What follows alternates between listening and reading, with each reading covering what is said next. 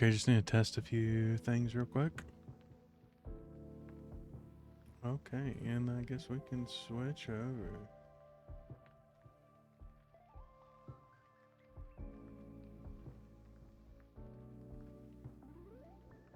Okay. Okay. Need to mute that tab. Bring up the things. So I asked one of the creators some question to make sure I was doing it right. It seems I was for the most part, but I did miss one rule where for each encounter that you succeed in, you get the resources for the specific dungeon. So if I should have been getting, 3 times what I had been. If I'm reading it right. So, with that in mind, let's see what happened last time. Just go over that to review it. So the last delve was in the ruins, and our first encounter was the bookshelf. Deeper into the ruins they went, finding another library in shambles. Blendriel took the lead since Ellen was still weary of Lycan's dirty mind, looking for things of use. Even though herself didn't mind the need for carnal desires, the aged books were clearly from a time long forgotten, and with it, a tongue even she couldn't read. She couldn't find any traps amongst them, but decided it best to leave them for now and take the resources back instead. Bandit was our second encounter. Bandits have been hearing rumors of someone trying to restore the keep deep in the Umberwald, and with it, fresh coin to steal. This one as big as he was dumb, not even choosing to ambush the party, instead fight them head on. Ellen made quick work of him, kicking him in the ass to shoo him away to lick his wounds, telling him next time she won't be as generous. And sort of as playing this, decided to give some proper nouns to location around Rosethorn Keep, and decided on the Umberwald as the forest. And then for our final one, the Crumbling Room. An old bedroom seemed to once have been the chambers of a noble, and with it the promise of gold. Lycan was eager but shrewd, feeling the bend of the wood beneath them. Keeping the others back, they pilfered what they could before the room collapsed in on itself, they now having a fairly well-kept hat adorning their head. And so after that, they went back to the keep with their loot, and I should have paid more attention to reading, but we will just play it as is. No need to retcon all the resources that I should have currently. And then respite is a sort of thing I added on for myself as a sort of cutscene while they're at the keep. And this one was between Valindriel and Ellen. After returning back to the main hall, the Clippers celebrated their new hall, and with it the potential to upgrade the keep itself. Lycan went off to read their smut in secret, while Ellen and Valindriel shared a meal in the kitchen, talking about where they came from, their childhood, and what they hope to do after they have fully reclaimed Rosethorn Keep. So Valindriel is the elf archer that we gave a name to, and Ellen is the a warrior of the group, and we decided to name this adventuring band the Clippers because they are clipping through the rose bush, as it were. And with that last expedition, we was able to upgrade the Great Hall, so it's a tier 2 hall now, which means that the target numbers are higher. And when we're rolling for encounters, we roll 2d6 instead of the 1d6 that we have been. So we have a chance of higher higher difficulty encounters. Today was the day, one of hope, and they had the resources to build up Rosethorn Keep's glory. And with the shipment of supplies to restore the hall, a new member of the Clippers had joined. Chime dancing in with the sound of ringing along them, bringing a new life to this quiet keep. She catches Lycan's eyes with her revealing clothes, clearly one who knows what she has and isn't afraid to use it. Now the cold properly blocked off, one could almost call this a home if not for the rumble beneath the earth that hides something dark, waiting to be woken once again. And we can close this. Oh, wrong thing. So in the previously there was another little thing added of this Undertaker that we kept encountering, that we named a Bath, who was sort of like almost like a hollow from Dark Souls, like nearly a husk undead that was looking for a locket of his late wife, but unfortunately we failed the quest, which was just a simple roll that I decided to see, and I with that changed the encounter from being one, I think it was charisma, to now it's an attack. So it's a little bit more difficult, and he's going to be very upset for whatever reason. We'll decide that when we get to it. And our current upgrades for a Rosethorn Keep is the Great Hall Tier 2, which mentioned before, which is what allowed us to get Chime. Our kitchen is still at Tier 1, which allows us to re-roll dice. Stables allows us to bring back one more thing of resources, so if it'll be +1 to however many events we succeed at. And then the armory lowers the tier from the target number of combat events, so it'll be -1 going forward. And with Rosethorn Keep, you bring all adventurers with you that you have access to whenever you go out, and currently none of mine are injured. So I guess we will just start that off. Let's make a new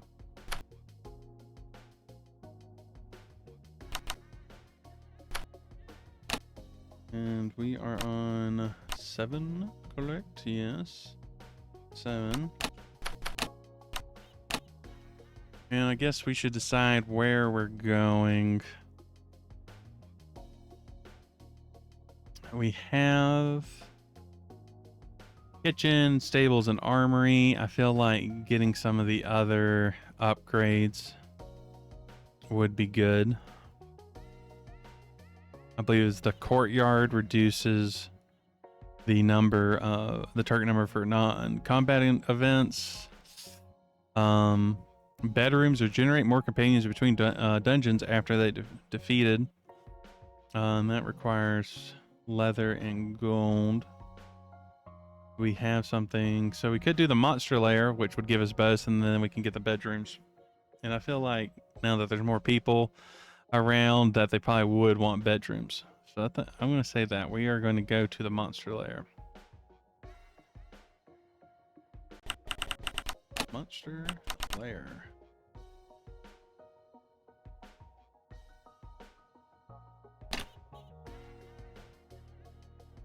And with that, that means that we need to roll the d6 for all the party members. Let me record that. So, 4d6. A 6, 2, 1, and a 2. Okay, so this is pretty bad. I think I'm going to go ahead and use the thing that allows us to re-roll the kitchen. We're going to re-roll the 1 that we got.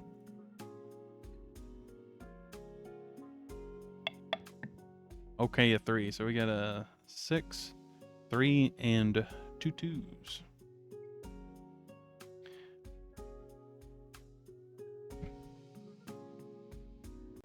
This D6.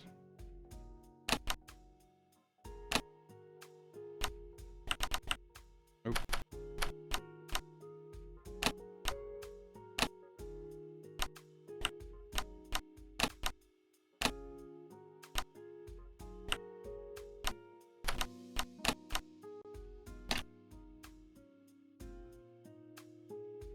Okay.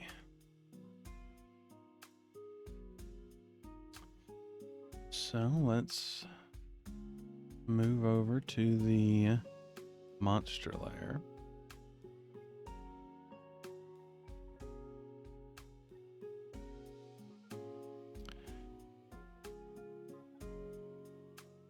Okay, and so our first roll for the event, we need to roll 2d6 now.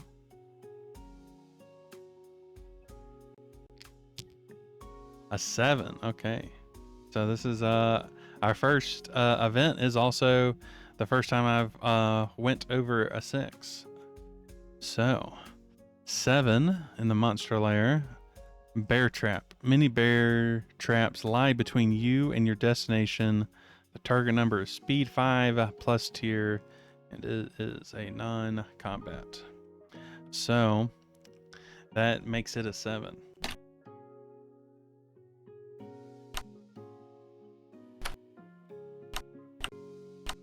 I wonder if this works. Okay, that actually does work. That's cool. Can we change the color of this? Yeah, so I think going forward we can denote non-combat with green.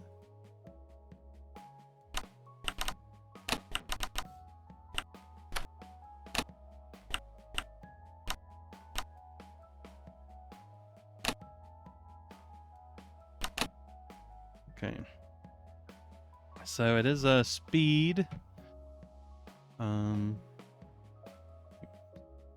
We'll do this. Check this better.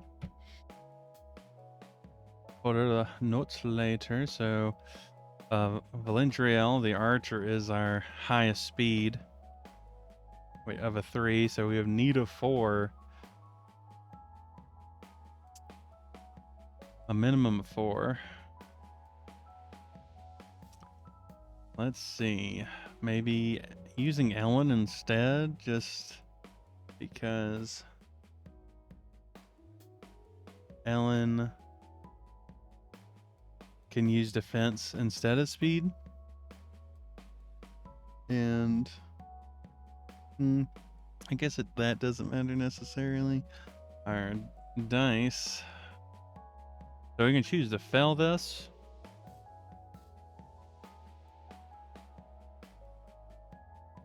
Hold on, let's see. What's Lycan's speed? It is a 2, so no.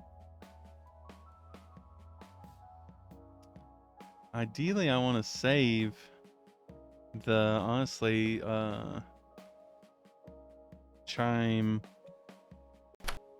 and Lycan, because the +1 to any stat is just really good, at least from what I've found so far.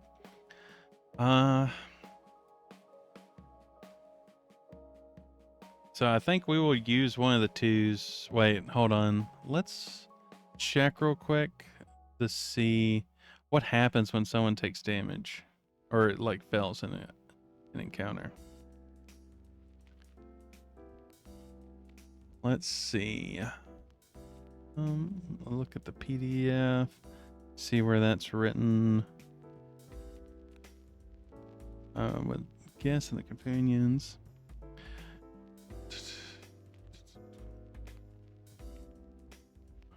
Beginning a dungeon, you roll 1d6. Yes. Now you must complete each event for better or worse. Take a, okay. Add the, yes. If you aren't able to succeed, check the traits of your companions. Yes. Each companion can be used twice in a dungeon, so you may run through some without using some of them at all. However, If a companion is defeated, they may not be used again and must rest in the castle before they can go out once more. Okay, so if they fail the encounter, they have to rest for a run.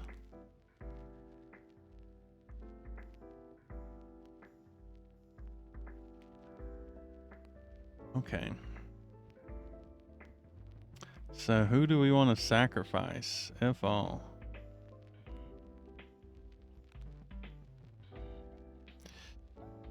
Sounds sort of mean. That's okay. Someone's got to take it. Someone's got to take the bear trap.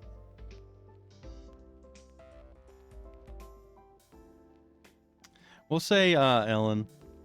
Ellen is the one that decides to do it, and we will use the 2.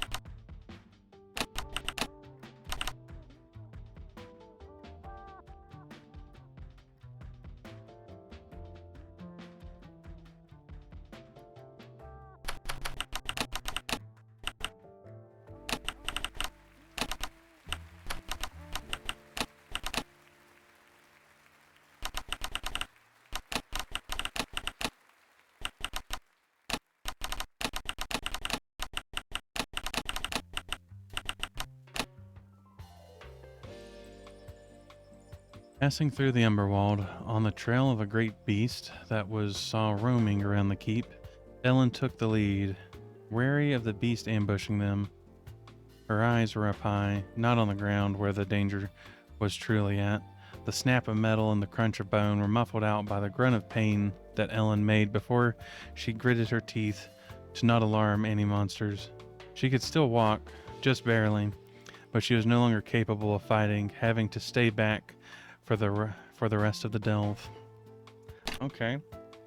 So I guess the game decided after me talking about it seeming too easy that it decided to prove me wrong, and poor Ellen had to suffer it. But we can now roll our next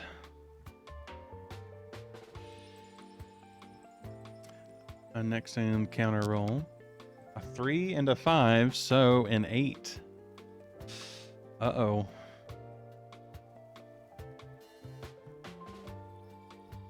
An 8. Signs. Marked with warnings. Interpret them to learn what's ahead. Magic 5 plus tiers. So that is also a non-combat roll or a non-combat event. So the target number isn't reduced. And that means we are dealing with a 7 as well.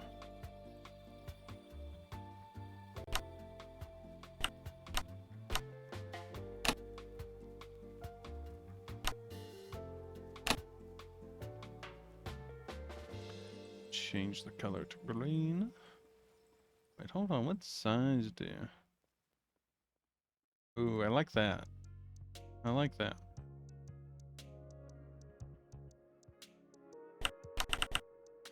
Signs. A magic. Target number of 7.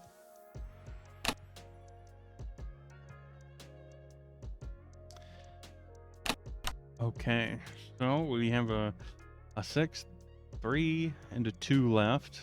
So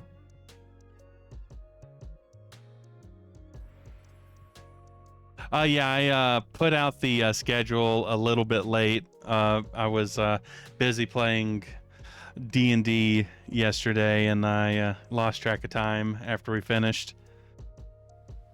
But it's good to see you, Maya. You managed to keep the streak.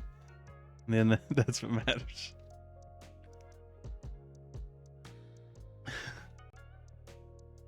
Yeah, I think this week is probably going to be the most I end up doing stream stuff, because it's like 5, I think. I don't know. I'd have to look at the schedule. I've already forgotten what my plans are. But you came in just in time, because before where I last time I played, as mentioned, that things seemed a bit easy, but the very first encounter is proved that to not be true, and Ellen took a bear trap to the foot, and we'll have to rest at the castle. Yeah, no worries. I appreciate you being here. I'm gonna, be doing my thing. You do your thing. Hopefully the party does not take too many wounds. Luckily they don't die. They only get injured. I don't think there is a way for them to die outside of me being like, oh, this person dead now. I am going to try to stream a bit later than I normally do.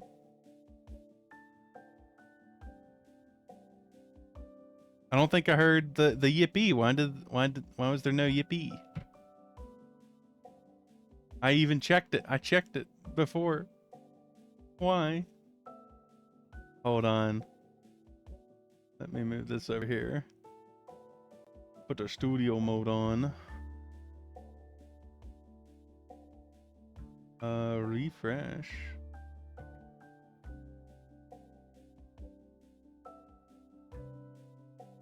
Let's see.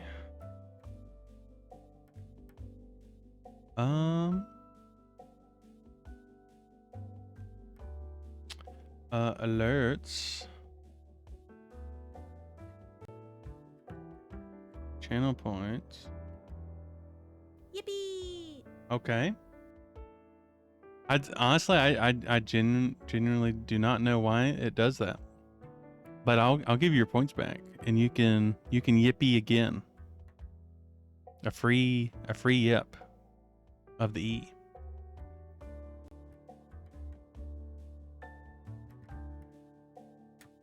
There you go.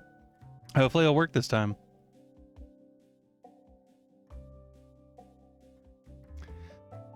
Only thing I can think is maybe I need to, once I start stream, is refresh everything, test it while stream is up to make sure it's connected. Eventually when I switch to streamer bot, it has like an automatic like refreshing and trying to connect. So hopefully that will fix some of these weird ass issues. But we're just gonna keep on rolling.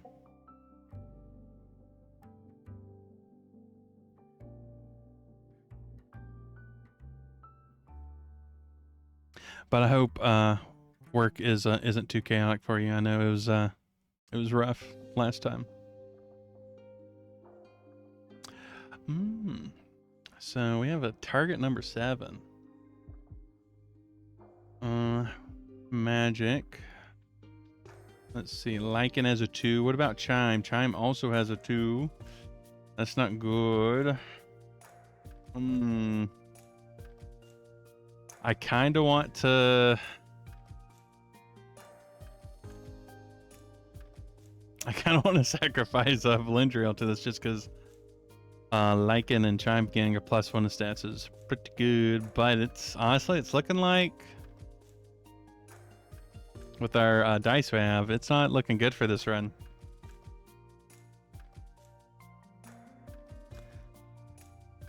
So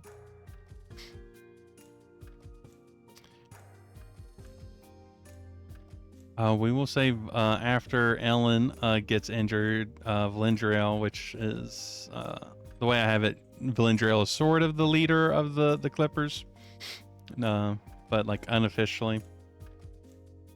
So we will use a 2, and Valendriel will. Let's see. So these are signs.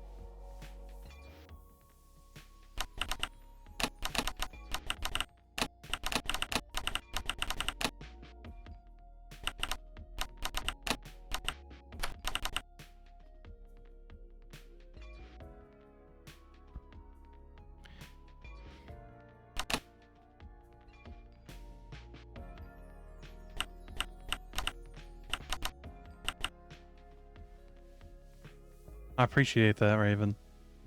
Hope things are going well.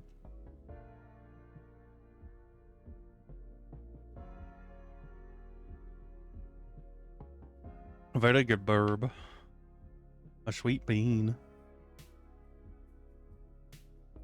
And very cute. I am? I mean, I guess I am an honorary bird. I think that is I've been birded.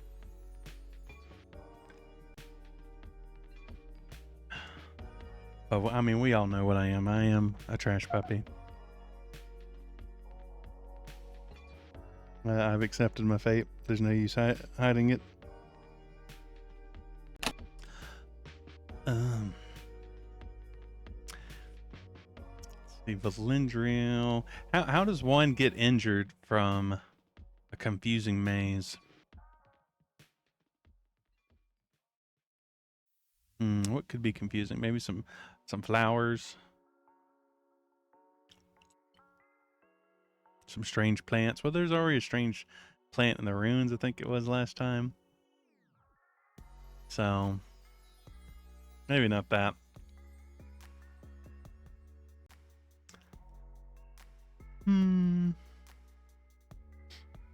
Let's say this is like a, because this is non-combat, so something like a mental injury, like she has like a panic attack or something.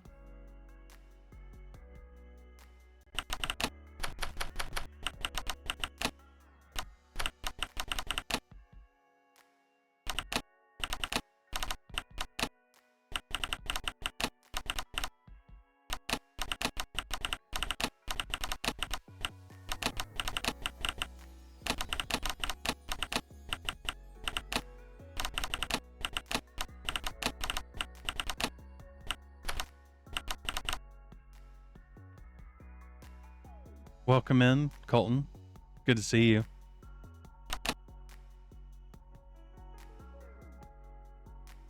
We are getting kind of beat up in this dungeon run.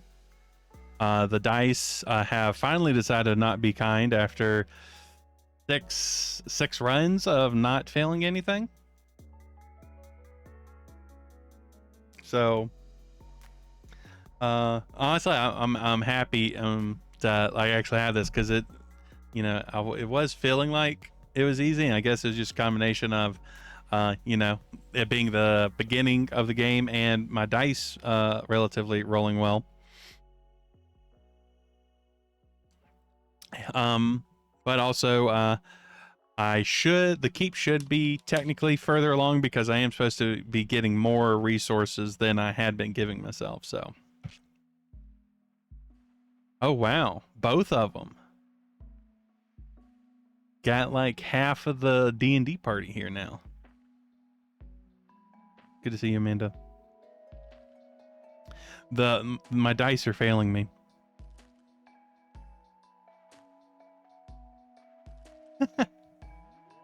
The curse of Hime is taking hold, digging deeper into my soul.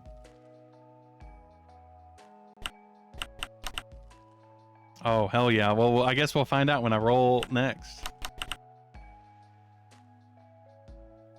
Oh, it's the manager himself.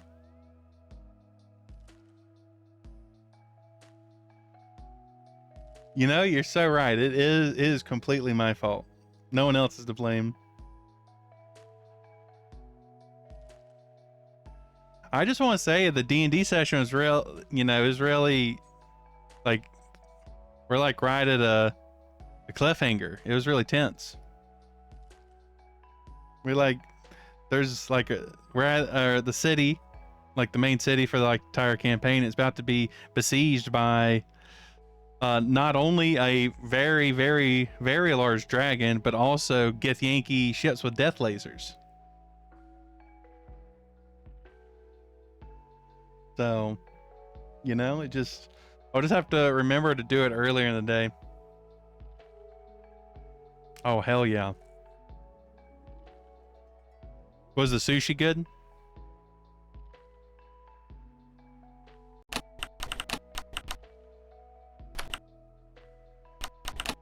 I still need to try sushi at some point, but there's not really many sushi places. Oh, the Yippee worked for KF. I guess I really am just gonna have to refresh it after I start stream, test the stuff to make sure it's working. oh, I accidentally snitched on him. Oopsie.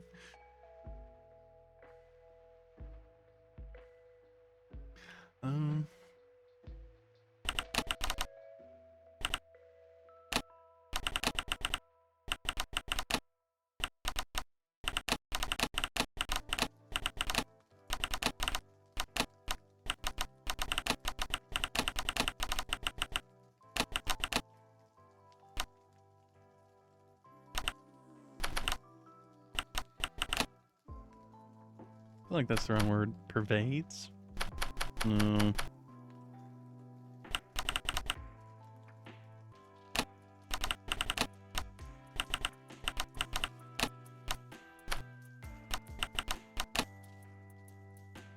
Yeah, it's a busy night. It's kind of weird for a Monday.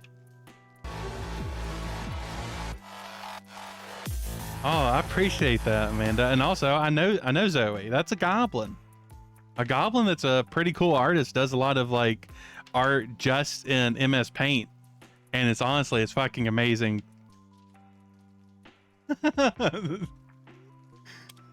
Oh no, the war begun.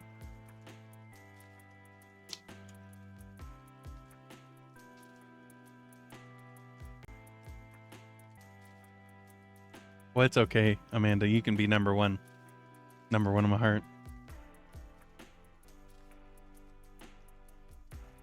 I did wink, but obviously y'all can't see that because I am my blinking is automated.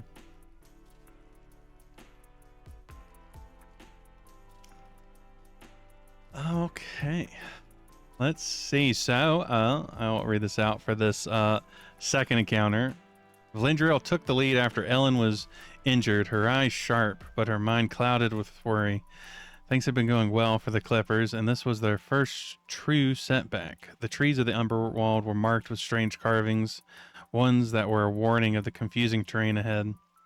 Valindriel starts sweating as the party ventures forth, it becoming clear that they were lost, and with it Ellen having to push herself further. Valindriel's mind began to darken, and eventually Lycan had to take over for her, worrying about the darkness that lingers around Rosethorn Keep. I feel that so much in my that's pretty much my existence.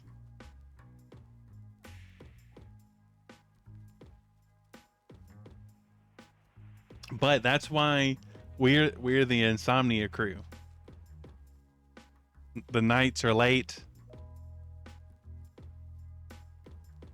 Oh no, gosh. About to be Fast and Furious up in this. Why? Why, Automod? Let nights let's pass. I have it turned down so low.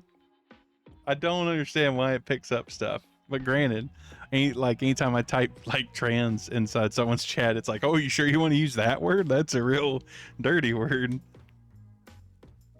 Whatever, Automod.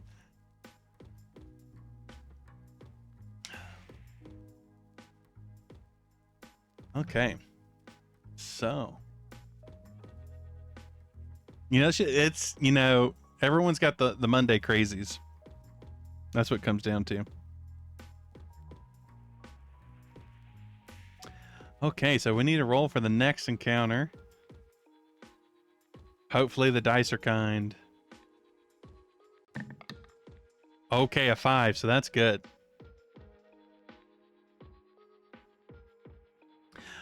Well, the way the Automod tends to work is like if someone says something wild and it catches, it will then you let it pass through. It tends to like keep track of the words that you let pass through, and so you can say them again. So you should be able to say sluts.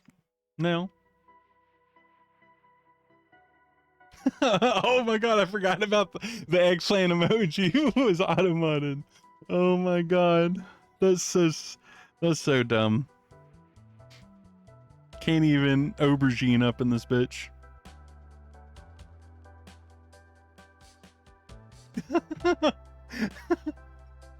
Oh no, the sluts are coming through.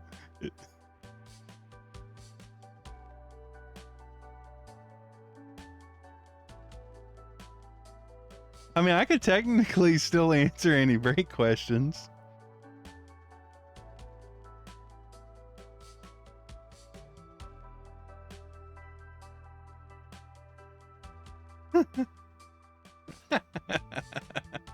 Okay, now slut should be safe to say, at least in this chat.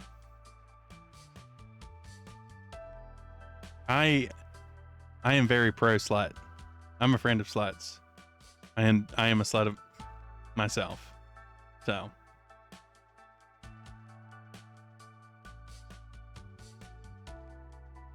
I mean, what is TTRPGs without being derailed at some point?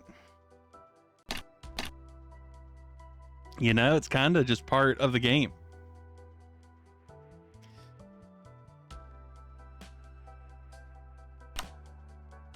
And if anything, it's just like practice for me being able to do the thing and keeping up chat.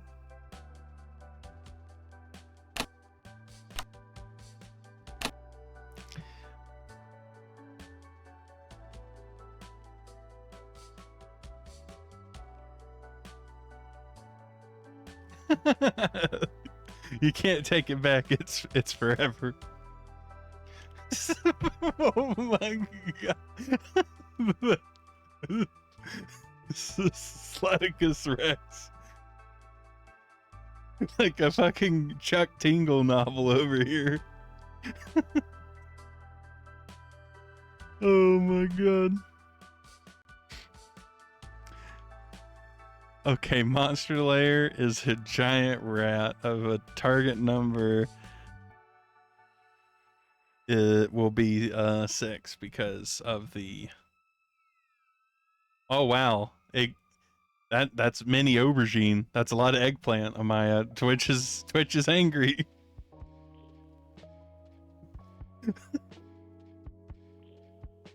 Can't even let a person eggplant.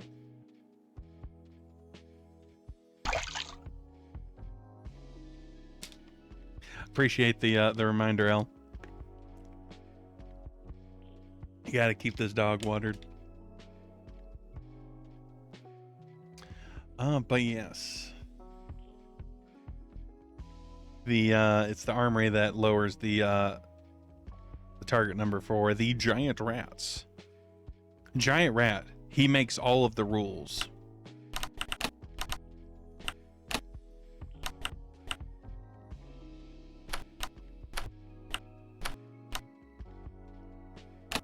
You know, I think Night Sluts would be a great name for a TTRPG.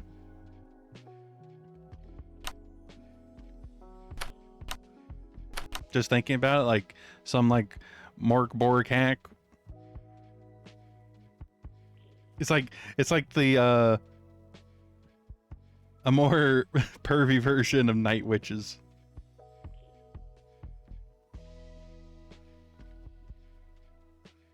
Oh no, not the wishes. Be careful with the wishes. They'll become sledified.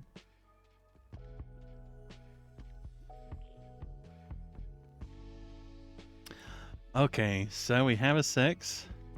This is an attack of 6, so as long as Chime has an attack of 1, does Lycan has an attack of 3, so Lycan can do this. And that'd be a 6AS.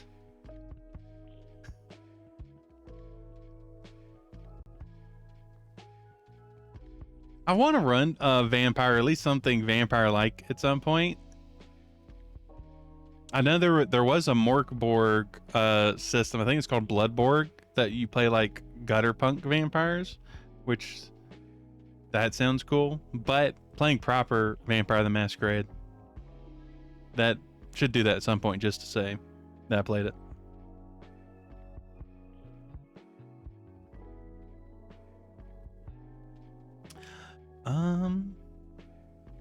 Let's see.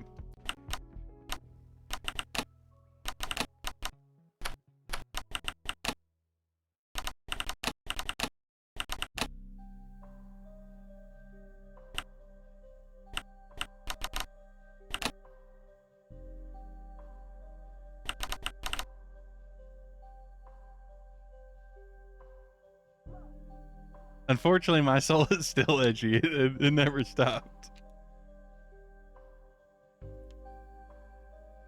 I still pretty much listen to alt metal, or like I listen to mostly Sleep Token, which is just modern day Deftones. And what is Deftones if not vampire music?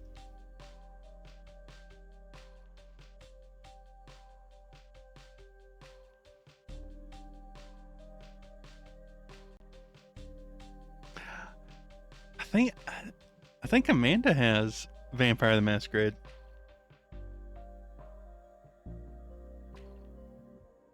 I think. Might be misremembering. See, there we go. We got someone. We can make it happen.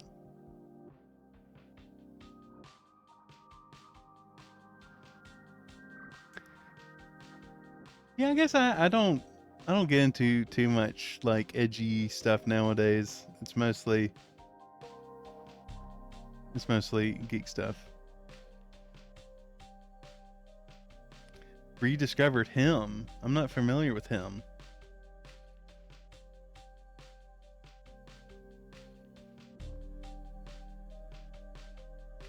I'm assuming him is the name of the band.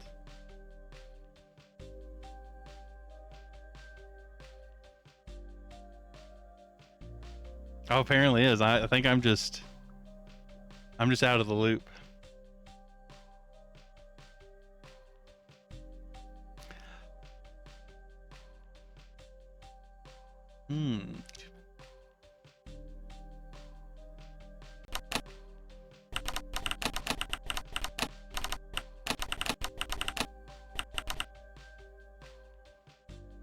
Okay, I'll pull up Wings of Butterfly right now. Wings of a Butterfly right now. Let's see. Wings of a Butterfly. I might know the song. It's just been so long since I heard it.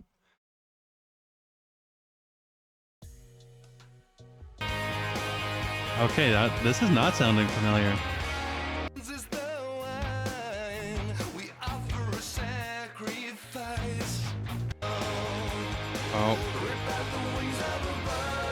Oh wait, now it's coming back to me. It's coming back to me. Didn't listen to them a lot, but I have listened to them a little bit. I'll keep that there to. Well, yeah, I gotta skip just to get the vibe. I promise I'll listen to the entire album tomorrow, just for you.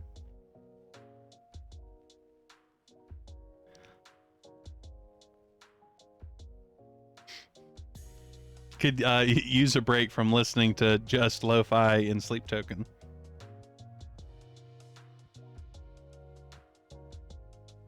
Though there was like a solid month where I just listened to the K-pop Demon Hunter soundtrack.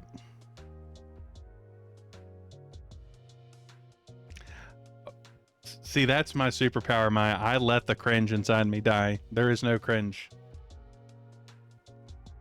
Outside of being reminded of like something I thought was only like 5 years ago is actually like 20 years ago. That still hurts, but that's just part of getting old. The Doobie Brothers. Oh, that is such a you thing to suggest, Colton.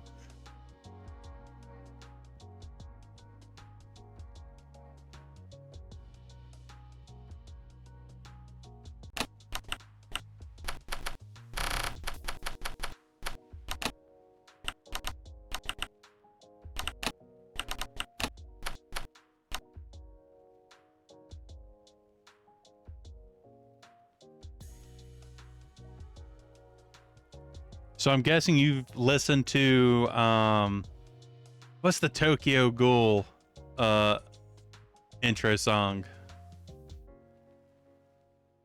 I'm blanking on the name of it. But it's the classic. It's the classic edgy weep song.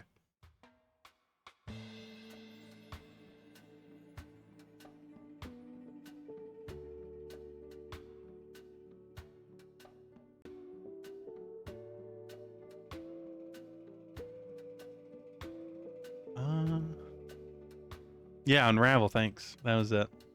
Yeah, it is Unravel.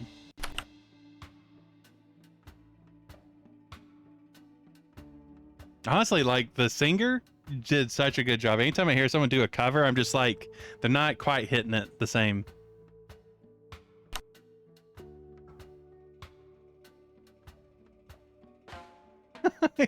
Oh no, him is stuck.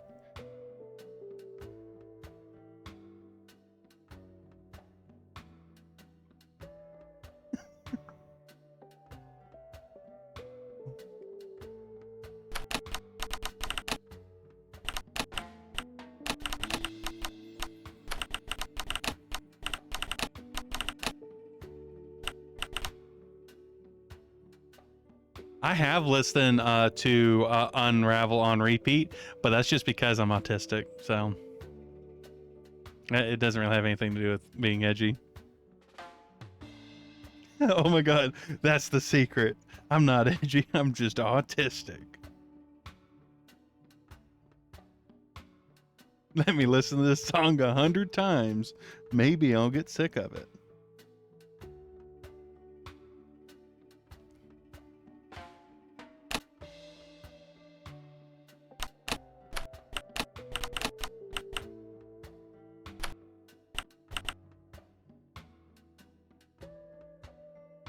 Honestly, like if I like a song, that I cannot, there's not a limit.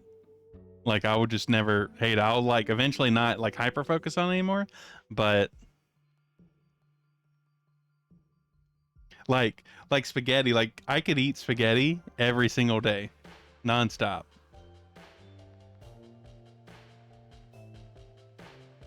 Yeah, Epic's really good. Like I'll like start listening to it and then I'll realize it's so long and then I'll be like, I'll just listen to a couple of them. Oh hell yeah. Spaghetti date is best date. Didn't we also do like a hot dog date? We did like a glizzy date. I feel like I remember that.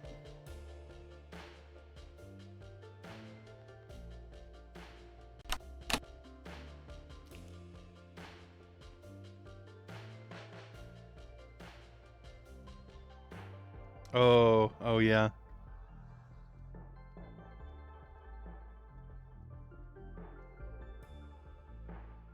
You're delving deeper into the hyper focus where you have to watch assorted media to fulfill your needs.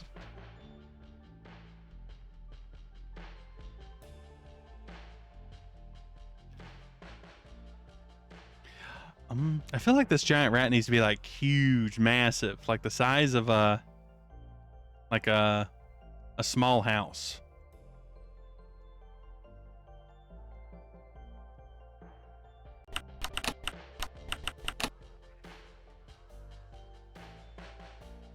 That's a big rat, Amanda. I think that's a bit too big for these dungeon delvers.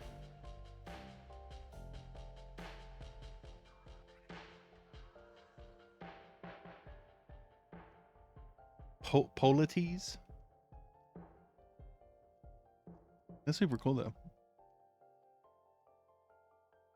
Oh, I mean they're scrubby little dungeon delvers. They're not gonna get good. They're just gonna survive. It's like Darkest Dungeon.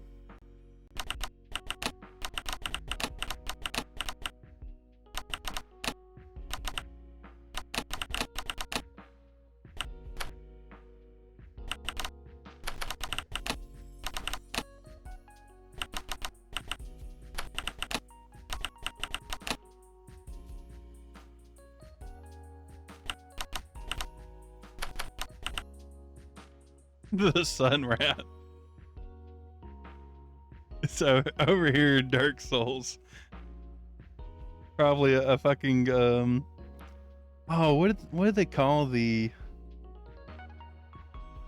like emblem bearers in Dark Souls where you can get their like rings and stuff? I forget what they were called. Not like packs, no.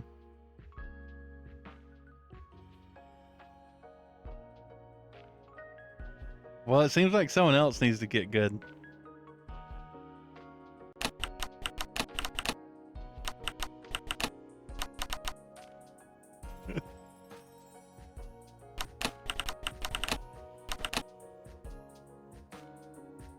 Well, you didn't suck at Hades. You just need to play them.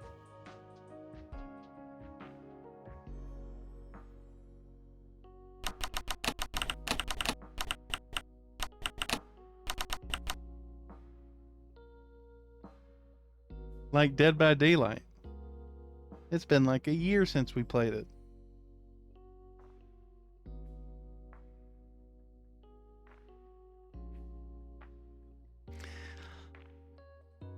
And I imagine it's probably, I think it's changed a lot since last time we played. Like they've added like things for hooking and like you can't like, they added mechanics for like if you're like focusing on a single player, like where they have like they can take an extra hit or something. And they have the Tokyo Ghoul character in it.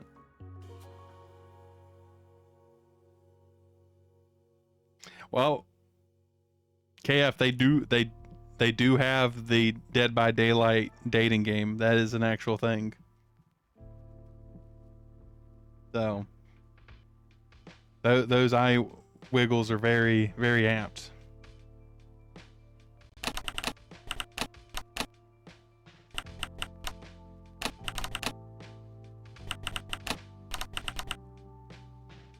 Yeah, Hooked on You.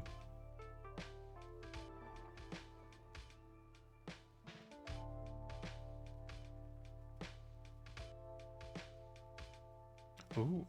I need to watch Has Been Hotel. I watched like the thing that was before the show came out, and then I watched a couple episodes of the show, and then I just forgot.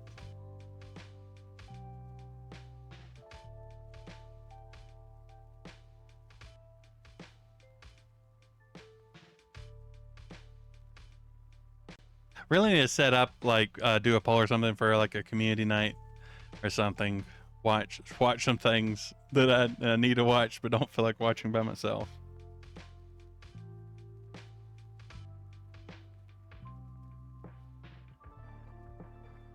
I feel like Angel Dust is a spirit animal of mine, or a spirit devil. Oh, welcome in, Oso, the cheese master, the toaster that could.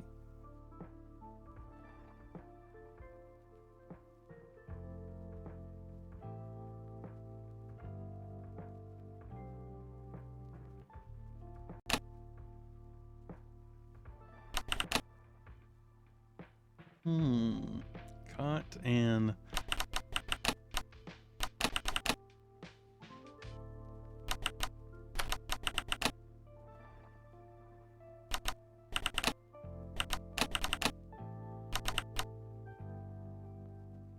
okay, we actually managed to finish this. I was not fully derailed. Lycan was keen after the two setbacks earlier, taking a slower pace. Lycan's ears picking up on the skittering coming from deep in the woods. The trees bowed against this titanic rat, its fur stained with darkened blood. Lycan drew the beast away, leading it away from the injured party into a deer that gets caught and flayed by its ancient fangs. Yeah.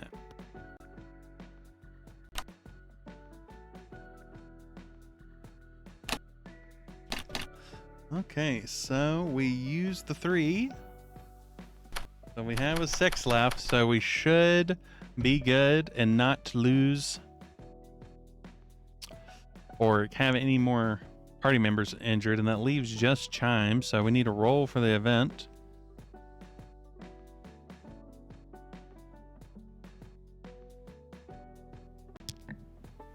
A 7 again. So that means we auto succeed because we had already rolled a 7.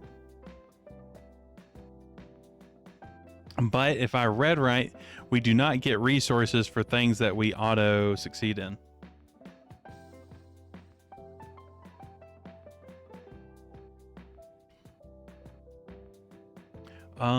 Let me read something real quick that I read, because I believe it says you can use members twice,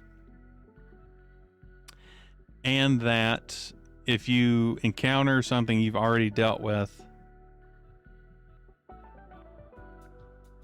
then it auto succeeds. So I believe you wouldn't use the die, so then I'd be able to use it again for another thing.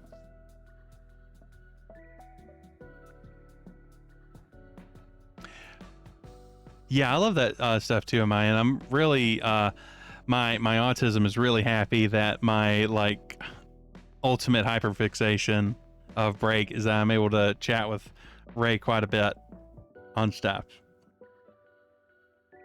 And I am planning some stuff. I just need to find the times to work on it.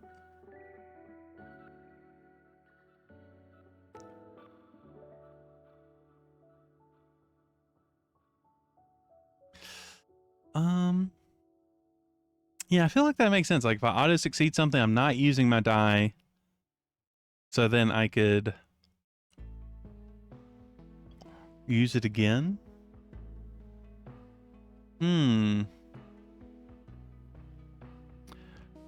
Let's go to dungeons maybe. Um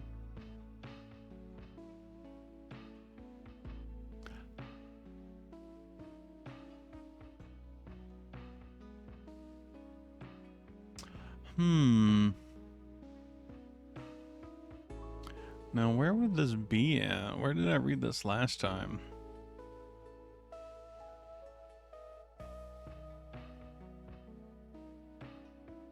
For better or worse, blah, type of choose. The total meets or beats the target. Okay, not that. After you've completed your first event, roll again and complete the second one. If you roll an event that is a duplicate to one you have rolled before, you automatically succeed. But in later dungeons, this will not count towards your resource gains. You complete as many events one at a time as companions you have brought with you. Even if you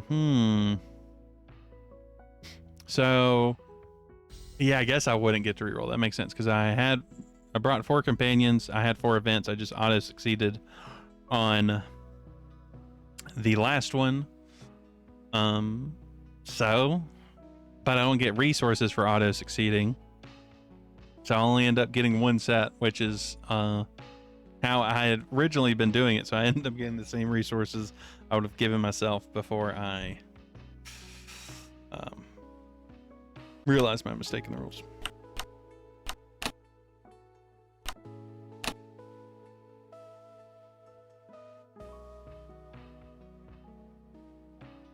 I appreciate that, Maya. It took me quite a bit to get that very break-like layout figured out, especially in Canva, because while Canva is pretty good for making stuff, it's not really, it's kind of pushing it, but I was able to figure it out. If only I could commission art, I would actually make those more official, like, or just spend the very long time it takes me to draw.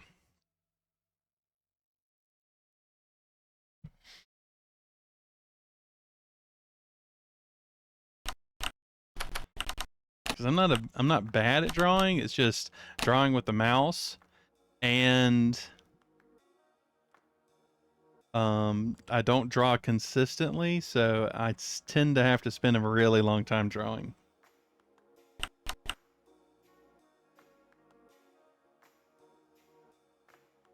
Honestly, once you figure out Canva, like for making like simple PDF stuff, like if you're wanting to make like homebrew rules and stuff, it's not bad.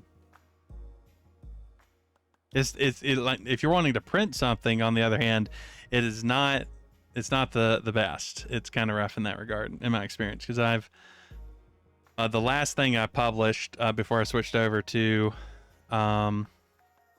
doing VTubing stuff, I had it set up for print, but for the life of me, like I spent I think like $20 just ordering like the test copies, and it just was not getting the formatting right each time. It's just because like drive-throughs uses a kind of weird way of formatting PDFs for print. I probably could have set it up on Lulu or something.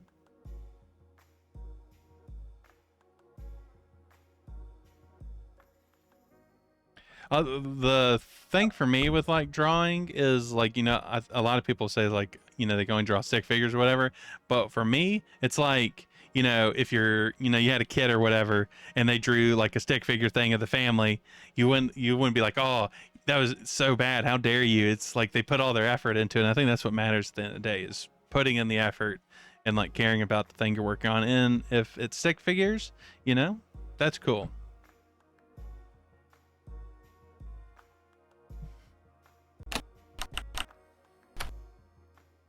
Like I didn't start drawing until I think I was already 30.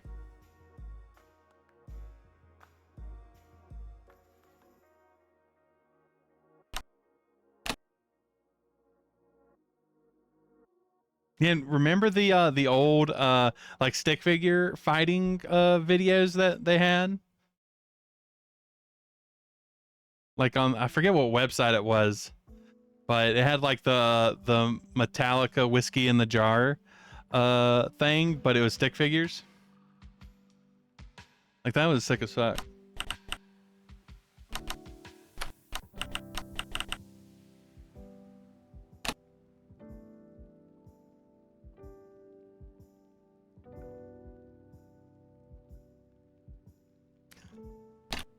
Oh no, I've unlocked a core memory for Amanda.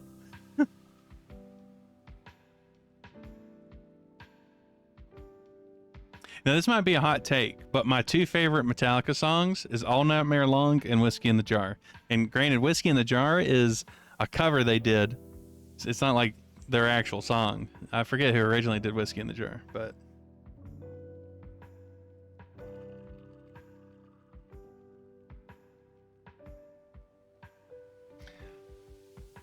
okay, so we got one set of resources because we only. Oh no, wait, we have the stable, so we get double. Holy shit. We're winning. Okay, Monster Lair gives us 5 leather, 3 gold, so we get 10 leather, 6 gold. Holy.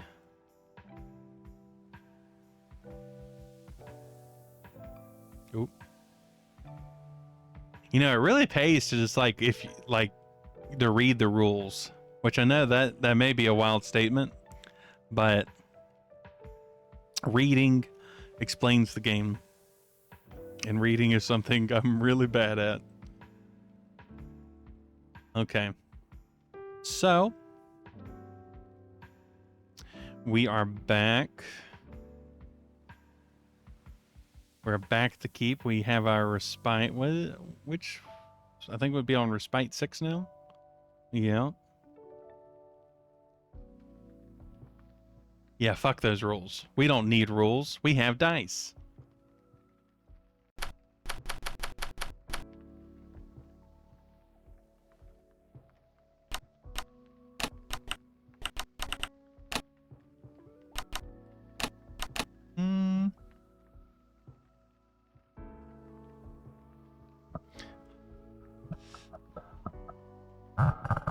You know, I break the rules in break all the time.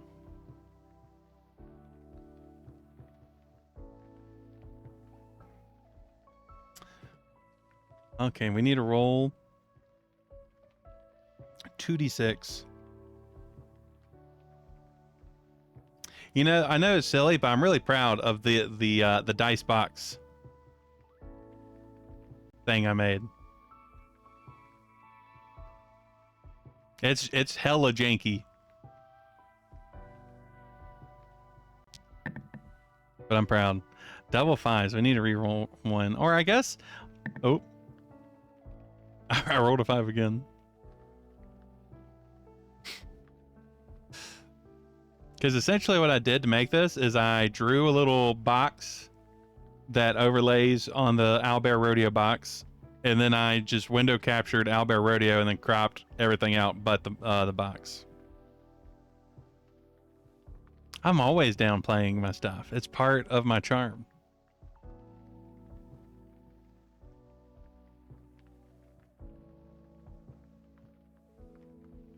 I am the scuff dog. I am the coyote.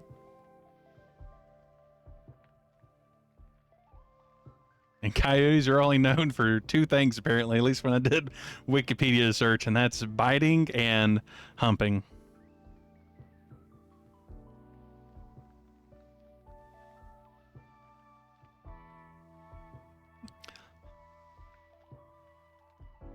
The chat is very much like the streamer in this case. No, I don't think you are, Amanda. I don't think you're a coyote. So double 5s. We might need to come up with a better rolling system. But that was double 5, so 5 would be... I think that'd be Ellen, so it's 2 Ellen. So Ellen is having a respite with herself.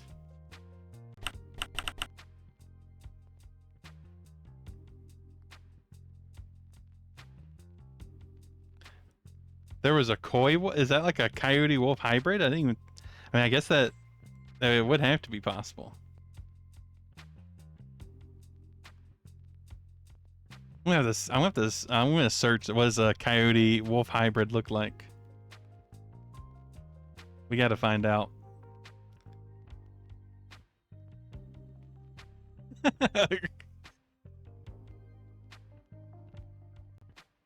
Coyote wolf hybrid. Oh damn, that looks kind of badass. Save image. We're doing it live. Okay. I'm gonna share this on stream. We're taking a detour. Image. Oh wow. Hopefully I am not the local coyote.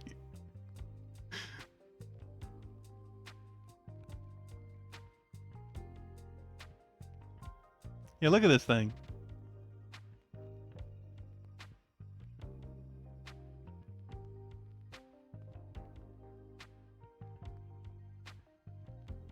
I'm gonna be honest, it's kind of got a big butt. At least the way the framing is.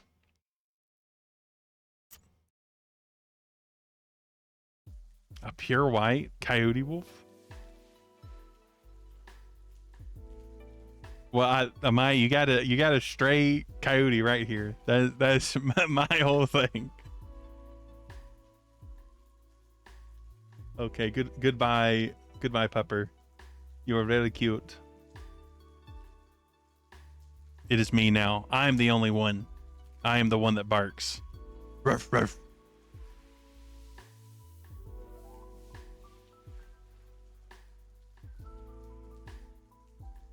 I mean, you can pet me.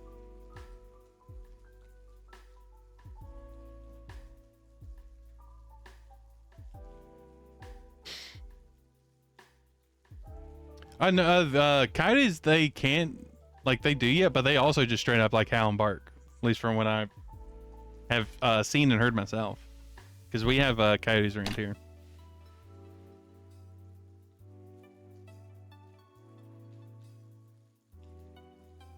Wow, that's wild, KF. Maybe it's just wanting a ride.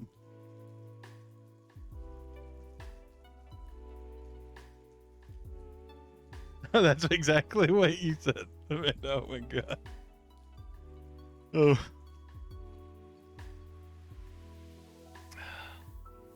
Oh yeah, I need to look up how healing works, because I believe at least the way the bedroom works. Oh yeah, mountain lions are fucking scary. If, like, you're out in the woods and you see one of those things. Regenerate more companions for the next dungeon equal to tier +1. Okay. So regenerate.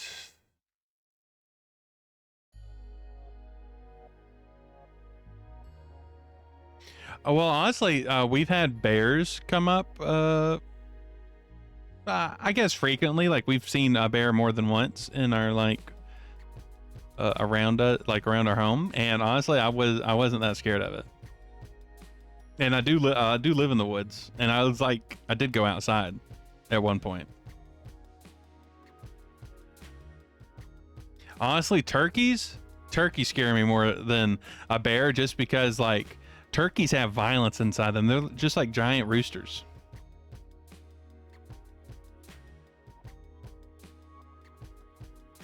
Okay, let's see if Control F finds regenerate at all.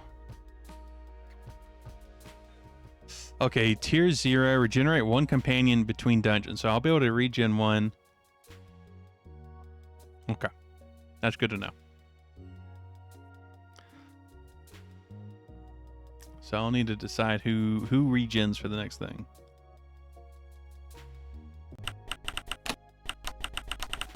Oh, bears do have some very petable ears.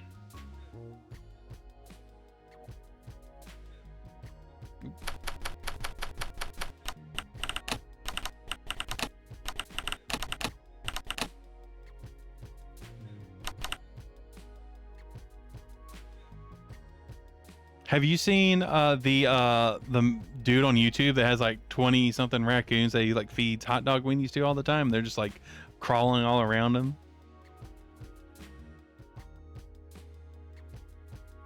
I have actually pet a raccoon before because when I was working at a place, a person came into the store with a raccoon on a leash, like just chilling on his shoulder like he was a fucking pirate. And I was like, can I pet that? And he let me pet it. I'm like, oh, just wild. I was gobsmacked.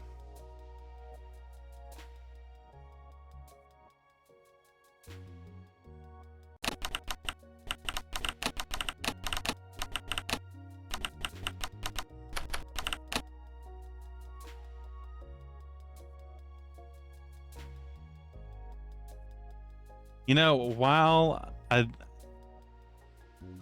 I do like the idea of like having wild animals as pets, I think Canada has the right move. So like raccoons are so known for getting rabies. That's why possums are superior. They just don't live as long, unfortunately.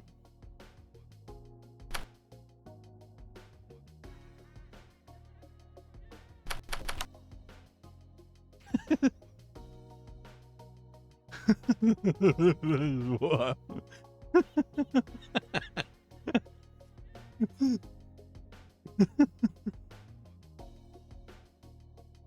It's like Caddyshack with the gopher, but it's a park ranger and a raccoon. Yeah, we have because we have some cats that chill on our porch because they've always been outside cats. But sometimes we'll just have raccoons just get on our porch and eat with the cats, and the cats are just like, oh, okay, these are just the weird looking ones.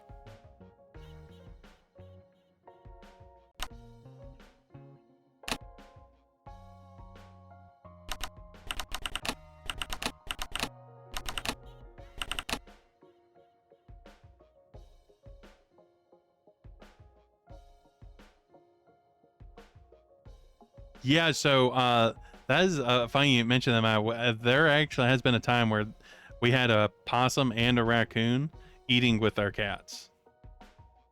As soon as I like entered the scene, the possum fucked off because you know possum's like, whoa, I got anxiety, don't leave me alone. But the raccoon was just like, whatever.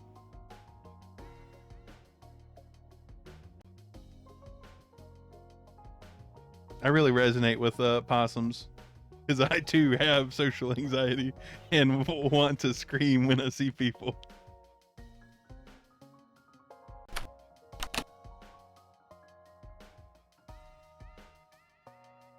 Oh wait.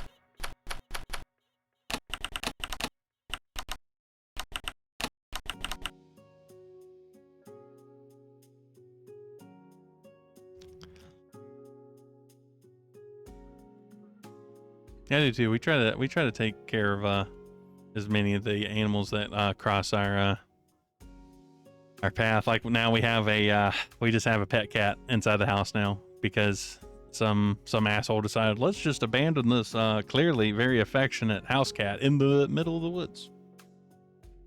Classic.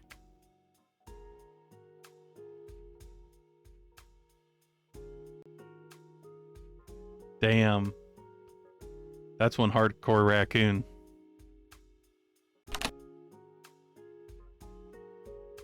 Actually, I need a roll to see like the vibe of this respite because that's something I've been doing. Oh, it's 6, so it is good. Okay.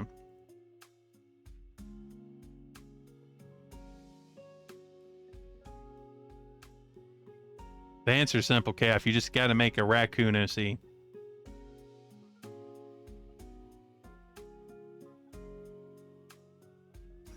that that is what.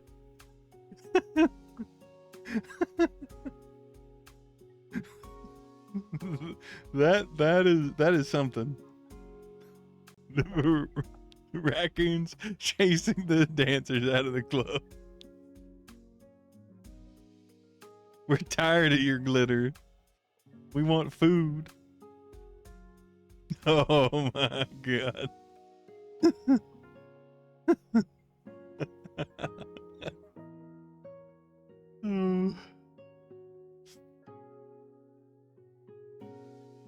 Oh, I forgot.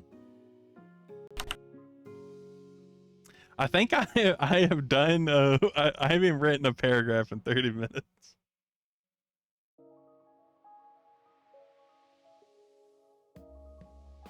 Oh, little baby. Poor little guy.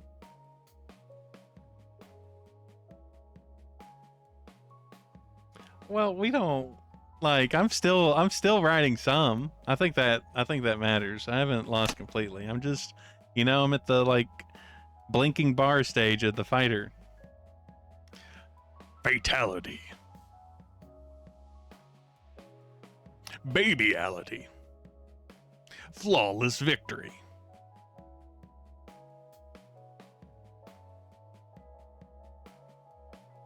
Animality.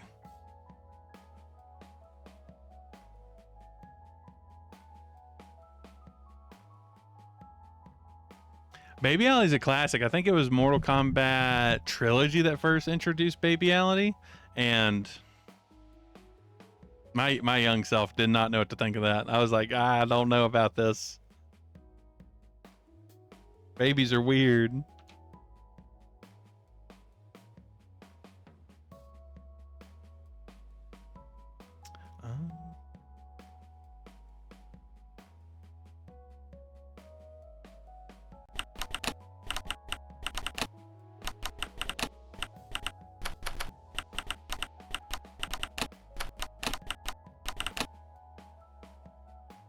Honestly, I haven't played Mortal Kombat in a long ass time. I think the last one I really played was like the weird action adventure Mortal Kombat that they made on like the Xbox.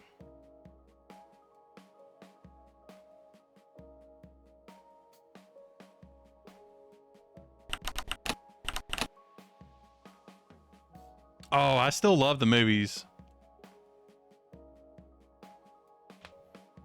And the animated one they did also was pretty good. But I do prefer the live action ones.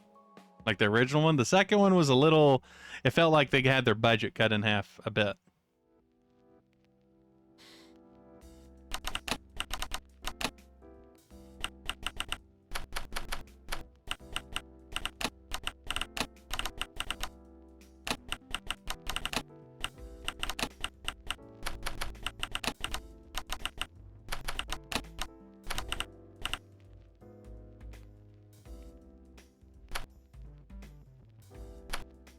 I have a question. Do you prefer the first movie Raiden or the second movie Raiden?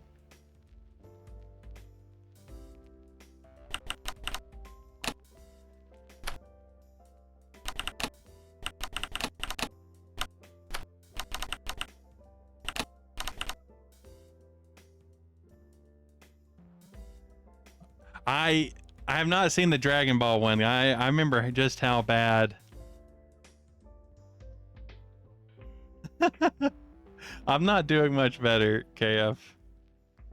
I've seen most of the terrible live action movies, but Dragon Ball I still haven't seen. I think my favorite is the Doom one with The Rock and Keith Urban in it. Like the cast was just fucking wild for that movie.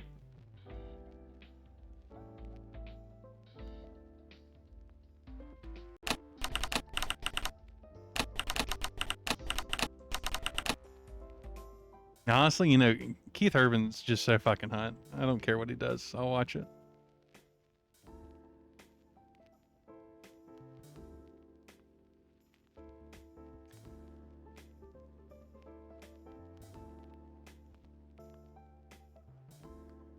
I do that mostly with isekai, like trash isekai anime. That's what I tend to hate watch. Just turn off my brain. I'm like, oh, let's see how long it takes for them to mention beast folk being enslaved. That honestly, that would be a fun community night, like drinking game. Like make a list of things we have to drink to when the trash isekai trope pops up.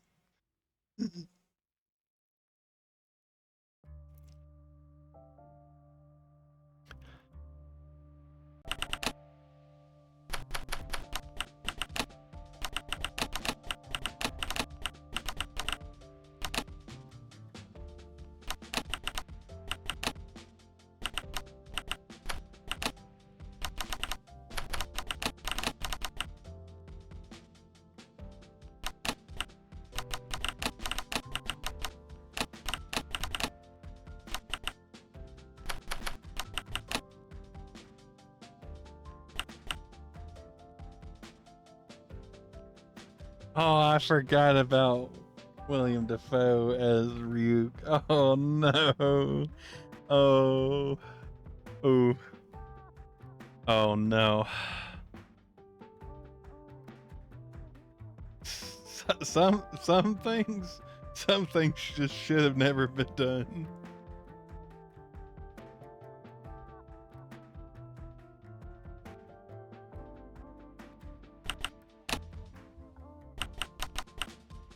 Whoa.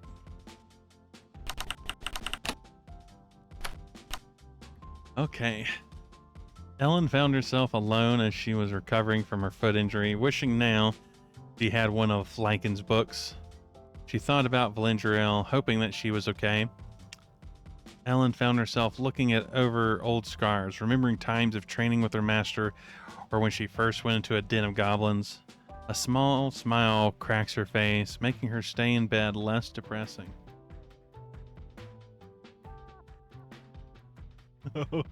Good luck, Amaya.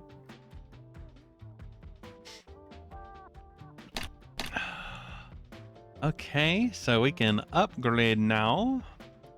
What was the last upgrade we did? It was upgrade 4, so we're on upgrade 5.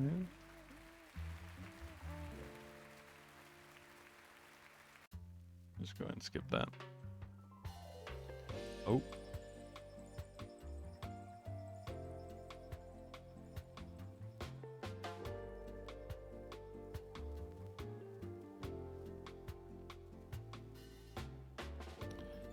Okay, so what do we want to upgrade? That's right, I was going to do the bedrooms. Can we upgrade anything else with 6 gold and 12 leather? What else? Let's see what needs leather. So gold and stone. We don't have any stone.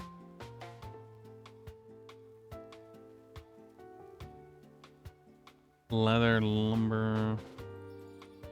So maybe upgrade stables to tier 2.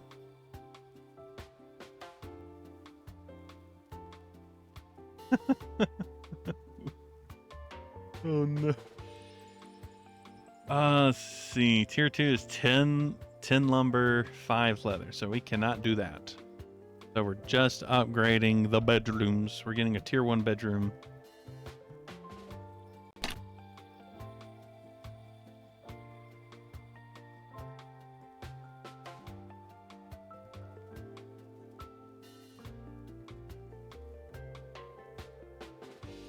You can't say ass white dude.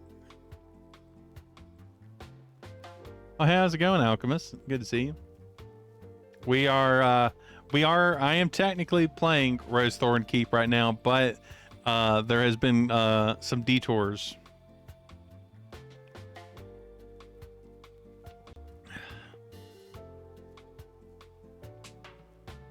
I just finished a run that overall did not go well. Only successfully got resources from one event after failing 2, but we were able to upgrade the to the bedroom, so our adventurers will be able to heal a little bit faster.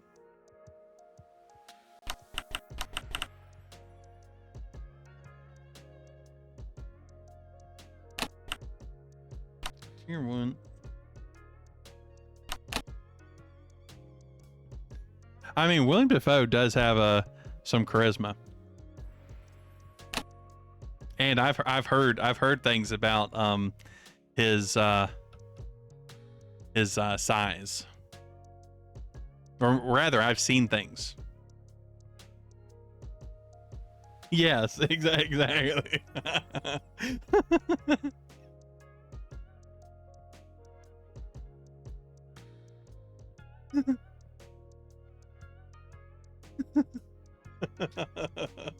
Oh my god. I don't know how we got here, but I love it. Tier 1, regenerate 2 companions between dungeons. Okay, so we need to spend the 5 leather.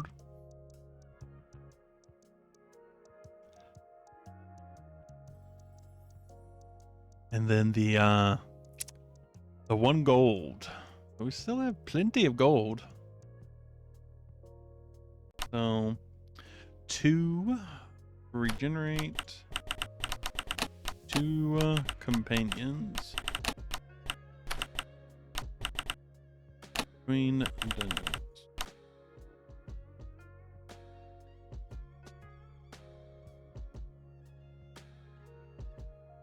Oh, I'd forgotten about Boondunk 6. I need to rewatch that.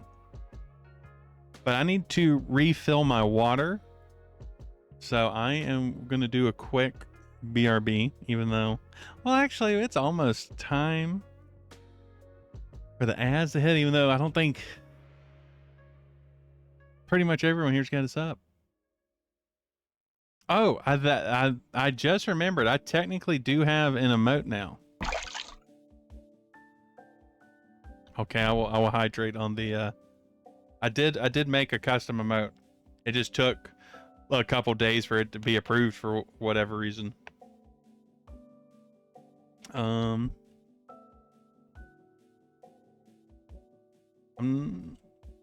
Yeah.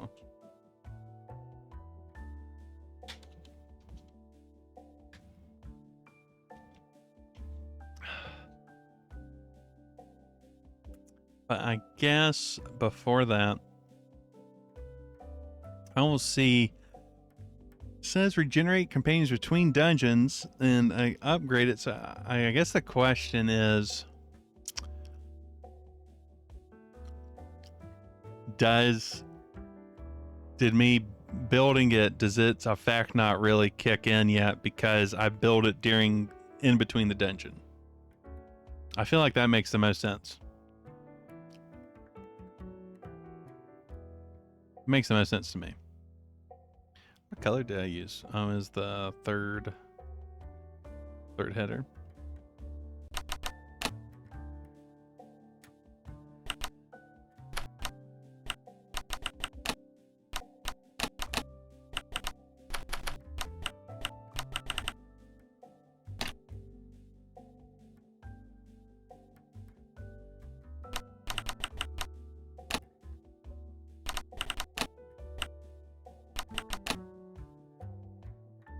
I would assume like a week goes by between like each excursion into a dungeon, just because like the characters, they're not like high fantasy characters. They seem closer to like average people that are just skilled. So like I think taking a week between each one makes the most sense. Yeah, I'm gonna go with that. So they've been here for 7 weeks now, so almost 2 months without like a proper beds.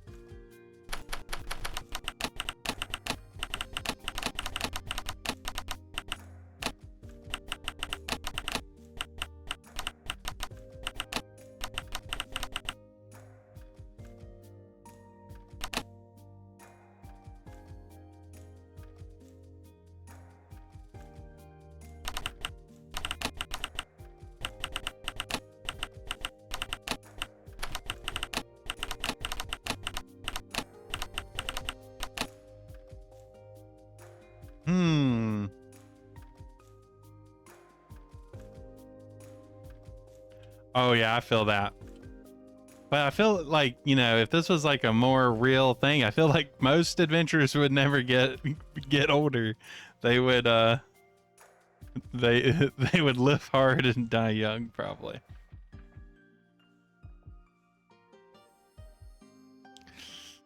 Oh yeah.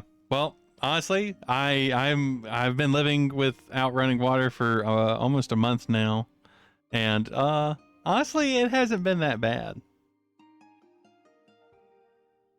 Granted, we have access to plenty of access to water, so it's not just been kind of annoying having to go get it constantly.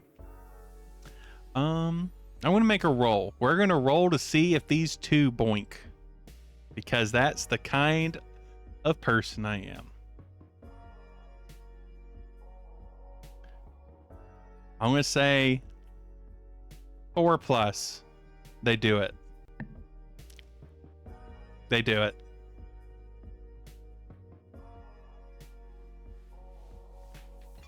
We got some hot, fresh bed sex.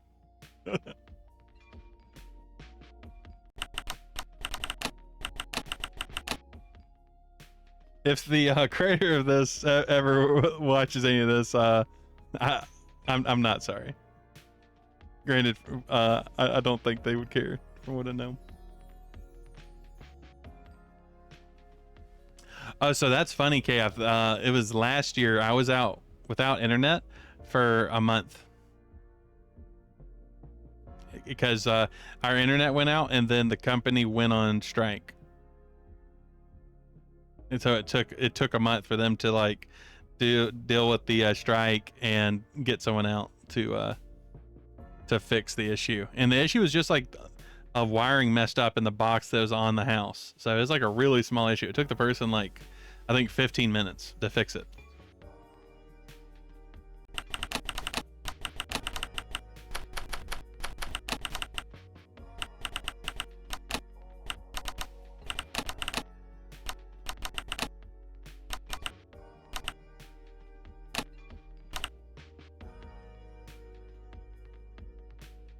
The first week was rough,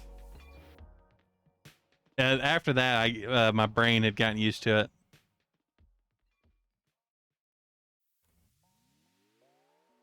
Why auto mod? Let people be winches.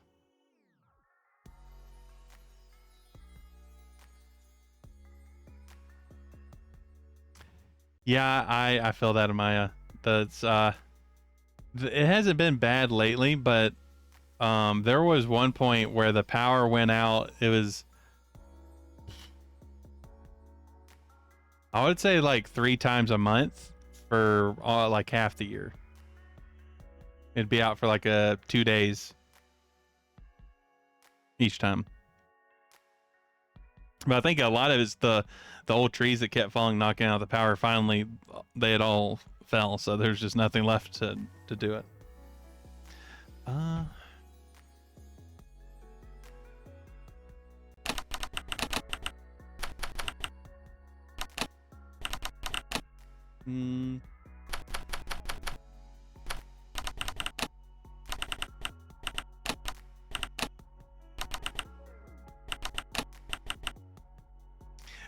Don't bonk me, Twitch. I'm just typing the word sex. It's fine.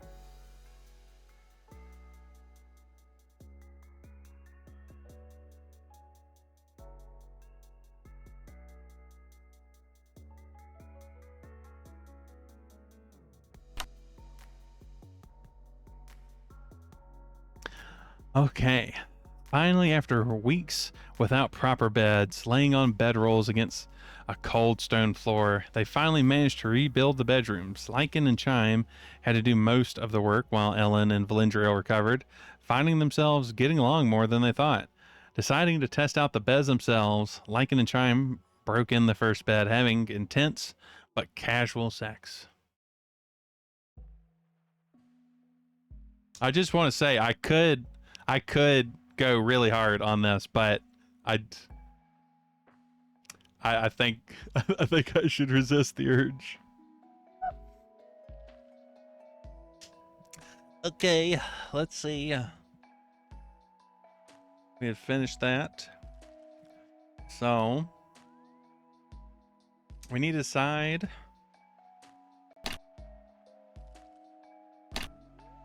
the next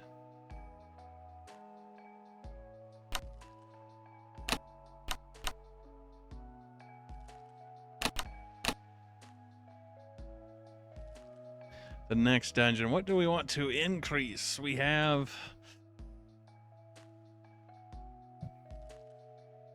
still have several. Wait, why are these listed twice? Am I cuckoo? I am cuckoo.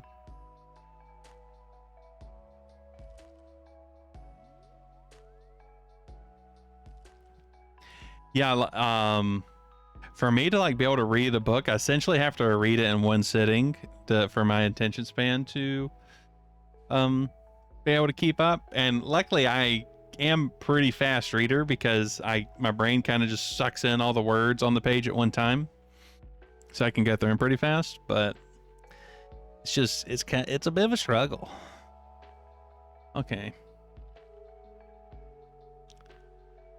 Oh, there's Amanda flexing on her book reading again. Oh my god, that's an insane number. That's more than a book a day. That's crazy sauce.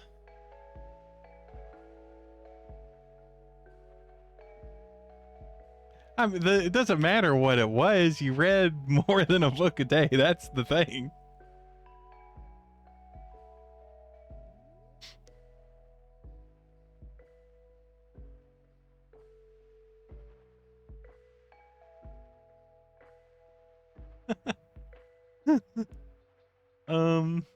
Let's see. So we have the kitchen, stables, armory, and bedroom. So we need to get.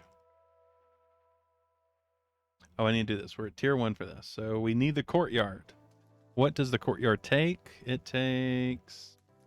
Oh, I had it written down. I'm just dumb. Stone and iron. So that abandoned mine gives us stone and iron. Iron and stone.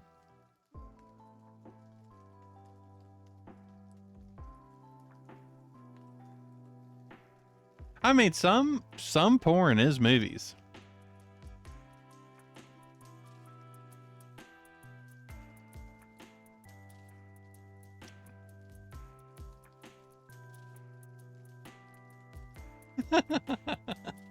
I love this conversation right now. I love my chat dearly. This is exactly what I want. I want to argue whether porn counts as a movie or not.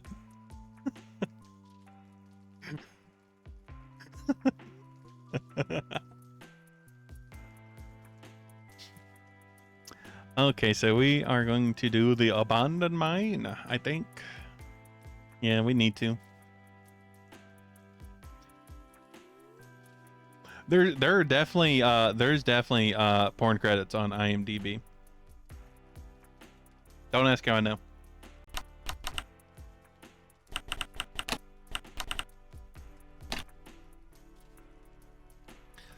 Okay.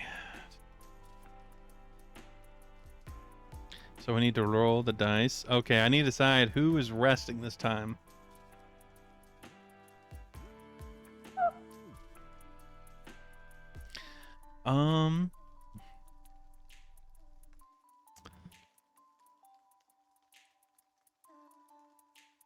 I feel like Ellen resting makes the most sense. She did have her foot hit by a bear trap. So it will just be Valendriel. Actually, I should start writing down who is going so I can keep track of that now that it actually matters.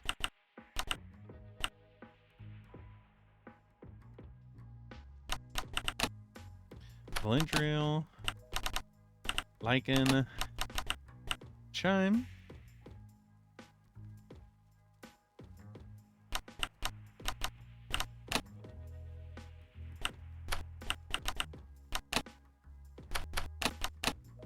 Okay, then we can roll the 3d6.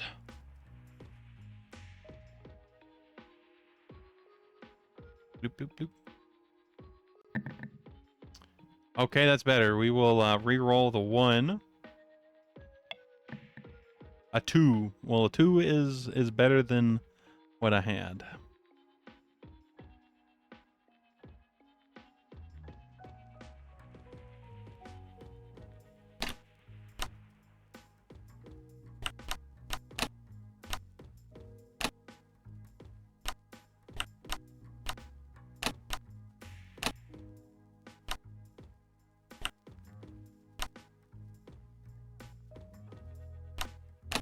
Oop.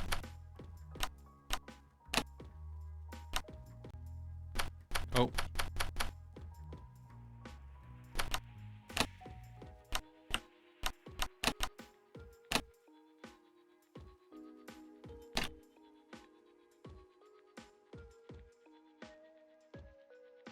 Okay, I think before we start, I will now go fill my water up and take a quick bio break. And I want y'all to do the same. I want y'all to get like snacks if you can. Stretch your back. Do something. Do some self-care. Love yourself.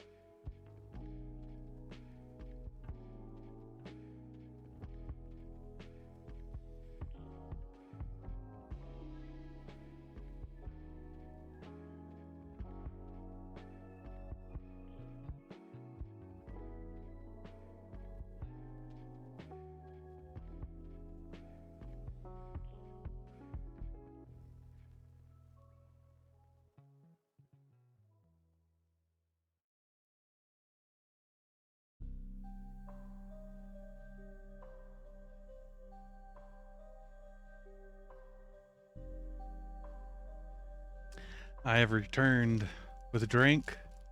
I need to toggle that off. With drink and snack. Because I realized I have not ate today outside of a banana.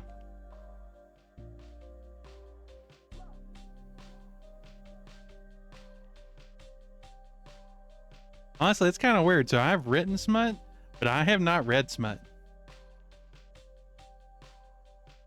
And so far, the people who have read my smut have said it's good. So I don't know.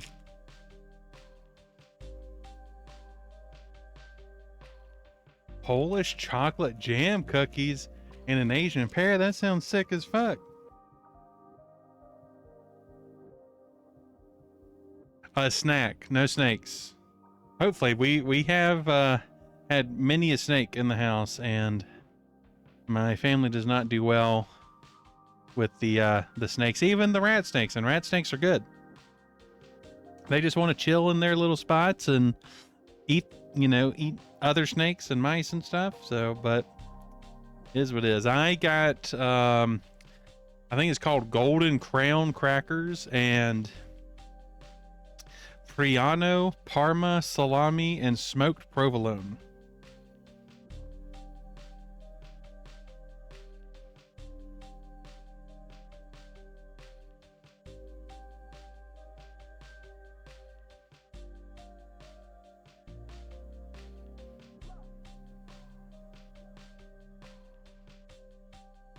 It seems my mic isn't picking up my crunching, which is good. That means my filtering worked.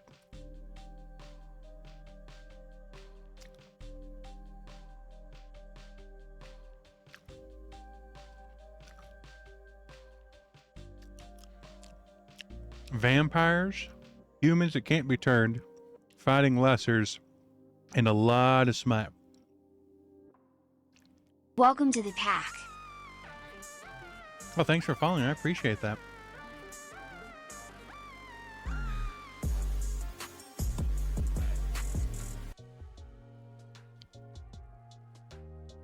Hey, and it seems the TTS worked. So that's nice. And then I think an ad just hit.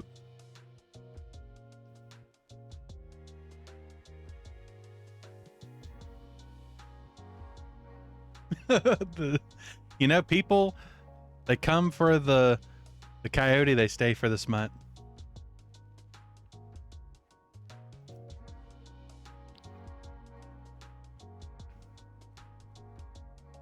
Well, it seems, because the way I have the TTS connected, it's all through the Twitch alert system. So if one TTS works, then all the TTS should be working.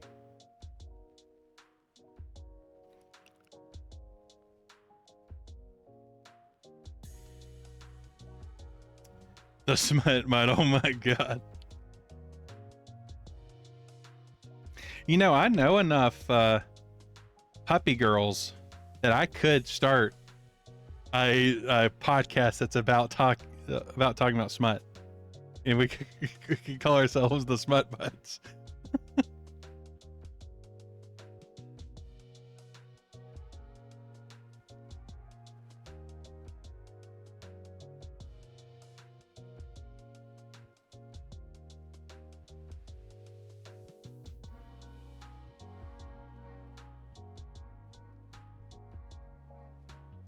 I'll DM them one right now. I'll see what they say.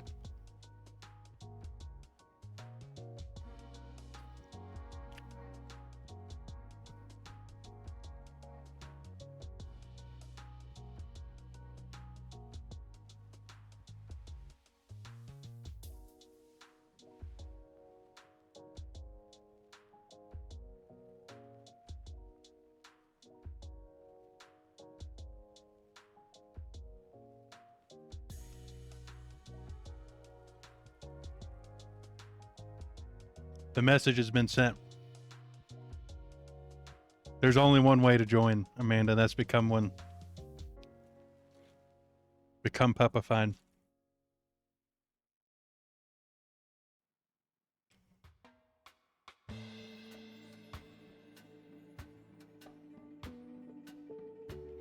I will try to eat my my crackers as fast as possible so we can get back to Rosethorn Keep.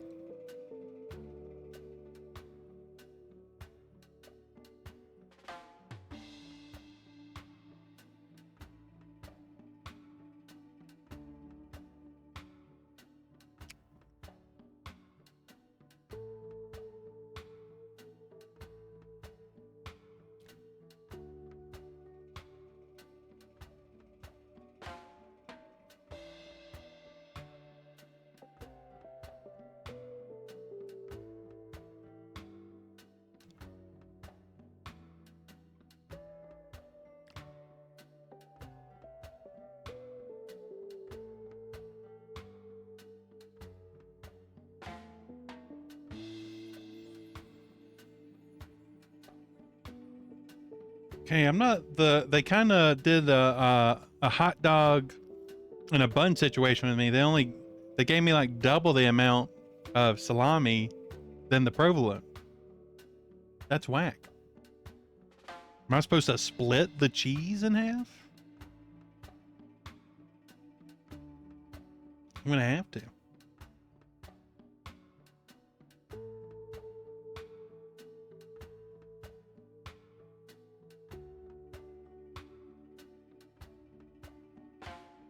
Welcome back from the break. If you are witnessing the capitalism at hand, I'm eating crackers.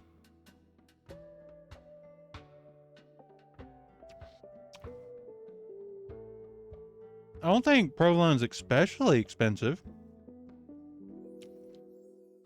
but this do look like some rich people packaging. So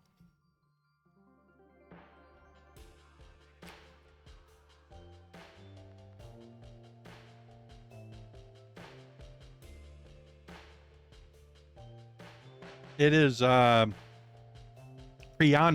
It's Priano.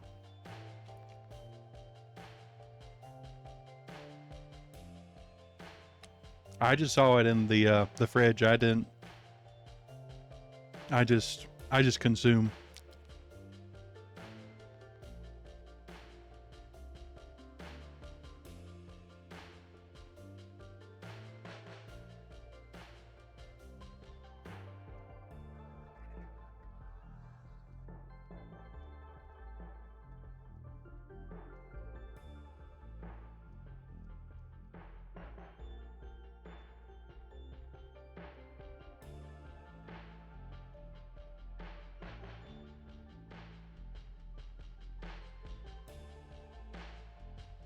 We're gonna power through. We're gonna like triple stack this thin slices of salami.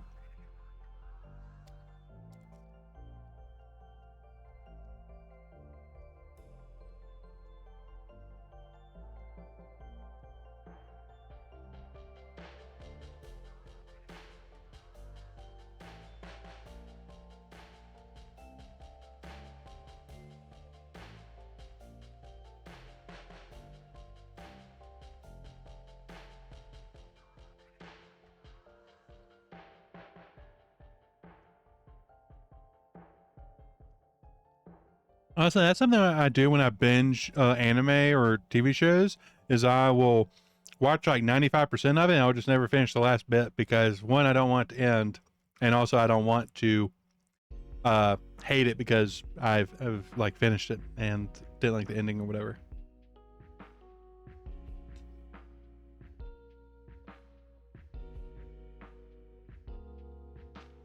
So like, there's so many anime where I've only watched like I haven't watched the last episode.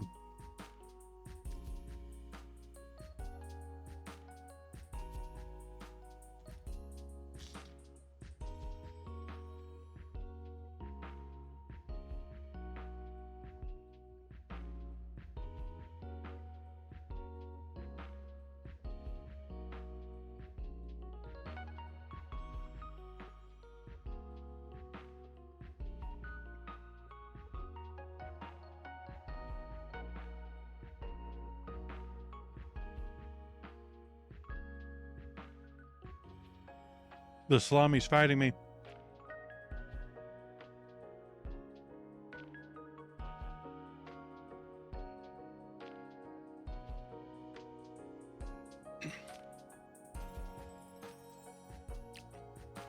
It's kind of funny though. For TTRPGs, I prefer having hard endings. Like, I've been in so many campaigns that just ended up petering out, and it's like I'd rather we just had decided to do 5 sessions and call it than peter out after months and months and months of not being able to make sessions, because life is stinky sometimes.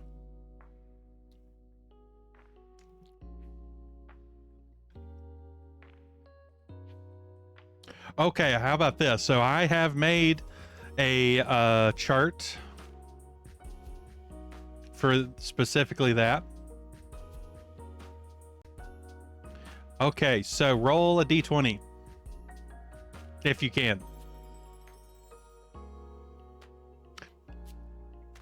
I really should have figured out how to set up like a d20 command in the chat, but I like found a thing that said, oh, here's one that's set up, and then I couldn't find the actual like code for it, so I couldn't actually install it.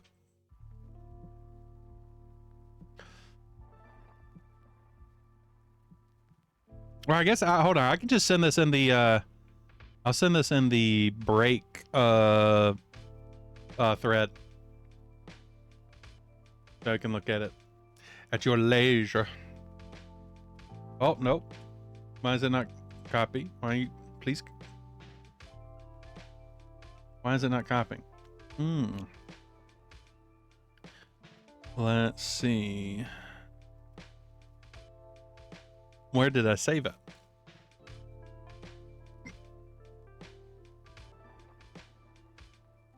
Oh, you got a 10? Okay. So that is the Blazing Gardens. No, wait, no, excuse me. Twilight Meridian. And specifically, a 10 is... Oh. Okay, so the thing I was working on, it had every single, like, little triangle for the D20 map that Break has. I had each one of those keyed to a specific number, and 10 is generate region. So the thing I was going to work on was either you would get a already named location like the Sunken Isles, or you would be prompted to generate a custom region. But yeah, so you got the Twilight Meridian. Now, why is it not? Can I save this? Maybe print selection. We'll try. No. Print to. Why is it not? Just let me save, please. Maybe this. Okay.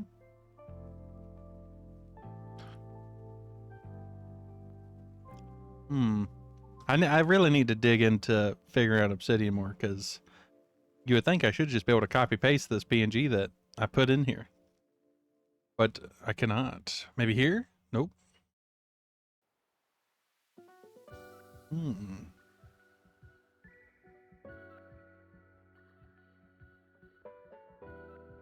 Maybe I put it in here.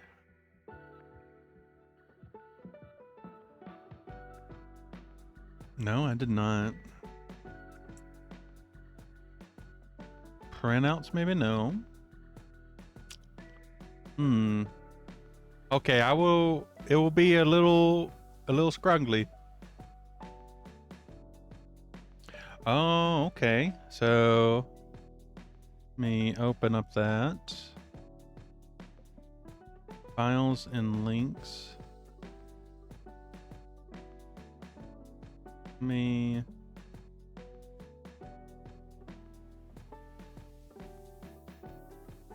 Obsidian here.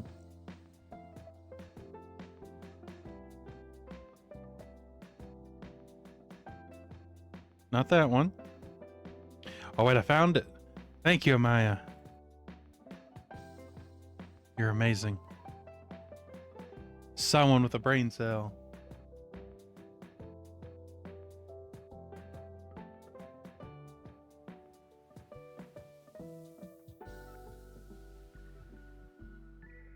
Okay, I posted it.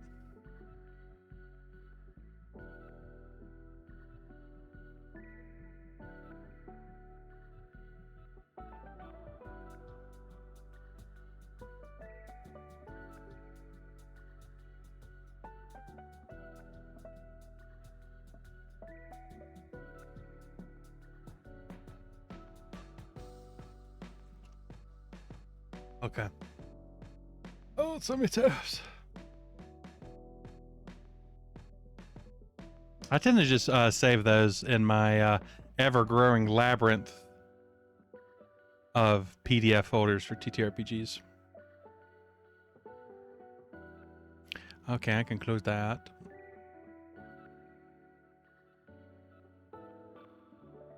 I appreciate the help, man.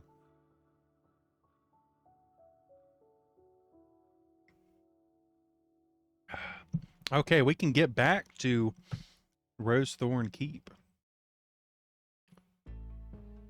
Actually, I can make a note just so I will know when our little break ended. 2 hours 19 minutes in. Okay.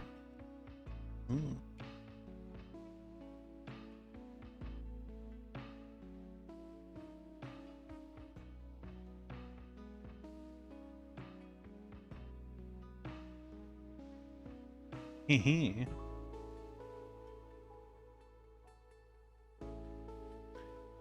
Oh yeah, I did kind of do that, didn't I?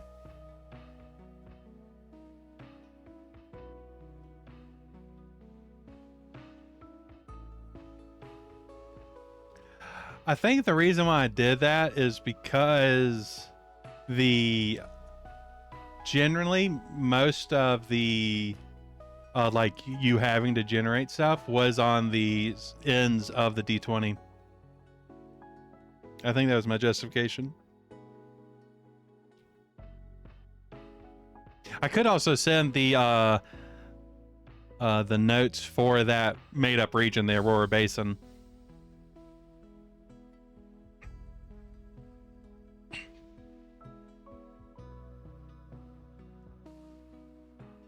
They weren't really finalized. I'd kind of just made up something in the moment so I could say in my mind that it's done and I can move on to something else.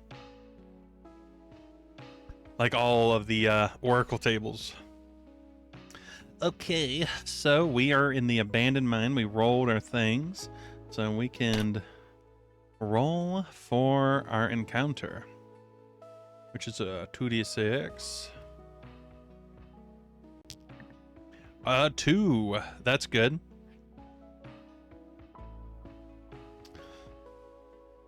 Abandoned mine.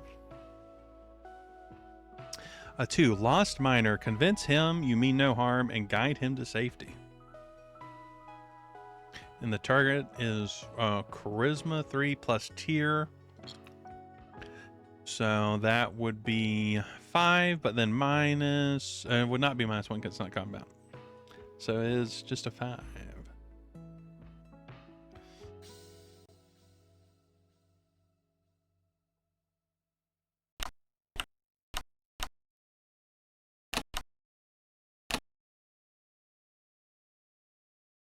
We'll change the color to green to mean it was a non-combat encounter. Change it to large.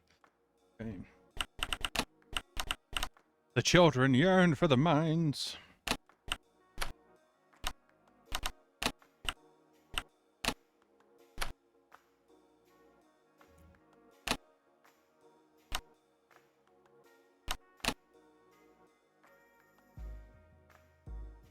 Okay.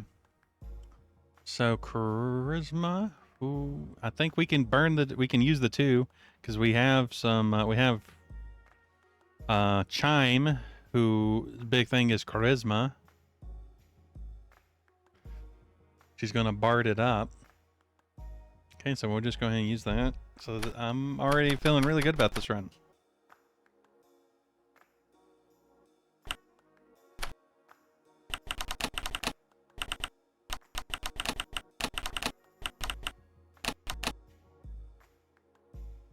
I guess the question is, why is there a lost miner in an abandoned question mark mine?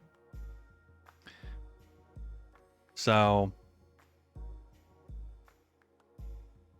maybe there's like a village somewhere nearby, like an old mining town that eventually was left alone after the keep fell, and these people just kept living. I like that.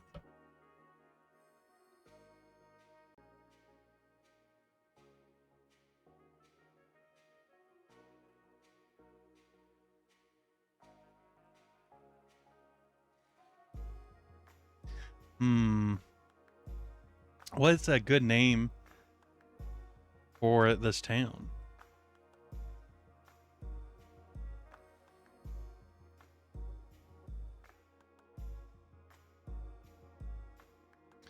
Hmm.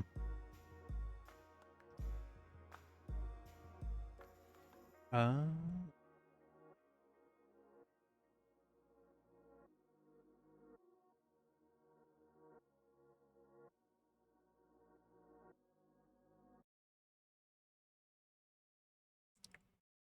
I'm fine with being on the nose.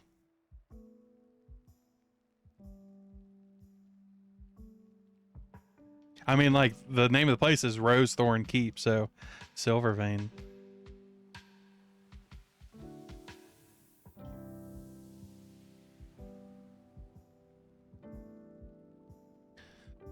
Hmm.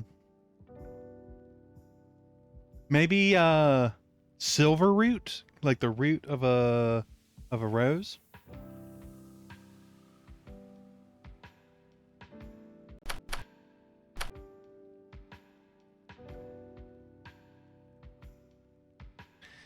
Me.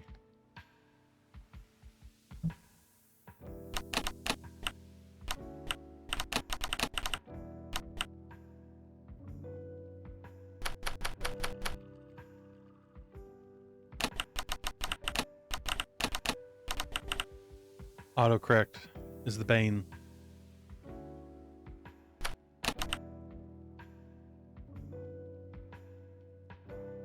Oh, let me switch it over to the other PDF real quick.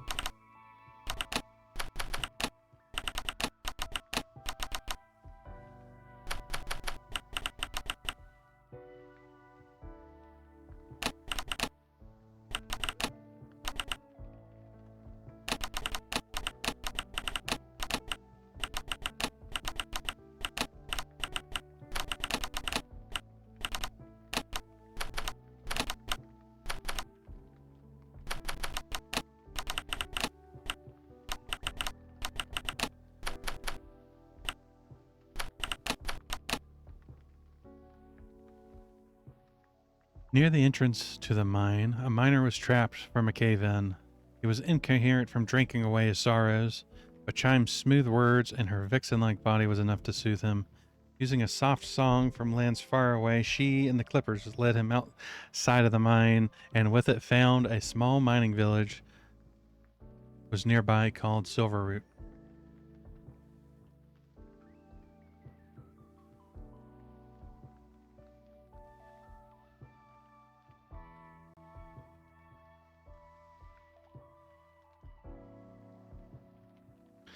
Okay, do we need to roll our next encounter? A 5. The dice are being very favorable now.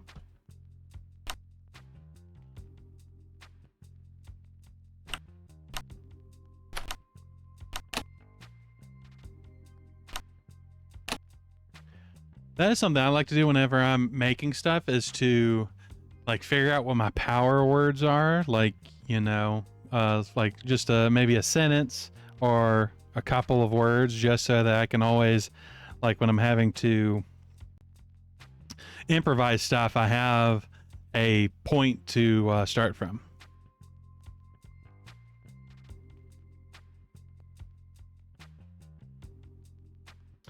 Flooded shaft.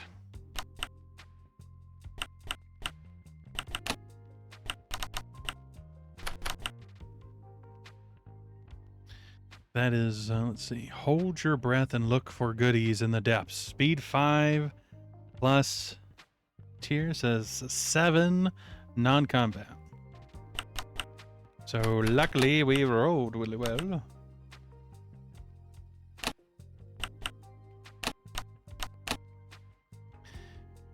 So we used Chime already. So Chime is, well, technically we could use Chime again if we wanted. It's only if they're injured that you can't use them again. Is there a way I want to track their uses? I don't think it's necessary right now because I have so few, but I think once I have, like, you know, half or more of the party all going, it might be useful to track how many uses they have inside a dungeon. Something to think about.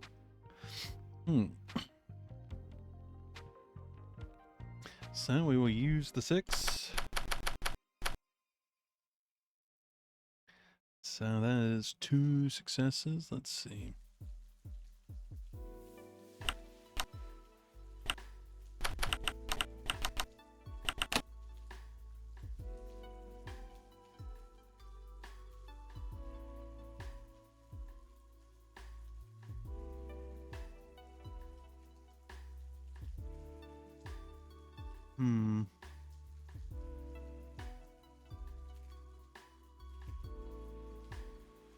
Oh no.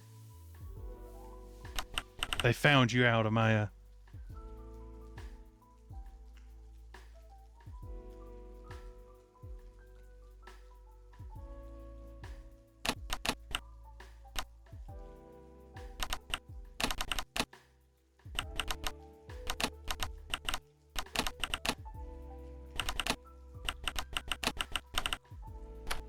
Oh no, Amanda, no.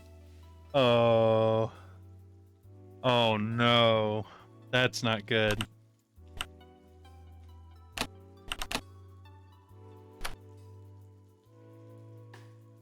You prioritize the sushi.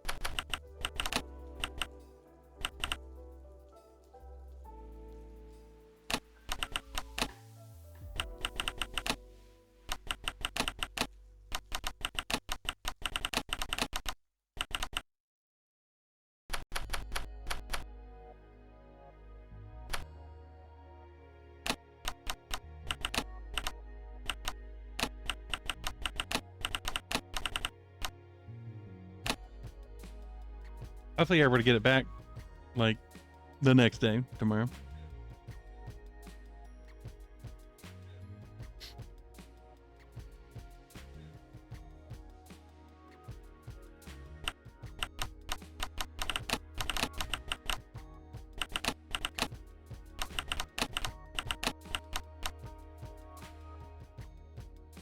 Oof, yeah, that's no good. Oh no, not the fragrance.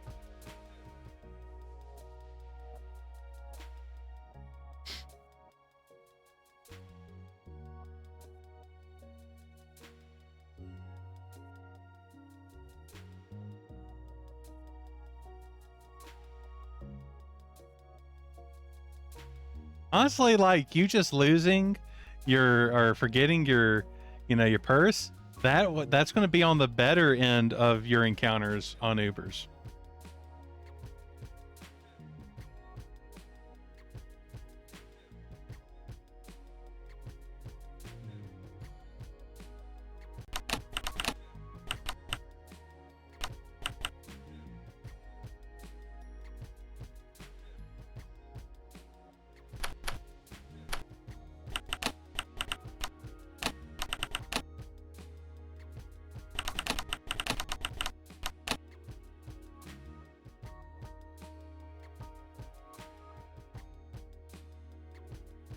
Hmm.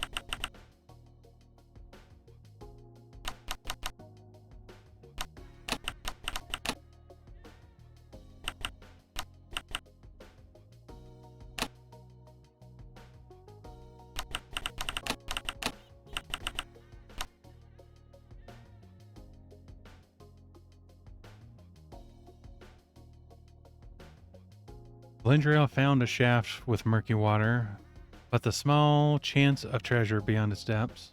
But with the small chance of treasure beyond its depths, her slender elven body seemed the best to brave beyond the abyss they looked down into. Stripping her clothes to keep them dry, she dived deep into the cold water. She held her breath as long as she could, not being able to see what she was grabbing. Luckily, when she surfaced, she came back with something etched with gold, a sword still holding its edge. Okay, so now we have the final encounter.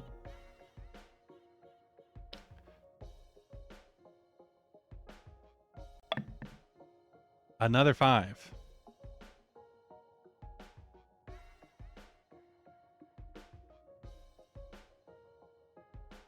So that is a repeat, so that means we auto succeed, but we do not get any resources from that. So it's another flooded shaft.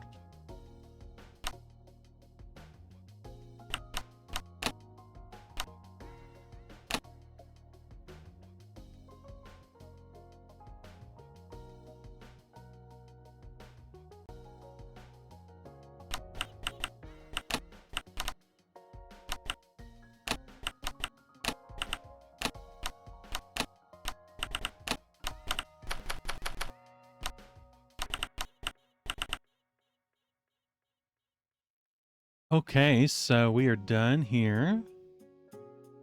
For this run, we got 2 successes, but we have the stable, so that gives us a total of 3 successes for the abandoned mine. So that's 15 iron and 9 stone. So 16 and then 9 stone.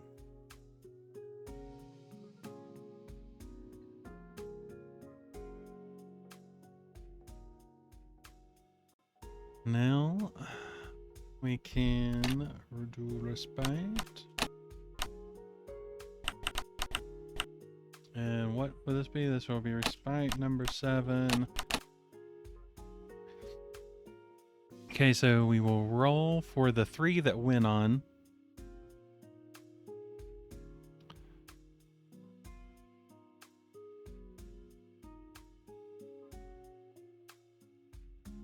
So we will roll.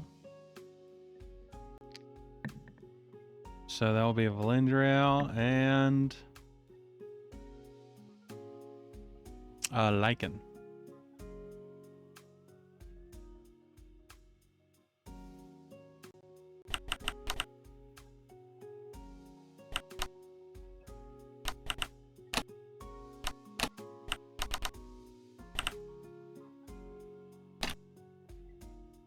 Oh, and we need to roll for the, this was a positive or a negative interaction. It is a negative.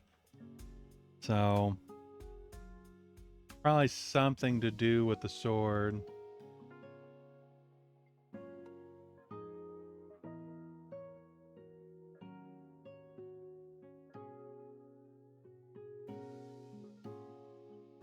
Oh, hell yeah. Let's go. A W driver right there.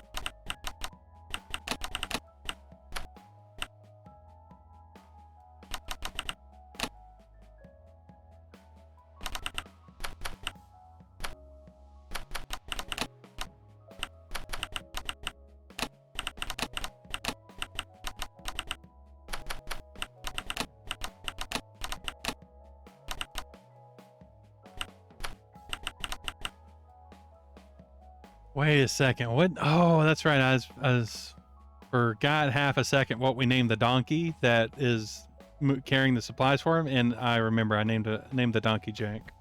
Jack the donkey. I'll write that down just so I remember.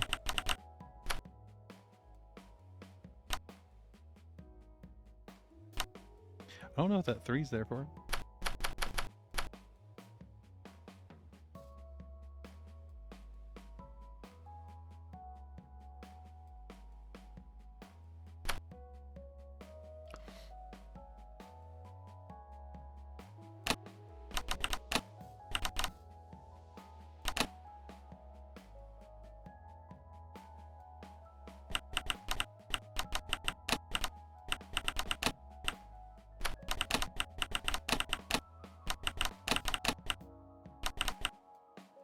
Yes, that's exactly it, Amaya.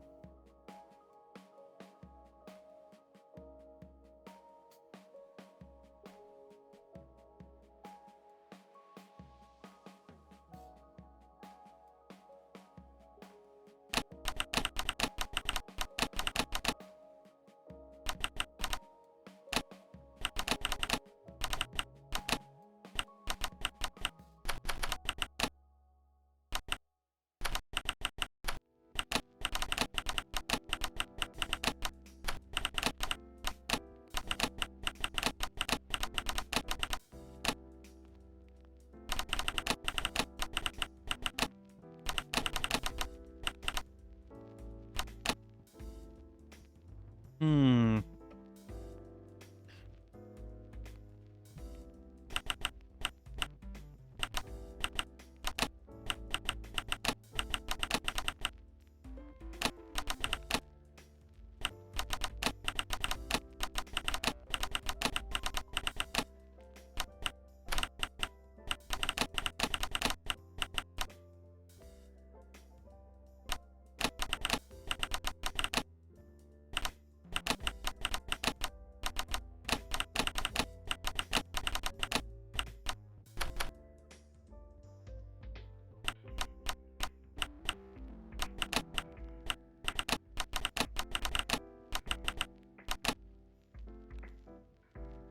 After returning back to the keep, Valendriel and Lycan were going over the supplies they had recovered with Jack.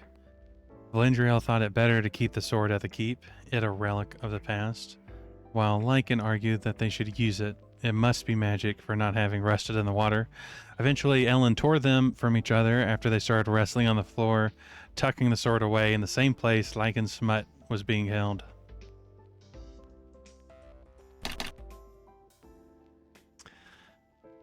Okay, so we can upgrade.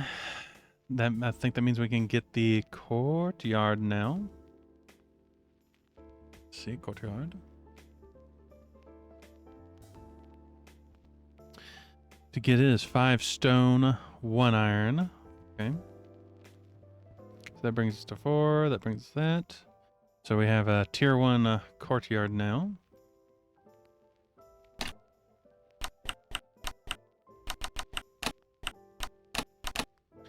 And with it, you get -1 per tier from non-combat PMs.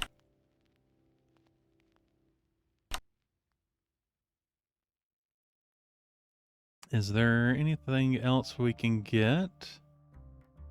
I don't think so, to be honest. Let's see. We have 15 iron. So what uses iron?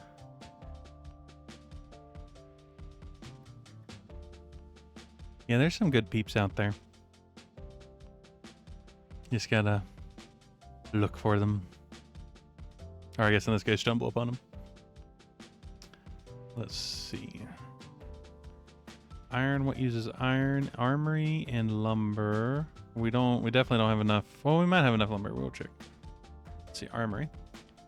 Tier 2 is 10 iron, 5 lumber. So yeah, we can't do that. So what about leather? Let's check the bedrooms. So no, we can't do tier 2 bedroom.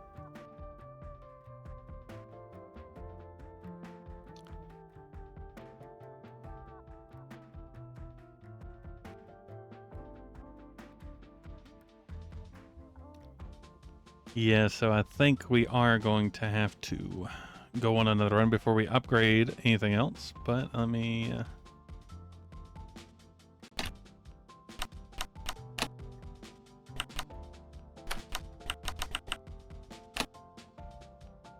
we on 6 now for our upgrades? Yes, upgrade 6.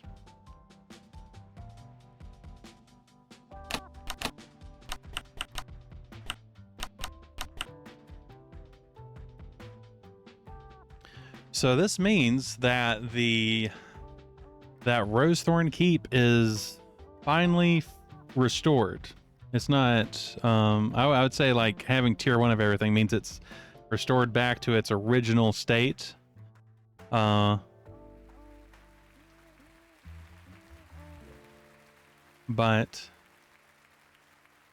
there is still much more. I like how it clapped right when I said that. The music.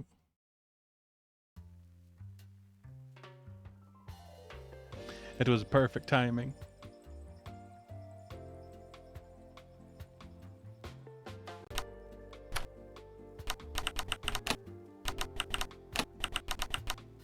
And this is 2 months. They've spent 2 months here, and it took that long to fully restore Rosethorn Keep back to its original self.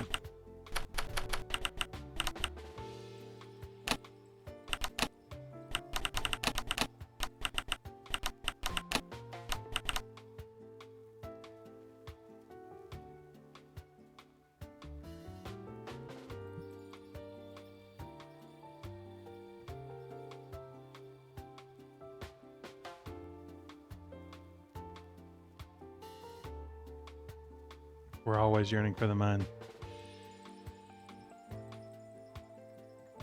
Hey, if you had, what was it, Deep Rock Galactic, we could be dwarves yearning for space mines.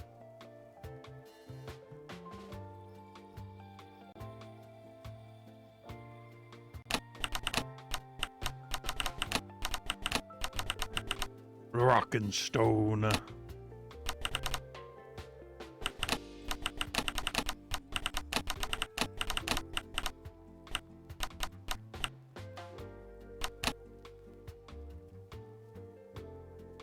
You gotta say the chant. The words of power.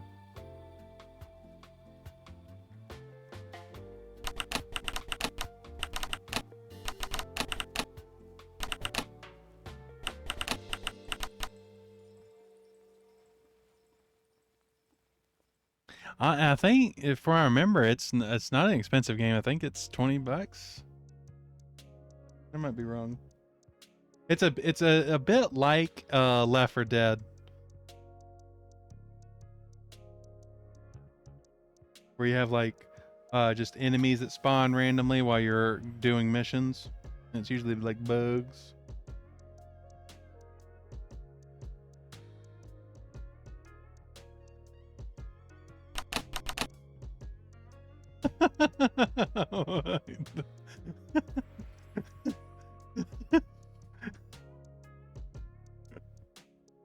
Oh my god.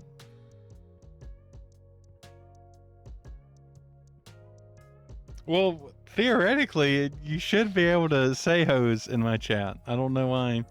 I don't know why Twitch is being such a hater.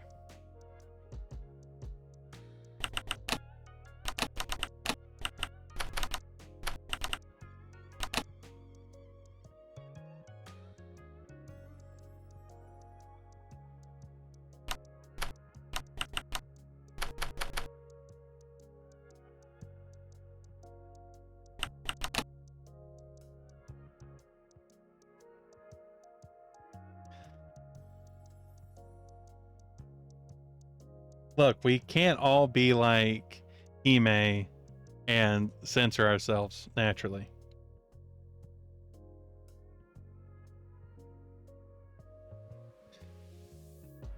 A bug had just decided to dive bomb right into my drink.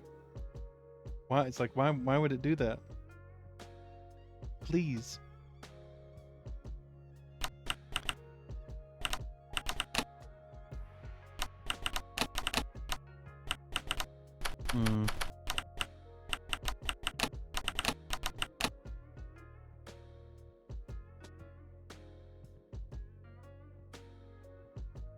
That's true. But it's mainly when they're influenced by others. Or like something falls when Thylia falls from the table and has a chance of breaking.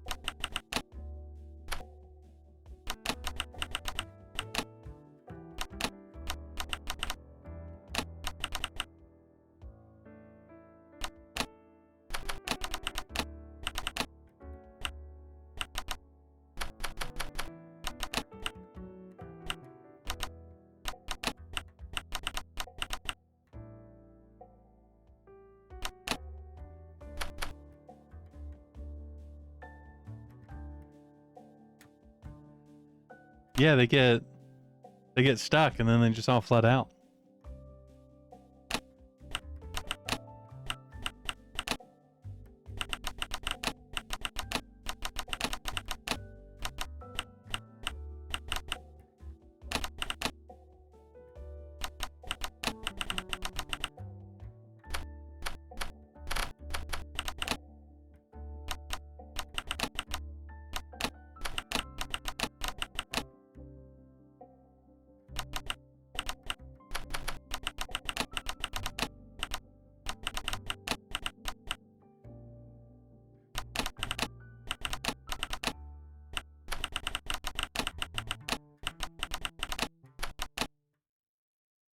Finally, after nearly 2 months of living at Rosethorn Keep, the Clippers have finally cleared all the brush from the courtyard.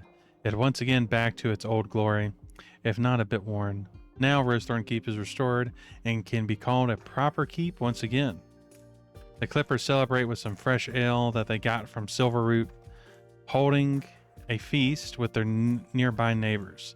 The next morning they wake with hangovers, but with the pride that they have finished their original goal and now for something even greater.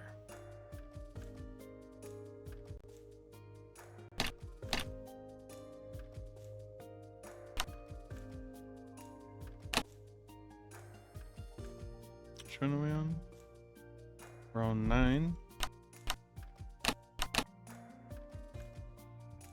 Okay. I kind of want to upgrade the Great Hall.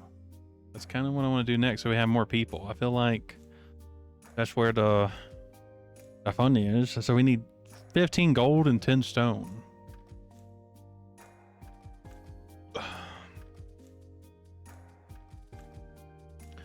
So we would have to do 2 different things to get that. Well, let's see.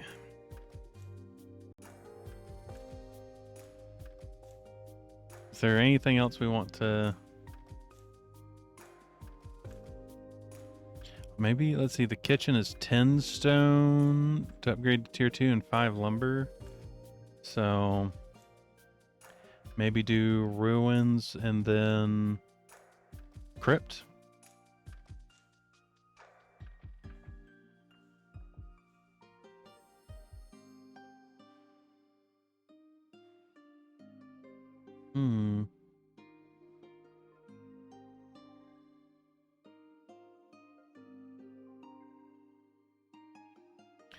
What are there other options?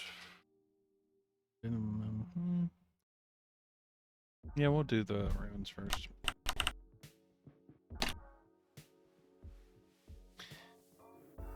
And liberty.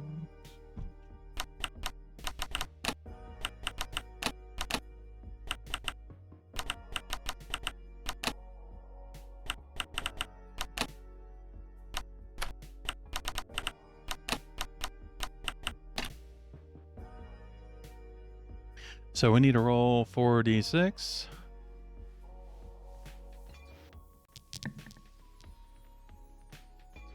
Okay. That worked out really well. What the hell? Those rolls. 3 6s and a 4. It seems the curse of Hime is wearing off.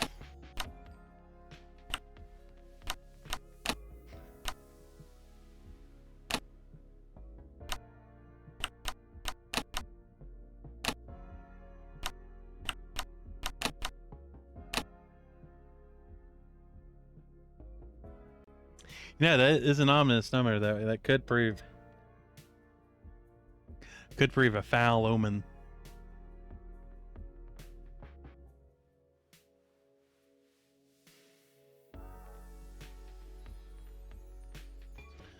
So we're still at tier 2 for the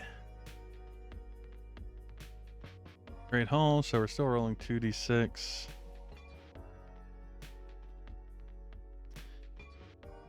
I wish I could like download a dice roller app that essentially was a 3D dice rolling thing that I could just have on my computer.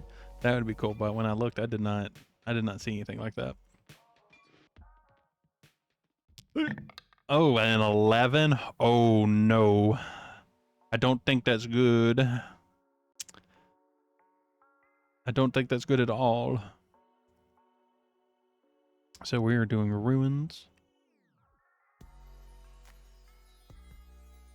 Where is ruins?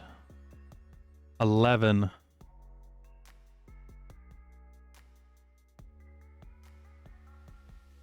Hidden room. Equal chance of accessing it as there is of activating a trap. Target number is speed 6 plus a tier, so that's an 8. We still got it.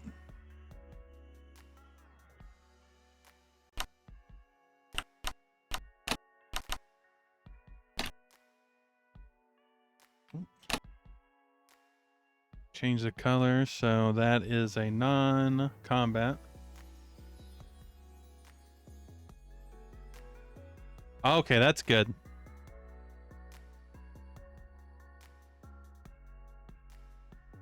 Amaya is still free to roam. Well, I guess until the internet's fixed, then you can, but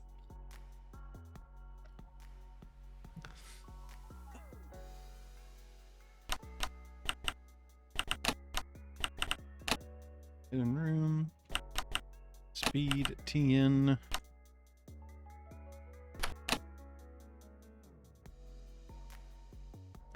Oh.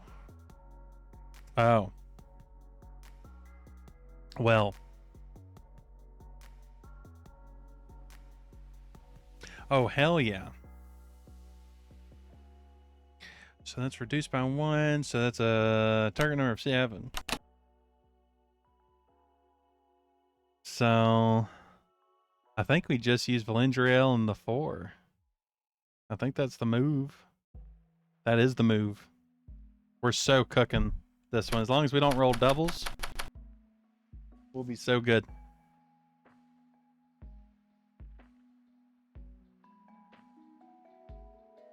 You know, I'm still of the belief that I have my best games when I have not slept. Now, I think the breaks stuff that I've done with Hime and Mary, I think I've mentioned it at least a couple times of like, I did not get any sleep the night before. And I think those sessions turned out good.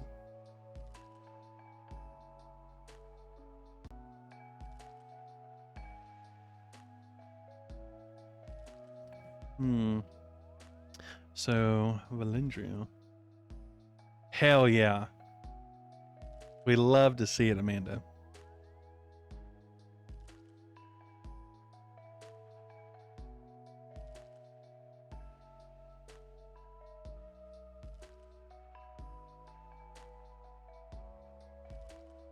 You deserve it. You deserve the break. Okay.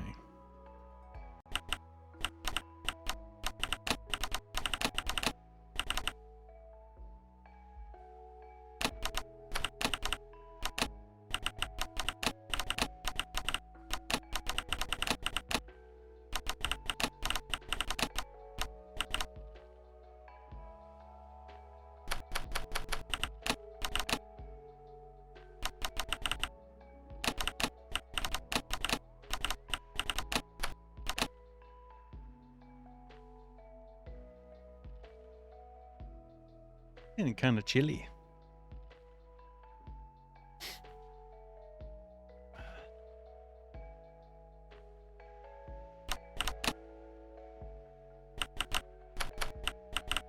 Ooh. The way I'm typing right now, I feel like the Invincibles meme where the dad is typing at the computer. That's how I feel right now.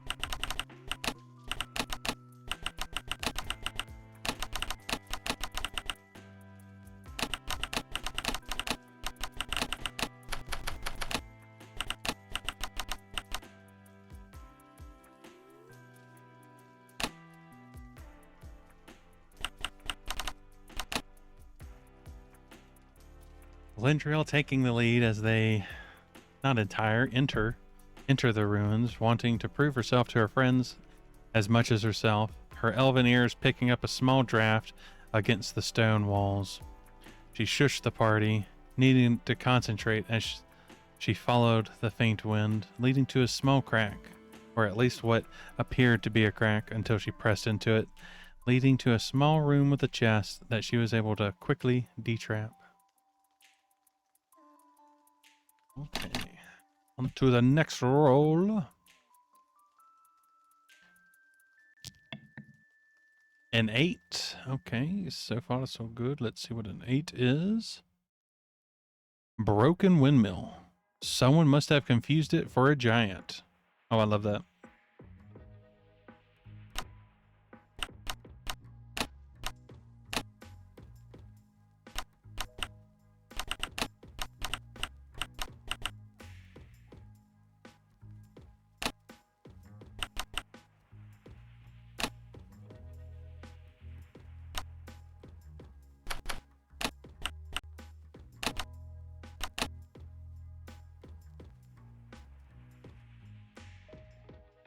Dun, dun, dun.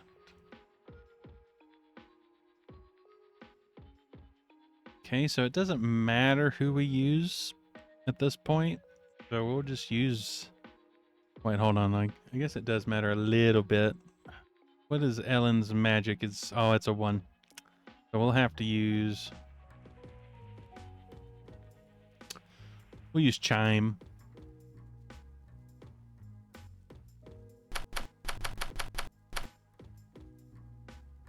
Now let's see. So this is a broken windmill that you need magic to deal with.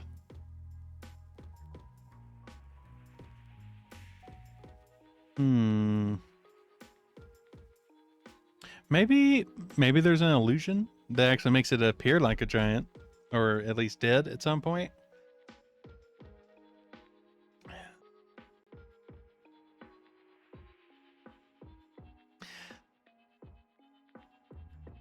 Or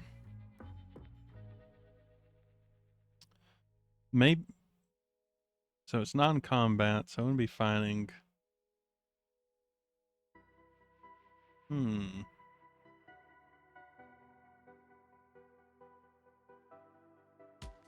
Perhaps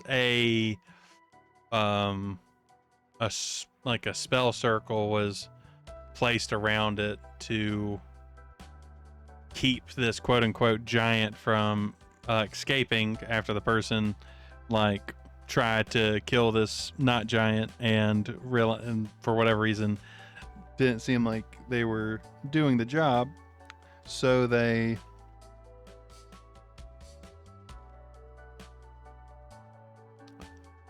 put a circle around it. That's what we're gonna go with. And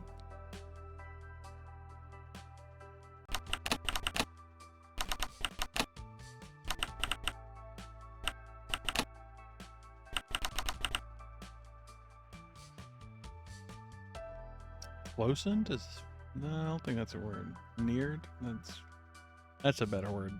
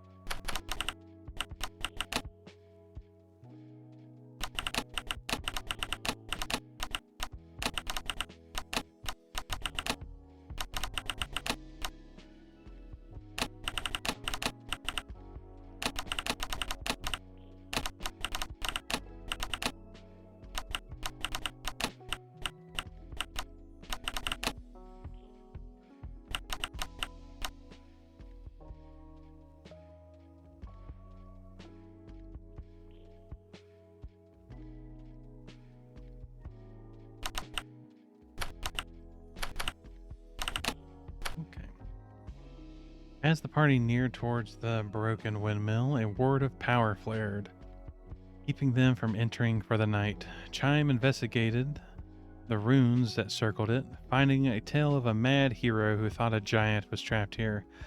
Finding only the windmill and no signs of any giant, Chime chanted a song of old, and with it breaking the already fading sigil.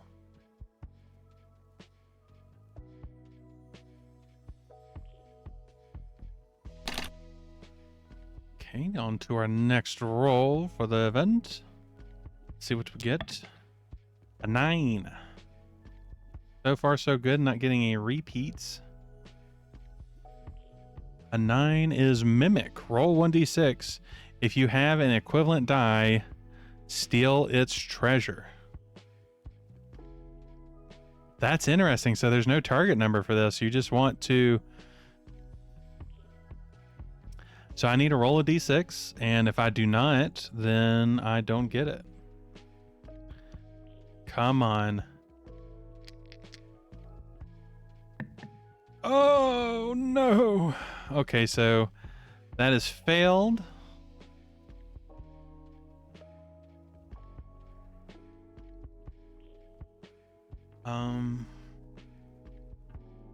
We probably should have picked who was doing that before I rolled, because they will, because it is a fail, they will be injured. I guess we'll just roll a d6 and we'll wing it from there. Or I could we'll roll a d8, even though it's not in the spirit, but we do what we got to do. So let's see. 5, 6.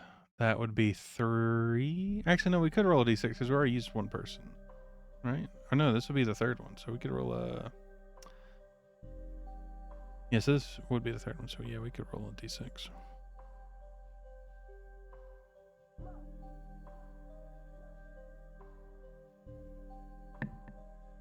Okay, that's a 1. So let's see who is... So that'd be Ellen.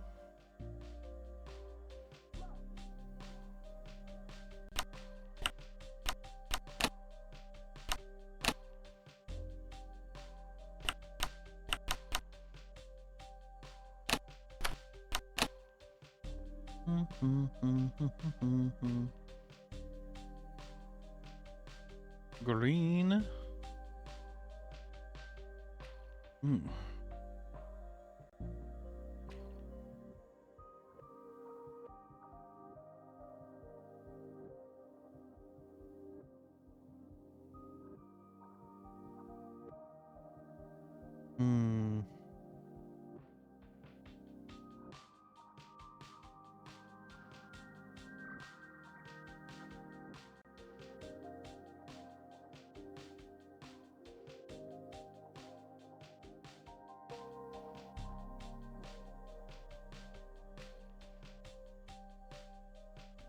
How do I want Ellen to get injured? She's already hurt a leg once.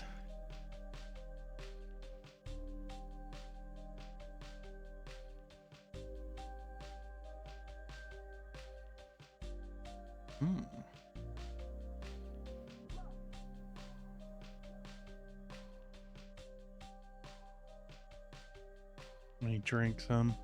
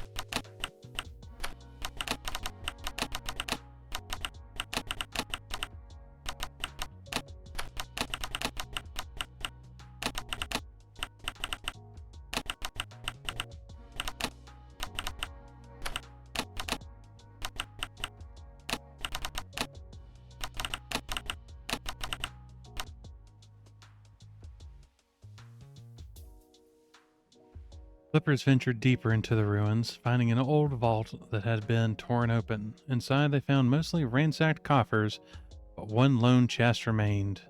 Ellen could find no traps on it, but when she opened it, a maw lined with teeth and drool met her. The party was able to dispatch the beast, but Ellen's shoulder bore a foul mark from its bite. Poor Ellen. Always getting hurt. Okay, so... Well, that ain't... I mean, that did... I think that counts as using one of the die.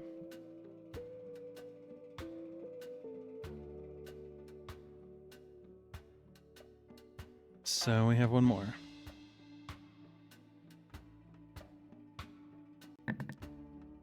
That is an 8, so that is a repeat. So, yet again, the dice. The dice betray us.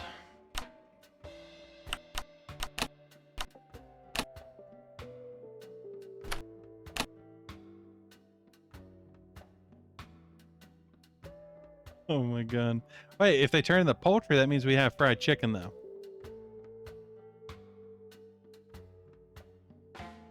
Yeah, I think we all want fried chicken.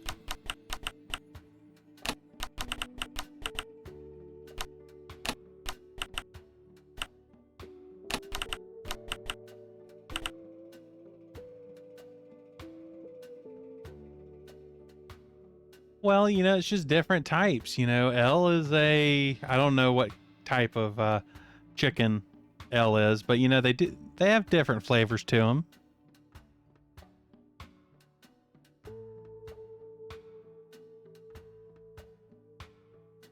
And L's a pretty big chicken, like human sized. It's usually the bigger the chicken, the less tasty it is. Well, L's already been summoned, so I don't think we have to summon L anymore.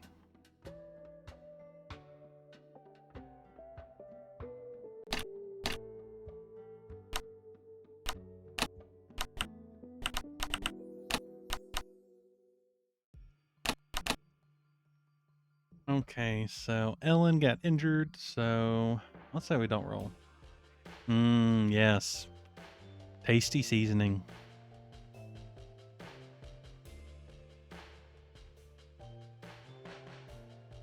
What? What does this ping, Twitch? Stop it, Twitch. Oops. It's trying to get me to click on things. Behave, Twitch. I swear. Oh, that's right. I was going to roll. I need to roll a die. So a 3 and a 4. So I think that means that's the same person by how I've chose to do this strange method of deciding who chats with who. So 1, 2, 3, 4. So it's just Lycan by himself. And I think we know what Lycan does when they're by themselves.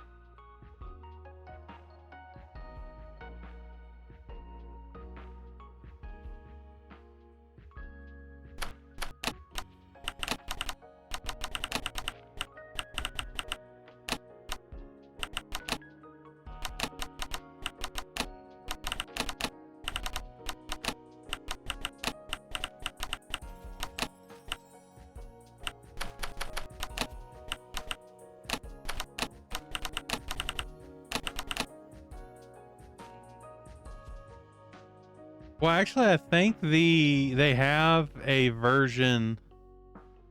I think it's released that is a like a standard white background with white text. I'll see if I can find the link to it. I'll post it in the Discord.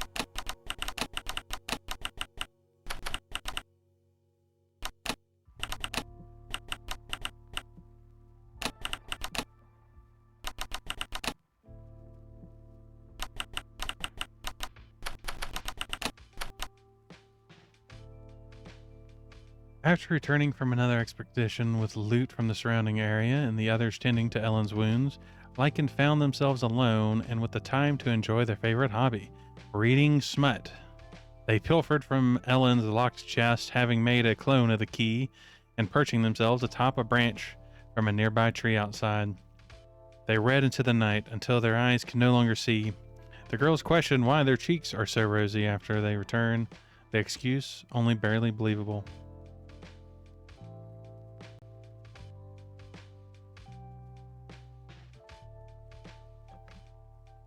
Yeah, I think they released. I think it was halfway through last year, like maybe third or fourth quarter. They released a different version that I think it had some added stuff to it. I might be wrong, but they definitely did do a second version of it that's different somehow. I just don't remember the differences. Okay, so we cleared 2. We got 3 times 3 resources for the ruins, which is 5 stone. So that's 15 stone. So we're up to 20 stone now. Oh, yes. Yes. And then so 15 lumber. Yes. So, or no, not 15 lumber. 9 lumber. Okay. So is there any upgrades I can do with that? With just the lumber. What's the... Okay, lumber is used a lot, but it's not the main thing of anything. Maybe can up... Wait, hold on. Let's see what the Great Hall needs. It needs... For tier 3, it's 15 gold and 10 stone. So I could use 10 stone for something.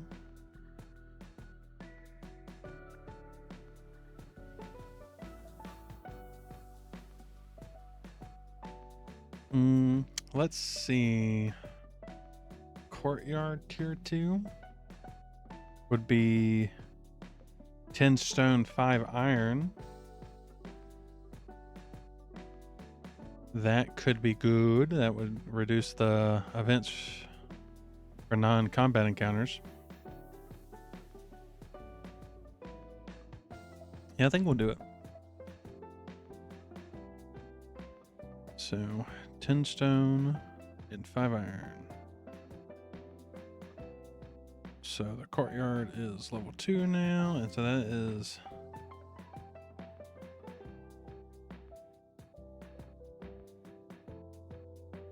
We'll just do that.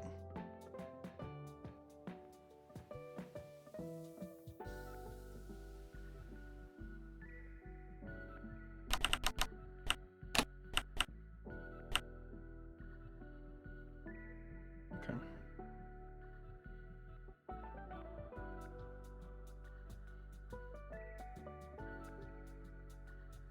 what is our upgrade on? We're on upgrade 7.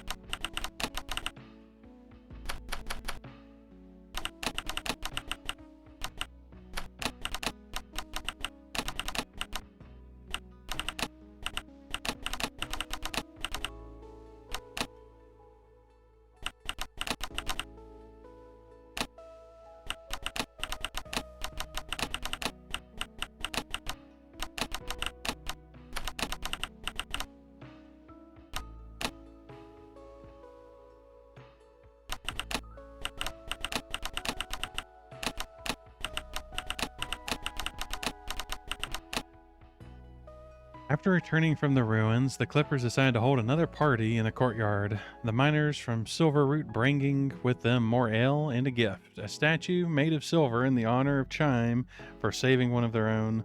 Once again, did they wake the next day from a hangover, but still the same, a smile on their faces.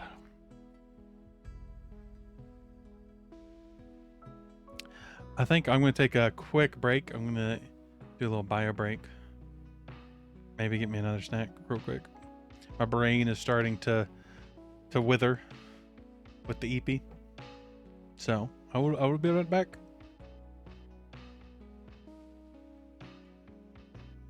Yes. Yes, go wage war, KF. Have good sleeps. Oh my god. Every puppy, that is wild.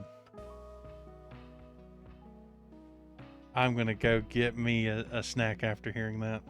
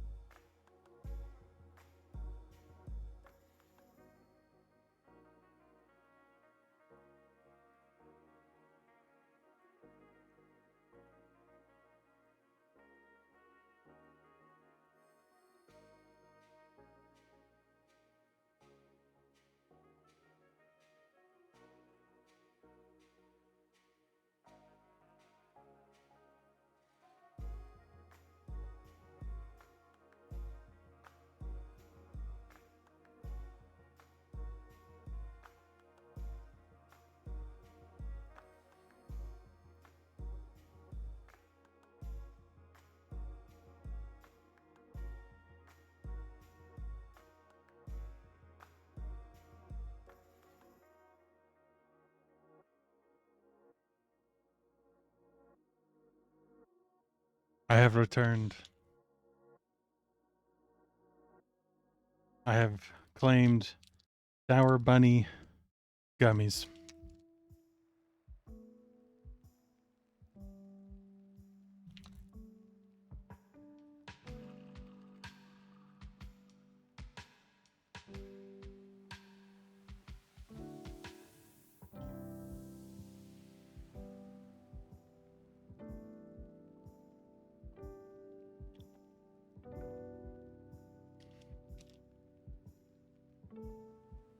Not that sour.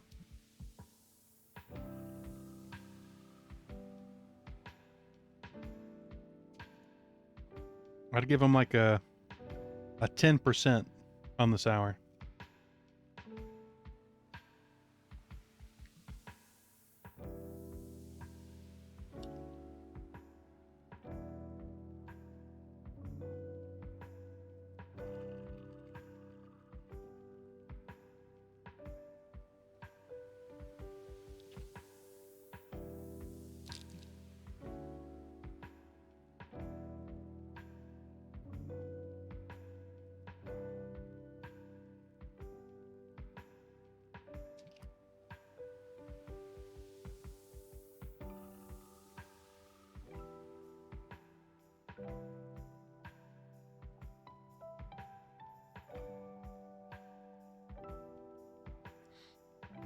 Okay, so we want to get the Great Hall up to tier 3, so we need 15 gold, so we need to do something. We need to do the crypt. And that will bring us to 10, our 10th delve.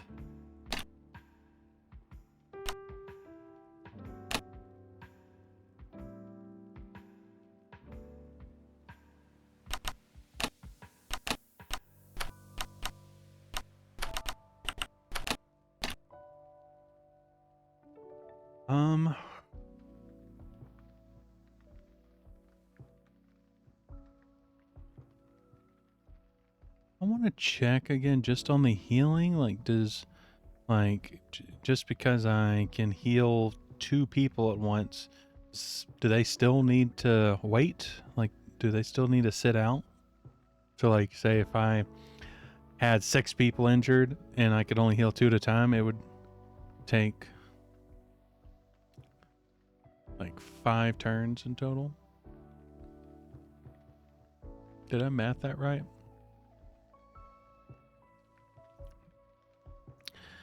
Let us scroll real quick.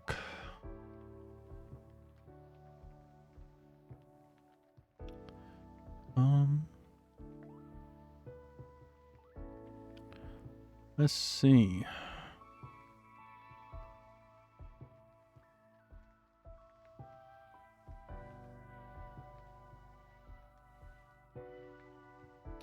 Each companion can be used twice in dungeon, so you may run through some without using some of them at all. However, if a companion is defeated, they may not be used again and must rest at the castle before they can go out once more. And let's look at the bedrooms. Regenerate more companions between dungeons after they defeat it. Tier 0 is regenerate 1 companion between dungeons. And then tier 1 is regenerate 2.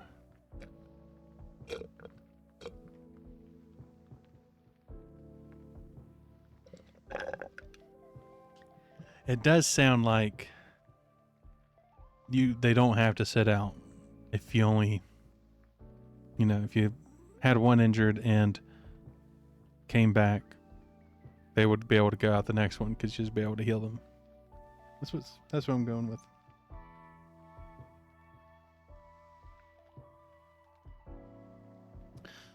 So all 4 are able to go. Oh, I can get rid of that. Honestly, maybe I should keep those there just for the information from when I come back at a later time.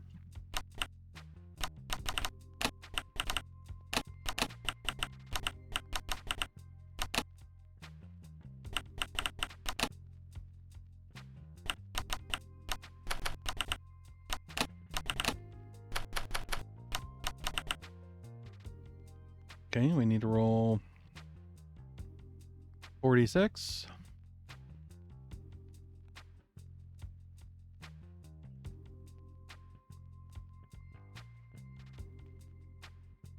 Yeah, that's what I was originally thinking, but at least from the reading, it seems like, you know, because the way the bedroom works, it says you regenerate one companion between dungeons.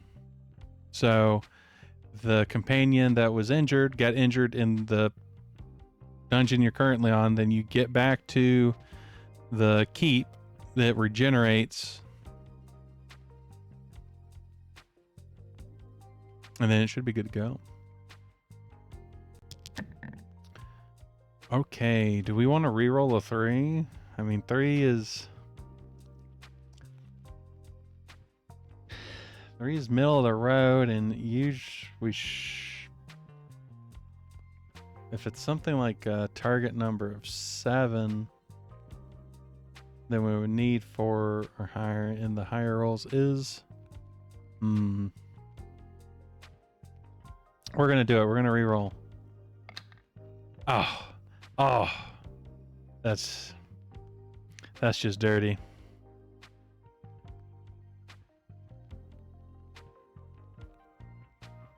So 5, 4, 3, 1.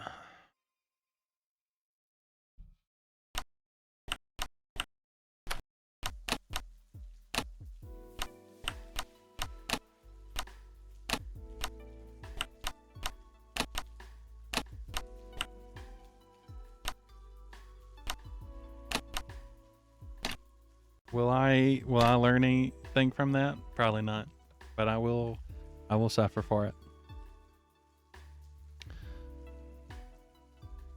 Let's go to the crypt.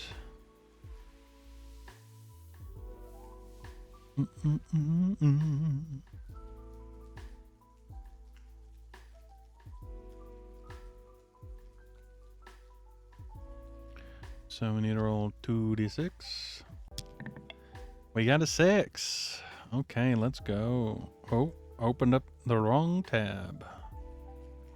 So 6. Ghost.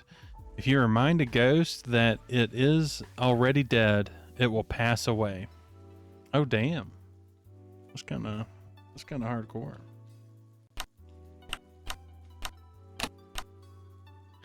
And this is a non-combat. Ghost. Charisma. TN. 6 plus tiers is 2. That's 8. But we have the courtyard up to tier 2, so that means -2. So it is just a 6.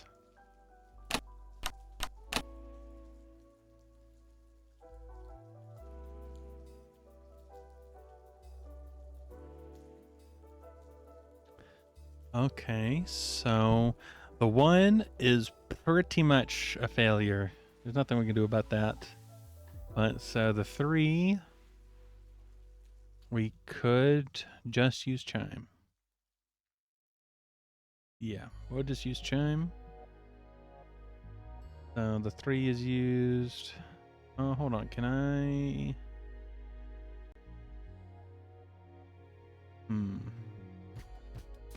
We'll do blue to symbolize it's been used.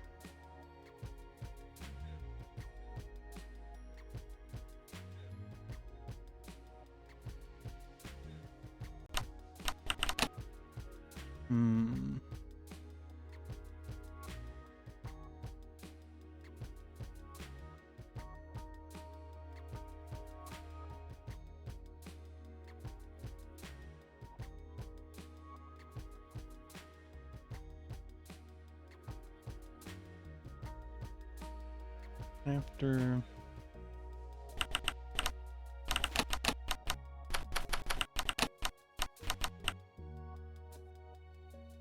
now, maybe I should start coming up with names for these locations, so it's not just generic. So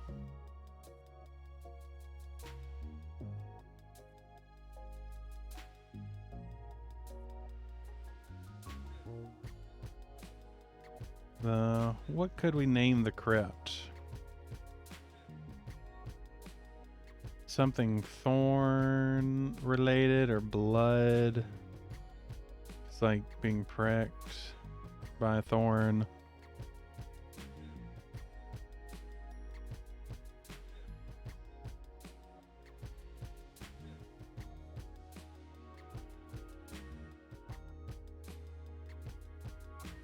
Let's see, crimson.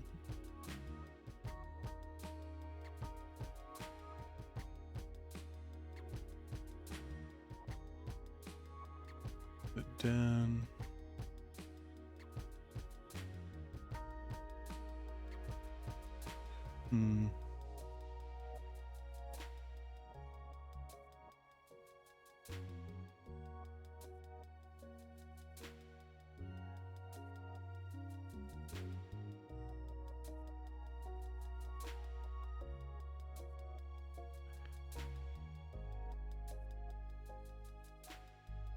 Oh yeah, take care, Alchemist. Good night. Hope you have sweet dreams.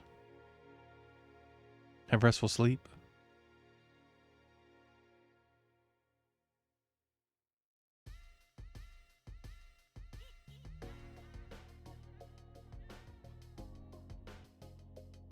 We'll just say the blood nectar crap. That sounds hardcore. Is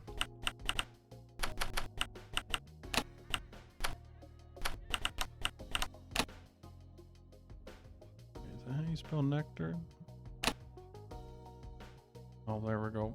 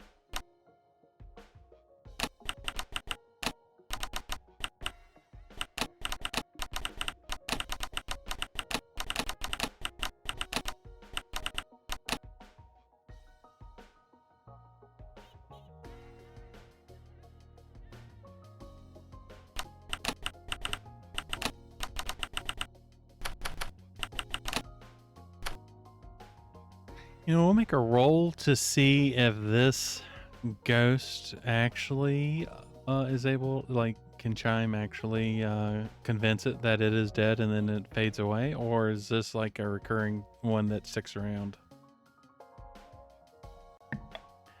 Okay, so that is not. It does not stick around. So this one will fade away. Okay.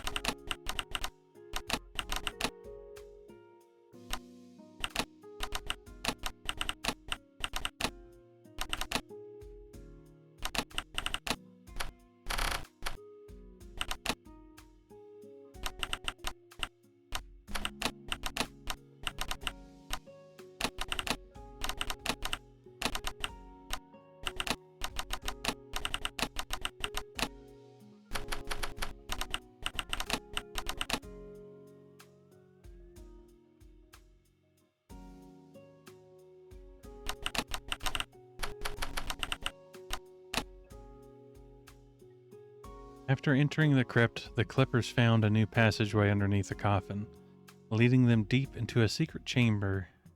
A ghost of a noble paraded the halls, thinking it was still alive. It seems friendly, mostly caught in its routine from life. Chai manages to get it to notice her with a song, and after a bittersweet conversation, convince it of the truth. That he has been dead for hundreds of years, and with it, fading away into whatever life is beyond. Okay. So we need to do our next encounter roll. A 4. A skeleton.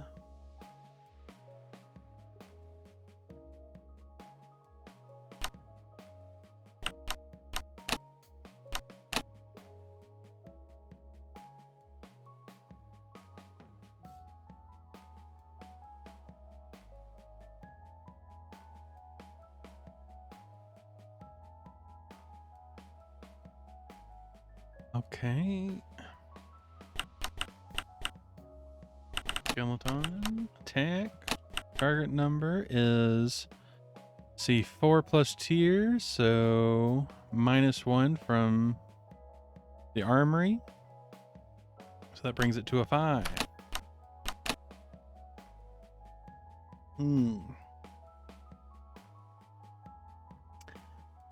So, actually, I think we can use the 1 and still succeed because Lycan has an attack of 3, and with their ability to grant a +1 any stat will make it a 4, turning that into a 5. So we actually do get to succeed. Hell yeah. So we might actually get a full thing as long as we don't get any repeats.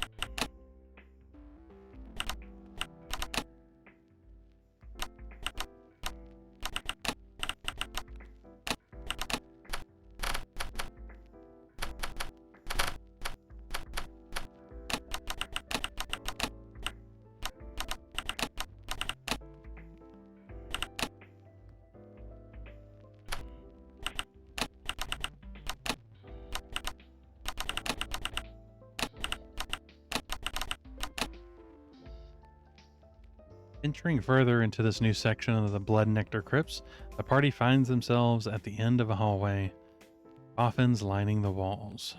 From the rotten wood spring skeletons, hungry for a life more than bone. The Clippers manage to keep the onslaught at bay until Lycan hatches a plan, using the chains on the wall to collapse the wall they sprang from onto them, burying them once again. Okay, so that is 2 successes. Oh. Let us roll for our next encounter. We got a 7. That is slime. You touch something wet, sticky, and trying to digest you.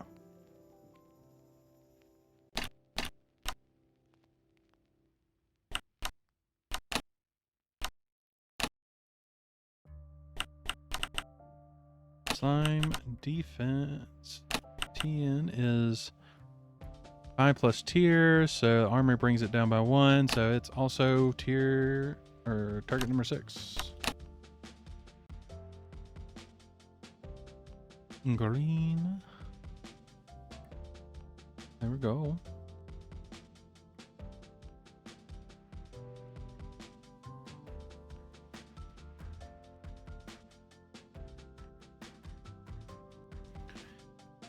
Okay, so it's defense 5, so we could use Ellen, who has a defense of 3. And then the 4, so that'll be a 7, so that is also a success. Blue.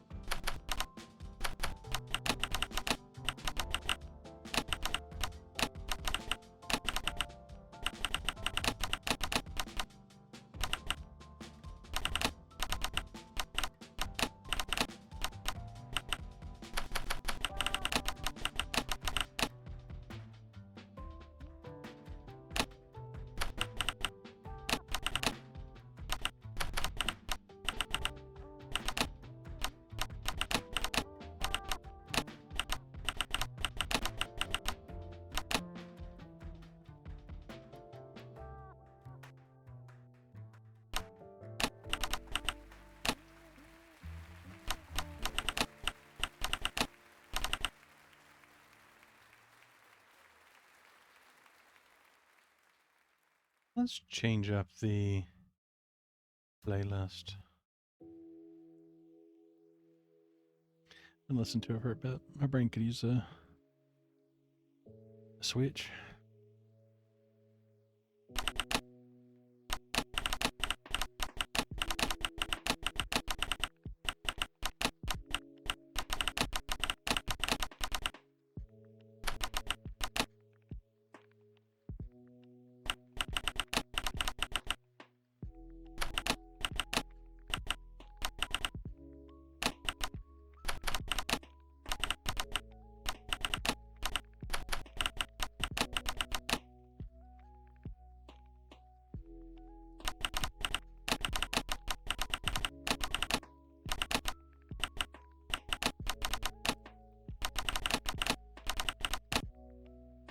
The Clippers move out of the new section of the crypt, returning to explore more of the main area. As they travel, they find themselves in a pristine chamber, the stone free from dust and completely bare of any tattered cloth. A large white slime finding a new source of food to consume, pouring from the cracks. Ellen manages to defend her companions until they weaken the creature and it flees back where it came. Okay, so final event. As a 5. So, finally, no repeats, so that's cobwebs. You are trapped in a hallway filled with cobwebs from top to bottom. Target number is defense 5. Oh yeah, it's really good.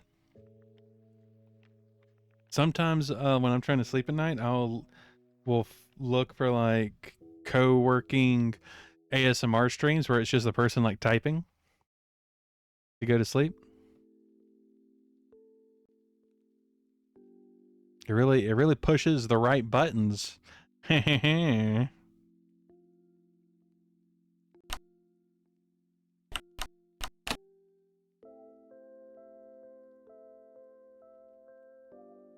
Honestly, I haven't found too many of them, but the ones I did find I liked.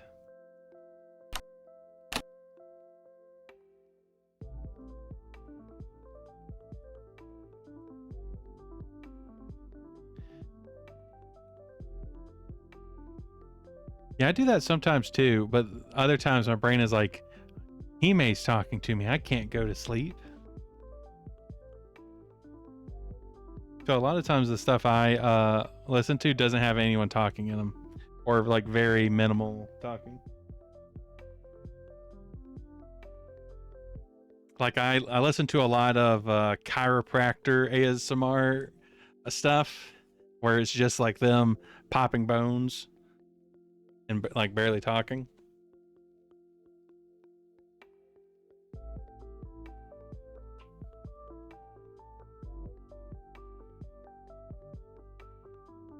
Ambient mixer. I haven't heard of that.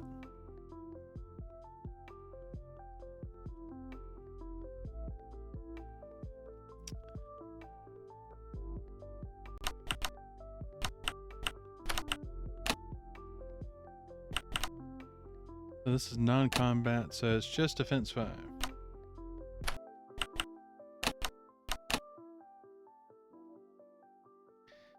I might as well use Ellen twice. Why not? So, bloop.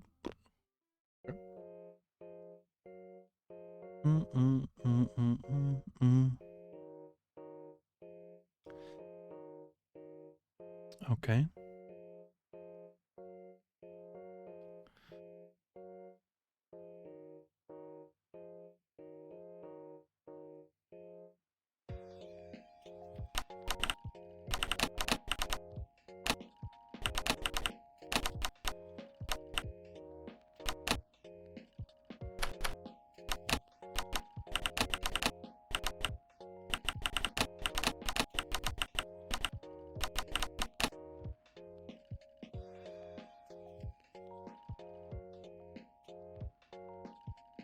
Oh, that's cool.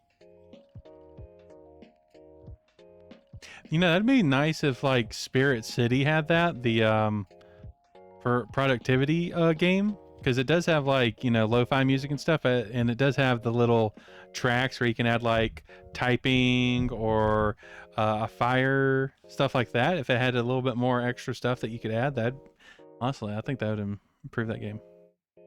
Or just being able to like upload your own audio into the game, because I really like Spirit City. I need to use that more. Wait a second. Honestly, it could be interesting to use Spirit City instead of Obsidian. Just like depending on like the solo game you're playing. Like if you're playing like a particularly cozy solo game, they use Spirit City to write down the journaling. Hmm. I'll chew on that.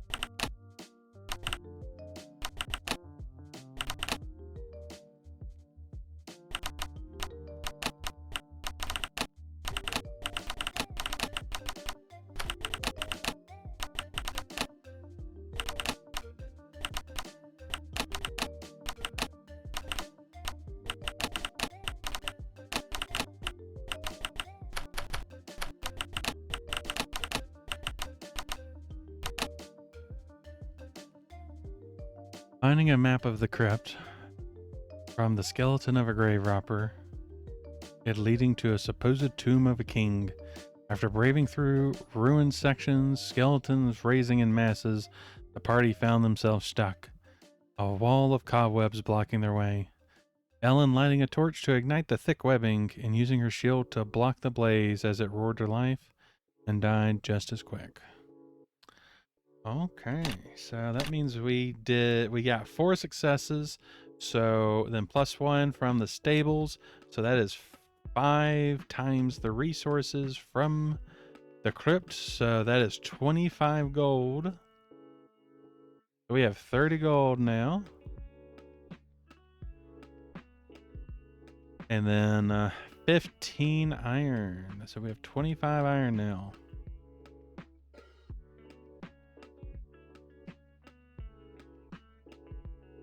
And no one was injured that time.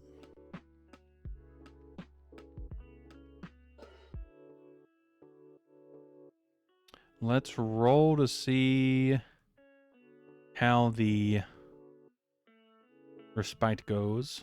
I could have just... It's fine. So a 4.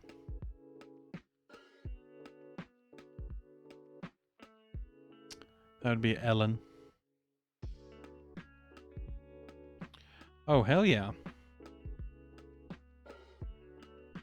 Oh, it doesn't like me when I go too far out of the box. A 4 again, so it's just Ellen. I feel like we've had just Ellen a few times.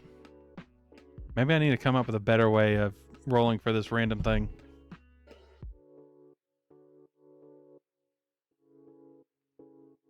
Or deciding it.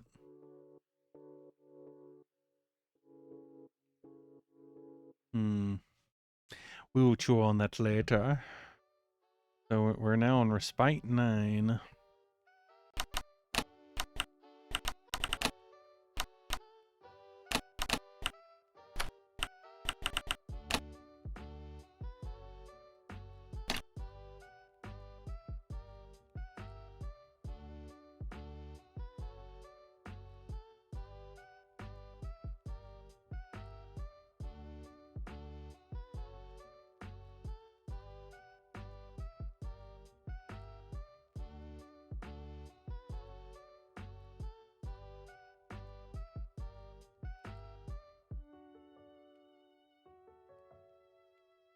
Oh yeah, we need to roll to see the quality of this alone time. I wish I could just drag it, but that's fine.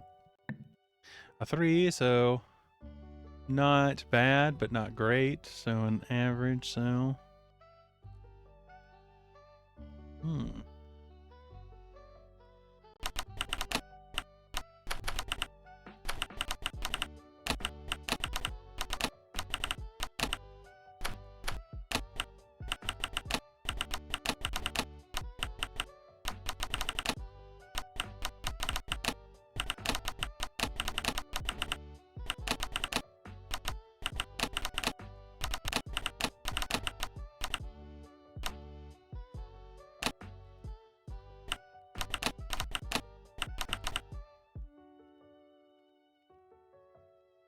I appreciate that.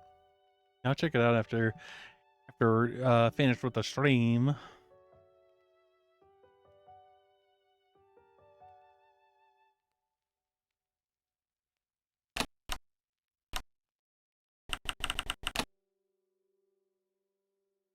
Is it 2 C's? It is 2 C's.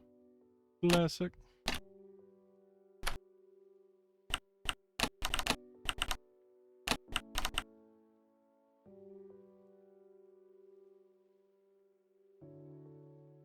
And honestly, like when I'm listening to stuff, like I'll keep stuff like outside of if I'm just like watching a video where someone's talking, where I tend to need to keep it higher because I have some like tinnitus and stuff that can make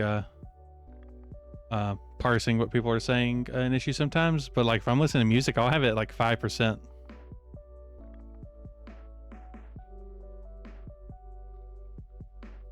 Oh hell yeah.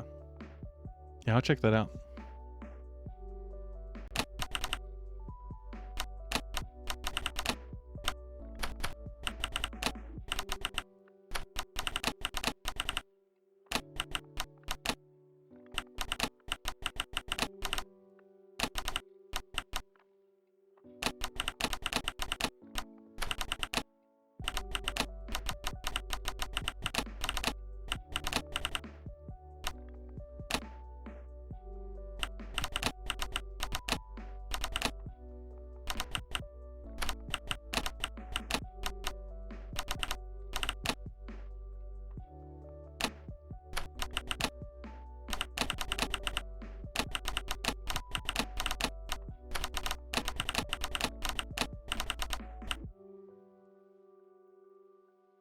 dog is playing Rosethorn Keep. We had just finished another delve. It was very successful. And I am finishing up the Respite, which is sort of just a little homebrewed thing I made to have some downtime between the delves. I hope things are going well for you. Vendarius? Oh, do you have a preference? Vendarius? Venda? Minotaurus?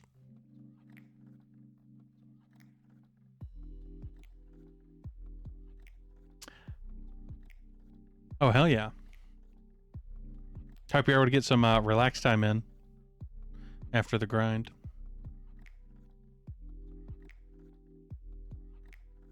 Oh, okay. I'll go with Vinda. After returning to their home, Ellen left the celebrating Clippers to walk the fields and feel the air on her skin. That's a typo. After she had grown accustomed to her new life here, rarely even thinking of home now, she missed her family, but at the same time appreciated her new one. Sure, there are fights and bickering, but in the end, they have her back and she has theirs.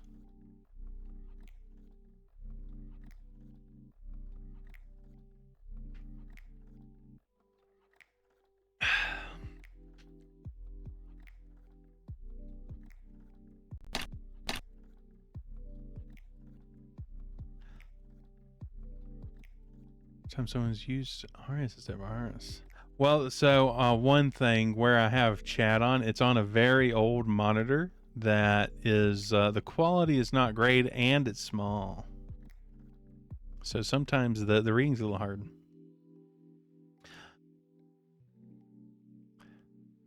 But a fateful encounter.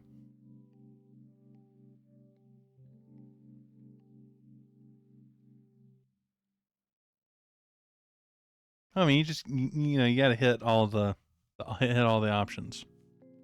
It's like spraying and praying, but with names. Okay, so we can then upgrade our Great Hall to tier 3 now.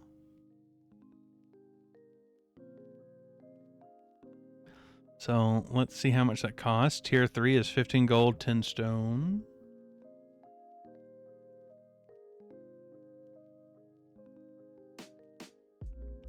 Vindaroo. I mean, that's kind of cute.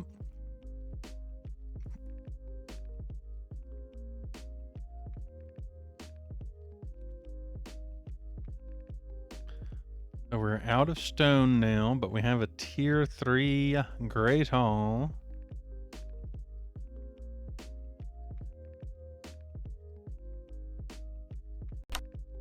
So hold on. Courtyard is 2.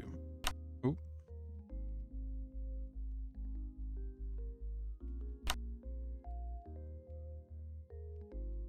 And now that means that we can have buildings up to tier 3.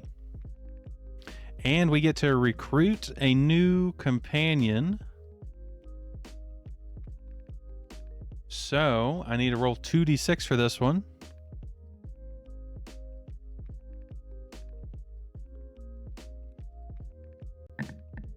An 11. Ooh. That seems good. Oh, I clicked the wrong thing. Wrong tab. An 11. Scarlet the Plague Doctor is a tier 3 companion with 1 attack, 3 defense, 4 magic, 1 charisma, and 1 speed. Its ability is, let's see, use magic instead of attack.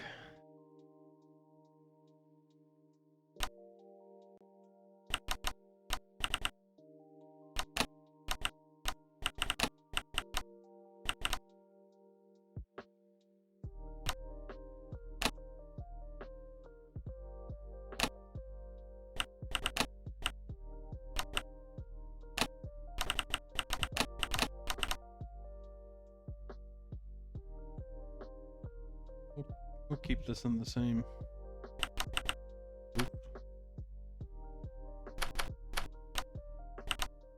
Okay, that was really good.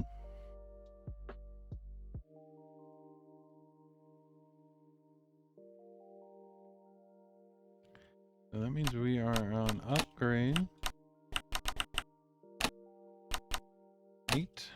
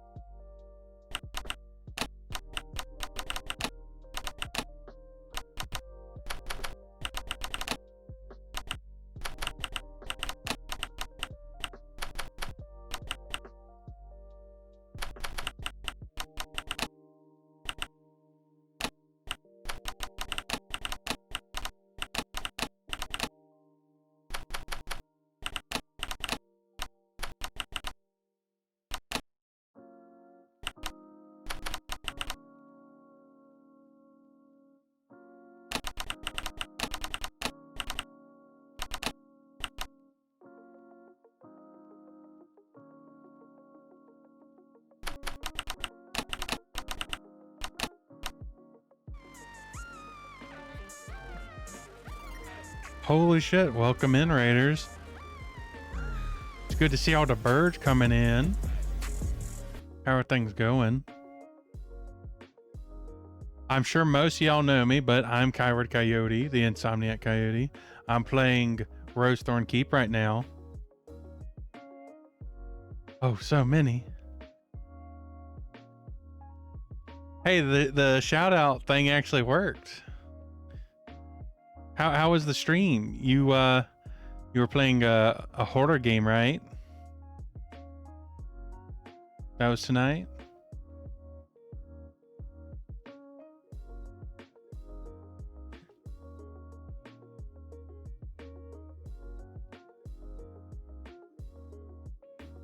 I just got pinged all over the place. What's going on?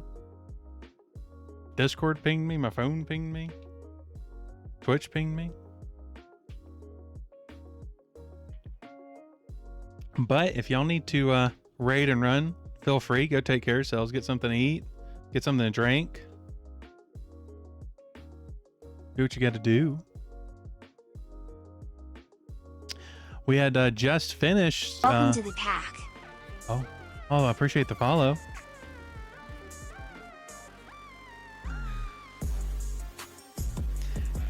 It's nice that everything decided to start working with the raid. Poor Amaya's the one that had to suffer it not working.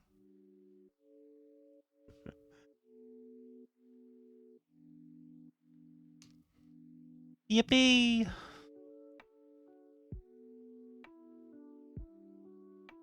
But we had just returned from the crypt and we have upgraded. You only 3 times. That's good. How scary was it? Like on a 1 to 5 scale.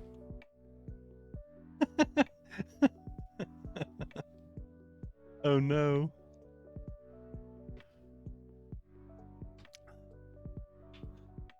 I'm angering the wolf.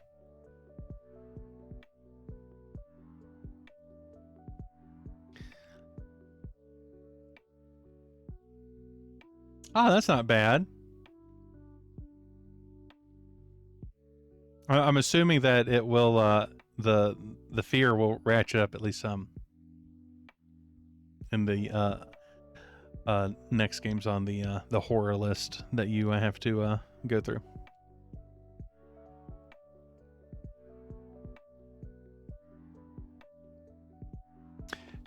Oh, and so I had been playing Rosethorn Keep wrong a little bit and was not giving myself as many resources as I should have been, so it's been going a lot faster. Oh, hell yeah. If the timing allows, I will make sure to be there to see you squawk. I don't know, what sound does a bird make when they're scared? Honestly, I've never even seen a bird scared, really. If I'm being honest, they kind of just just kind of do their thing and don't think. Not that I'm any different. L is always on the mark. The clipping chicken.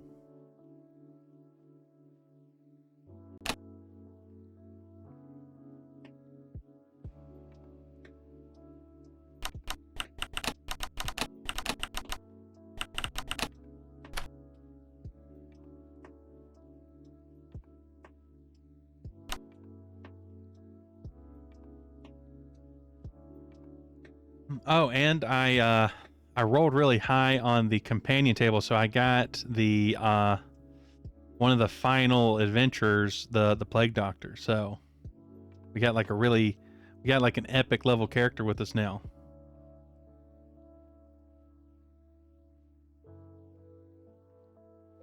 The dice have mostly been kind to me, but there was a little bit of a hime going on for a bit.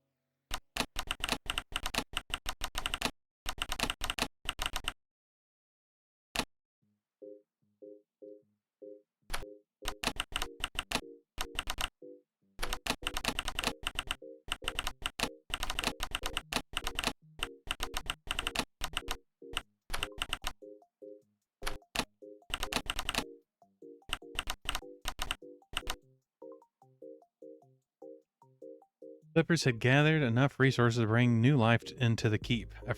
Fresh banners with their coat of arms, a crude pair of scissors. Travelers from the towns around came to witness the new sheen of this old keep, but only staying for the night, still wary of the monsters that roam the surrounded forests of the Umberwald. Yeah, it's almost like I decided to use this stuff because of you. Kind of funny, Ime.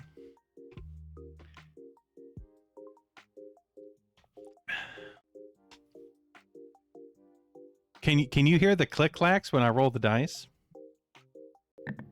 Can you hear that?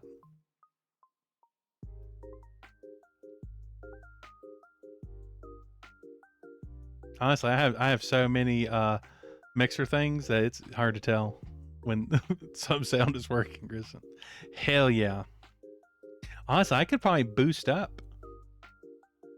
I could boost up the audio for the dice so it's even louder. I'll think about that. Working on that next chance.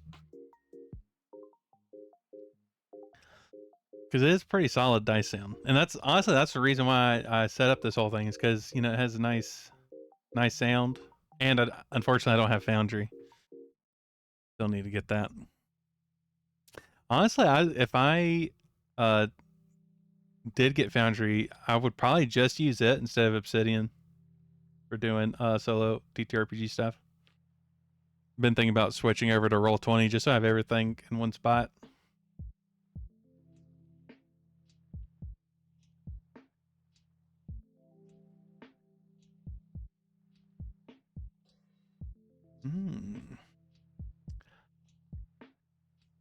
No, I was thinking, should I, because I have been ending these when I get or like an upgrade in the Great Hall, but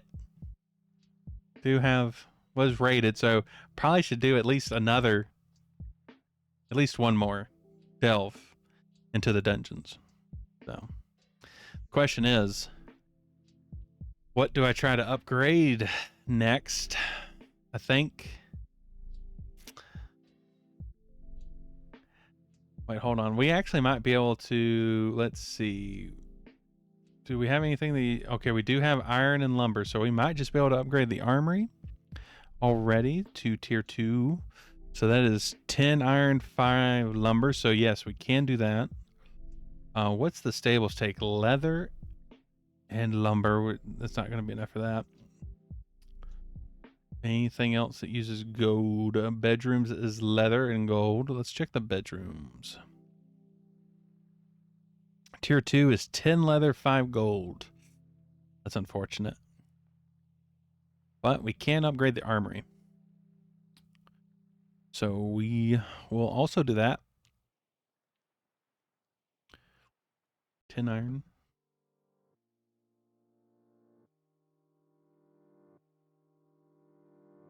And 5 lumber.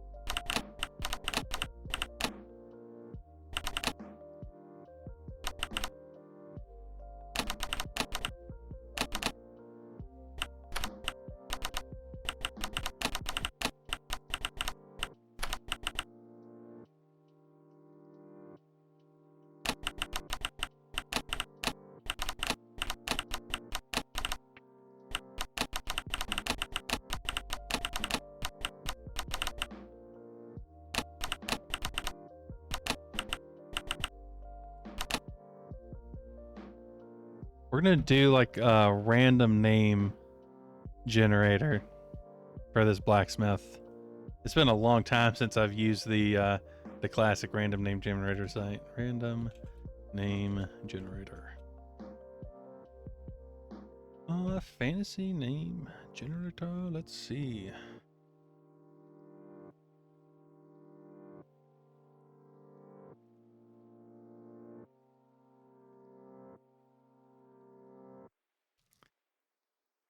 Okay, 1, 2, 3, 4, 5, 6, 7, 8, 9, 10. Okay, so it's 10.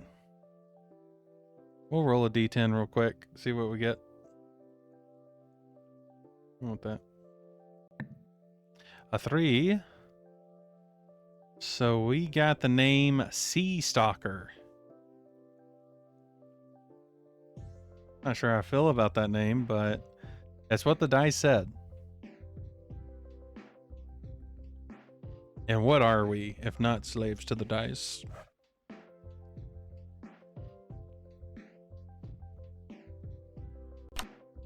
We'll do River Stalker. It's still water themed, but it makes more sense in this train.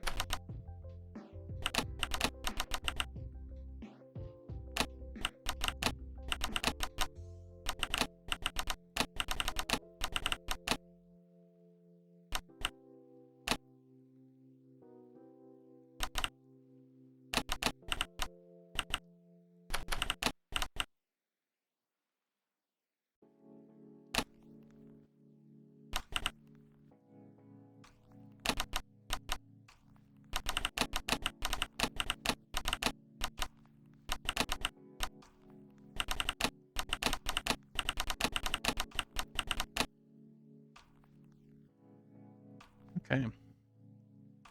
In addition to bringing life into the keep, with it, a blacksmith from Silverroot decided to take up shop here, wanting to help the Clippers in their quest. Glarus Riverstalker was their name, their hair blue with flecks of white like the rapids near their home. He was a quiet man, but carrying a grin on his face anytime he was near the forge. So that means we are on Delve 11.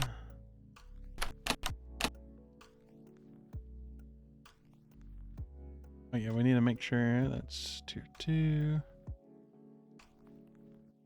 Tier 2, -2 to combat target numbers. That's good because now the target number is +3 because we have a tier 3 Great Hall. I think we should get the stables up next, which will take leather and lumber. So we want something that gives us... The Haunted Forest gives us both. There's a good chance we'll get enough if we do well.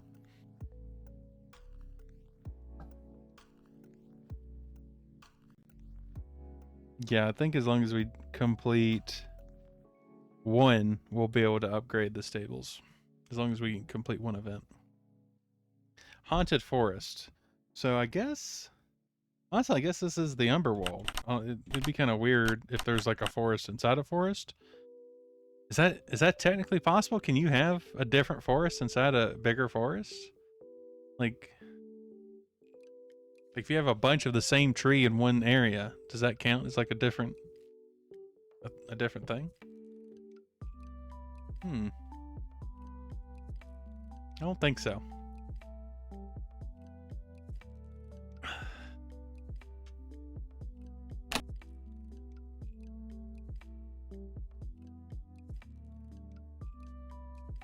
I guess this is sort of like a location, so maybe it shouldn't be the Umberwall, because Umberwall is like the greater forest that the keep is in. So maybe this is like the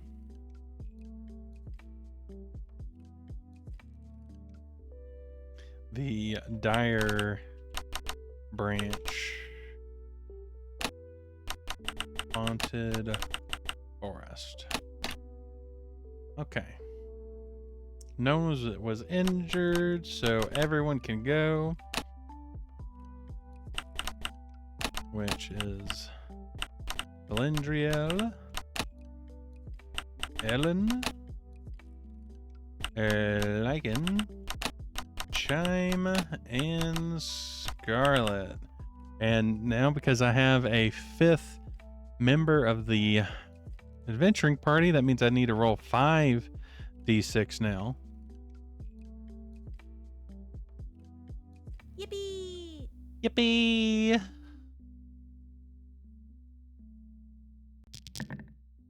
Uh-oh. We're gonna reroll the 1. Okay, that's good. So a 6, 3 5s, and a 2.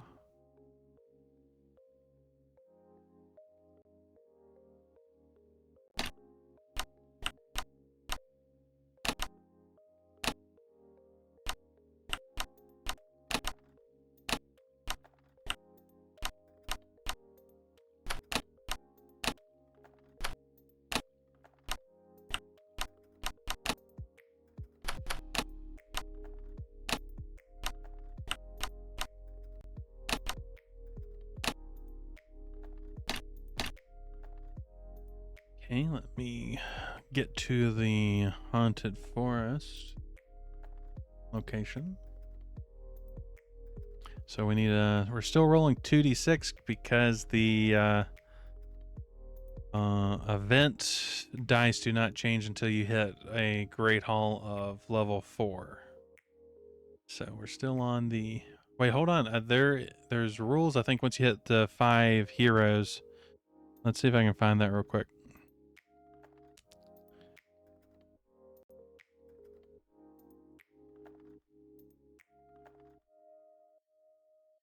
See, only may be used. Nope.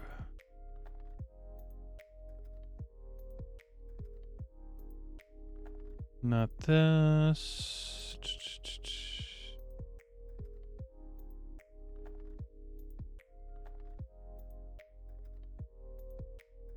Maybe it was in the other. Let's see. We'll search 5. If you bring more than 5 companions, you also fight the boss. This is automatic and replaces one of the dungeon events. To defeat bosses, companions must overcome both Target numbers listed. It's automatic and replaces one of the dungeon events, so I just assume it will be the last.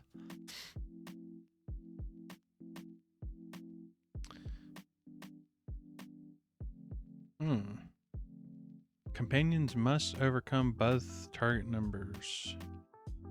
So I wonder if that means you use multiple companions on the bosses.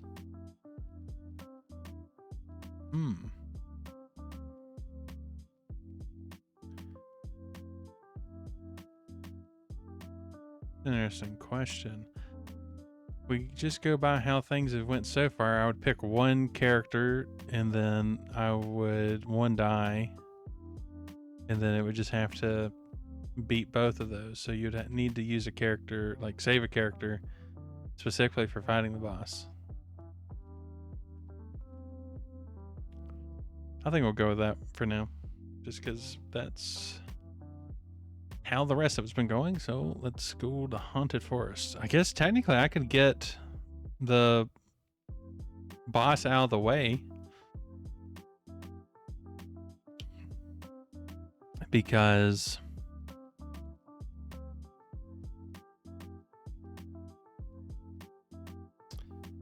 it just says it replaces, doesn't say which order you have to replace them in. And the boss is a dragon, strong, smart, and prone to vanity. Praise and a hidden blade will do the job. A charisma of 11 and an attack of 12 for the target number. But because I have the armory up to tier 2 and the courtyard up to tier 2, those both go down by 2. So it is 9 and 10. So we need someone with high charisma and high attack, and I don't think we have that. Let's see what Lycans.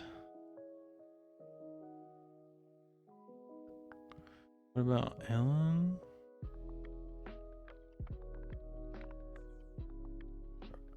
Chime? No.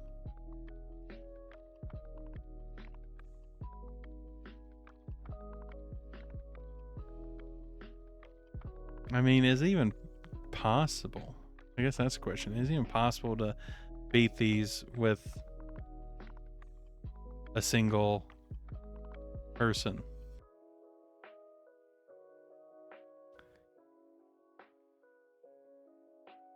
I guess you'd have to wait till you get those higher, so you lower the target numbers more.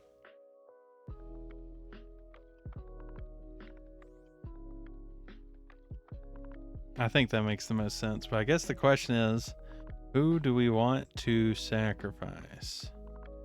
Wait, hold on. Scarlet? No. I was about to say if Scarlet had high charisma, but no.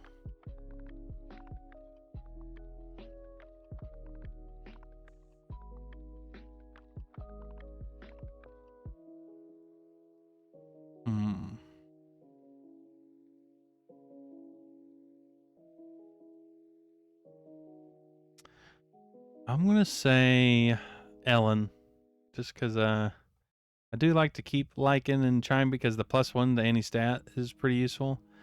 And we'll sacrifice the 2. It feels like I'm doing something wrong, but at the same time, I don't think I am. It just feels like it. I'm second guessing myself.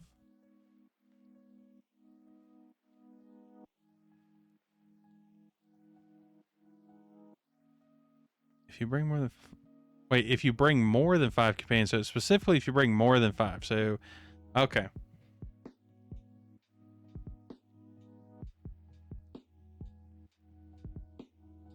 So it is... So I need to have 6 companions with me, so I do not fight the boss. Okay. It was good that I read. I continued to keep reading.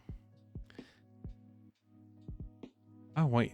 That was odd. I clicked on the thing. It took me the wrong thing. So the Haunted Forest's boss actually isn't the dragon. It just the bookmarks aren't lined up specifically. It's actually a cursed tree that is the boss for the Haunted Forest, which makes as much sense as a dragon. But so we need to roll 2d6 for an encounter. So we get an 8. And an 8 is Pitcher Plant. It swallows you whole. Resist the acid until you can escape.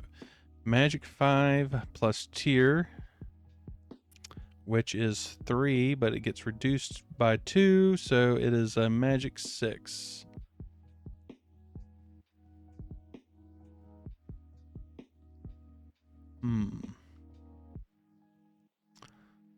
Well, I think Scarlet is the way to go and use that 2.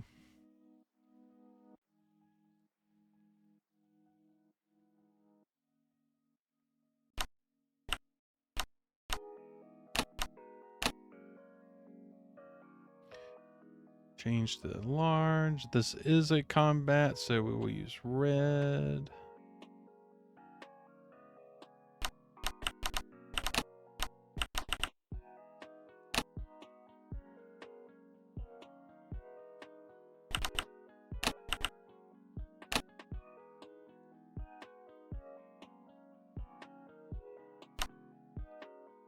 Wait, hold on.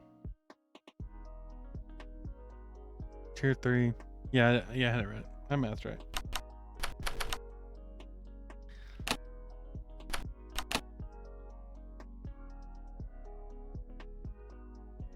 A pitcher plant. So that's making me think of like almost like a weeping bell type, like the Pokemon, like something like that, like the big round, almost gourd plant that swallows you. You just kind of chill there until you're absorbed, consumed.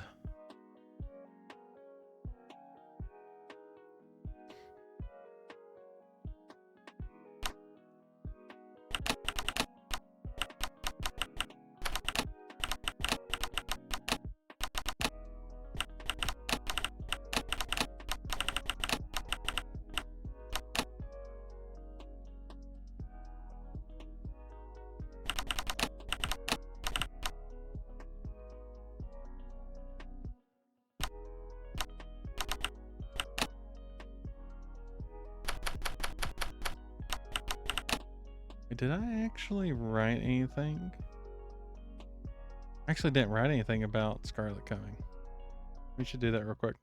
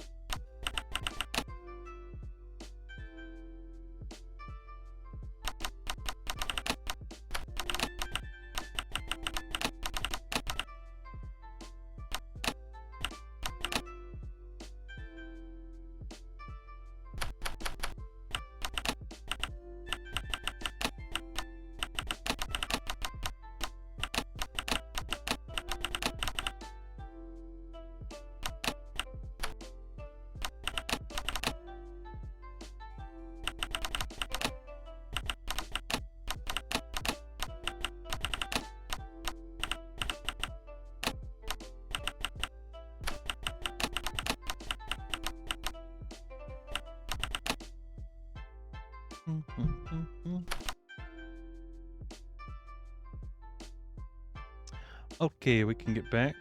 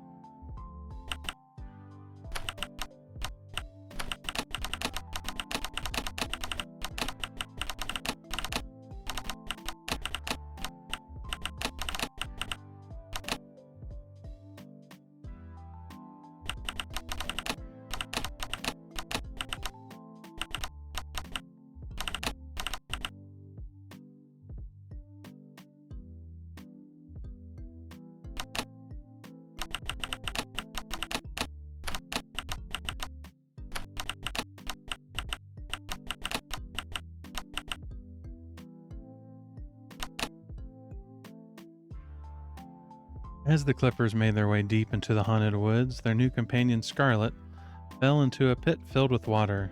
Well, at least what she thought was water, till it started to dissolve her leather. Using concoctions from her pouch, she created a neutralizer that stopped the acid for a time, allowing her party to pull her out. Noticing it was a subterranean plant, almost like a massive hollowed potato.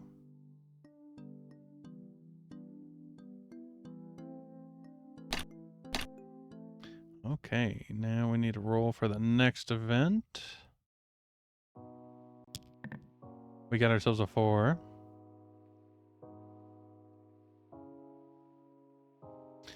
Let's see. Swinging log. Another poacher's trap.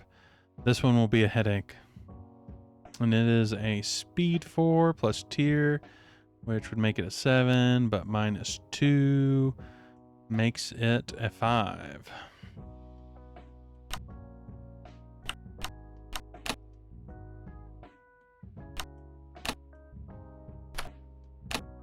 Okay. Large, and this is non-combat, so it is green.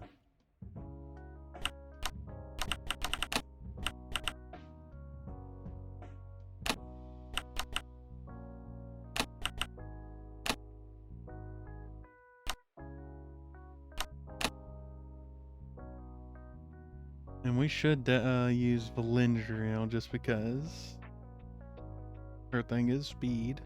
And I don't think it'll matter. I mean, I guess it could technically matter. Depending on what we roll. Well, we get to use each one twice. So it's fine.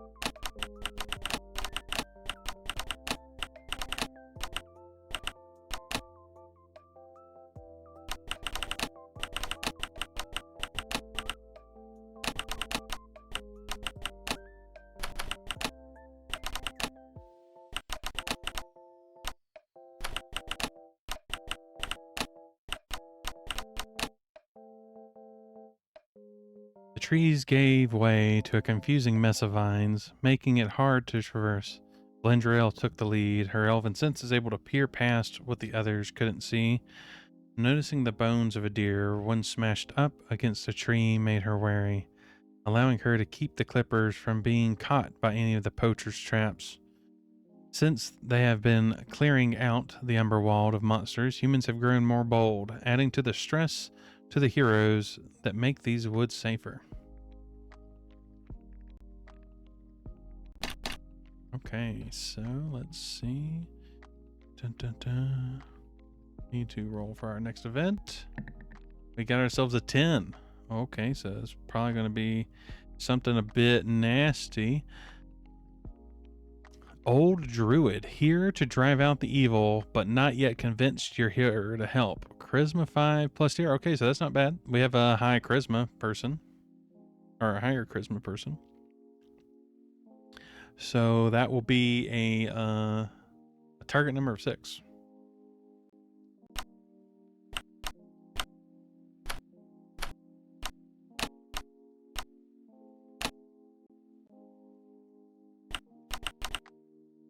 Druid.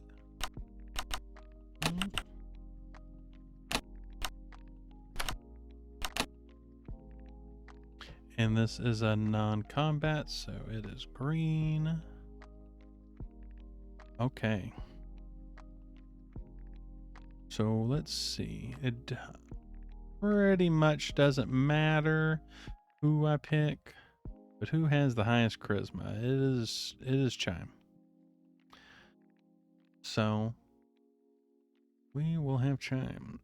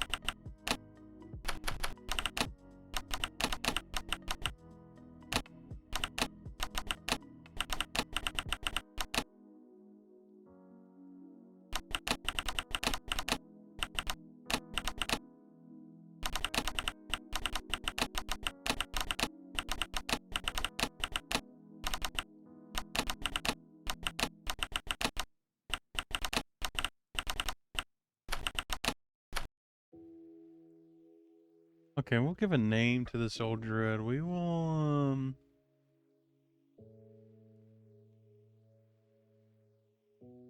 we'll say his name is Drummer. We'll put him here for now.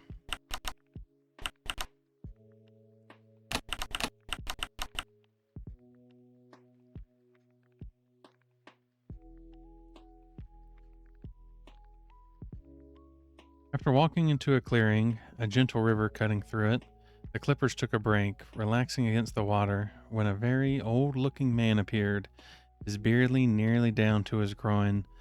Twigs and bark adorned him like jewelry. Chime was familiar with his kind, calling him a druid in his own tongue. At least for now, she has convinced him that they mean no harm. But he isn't fully convinced.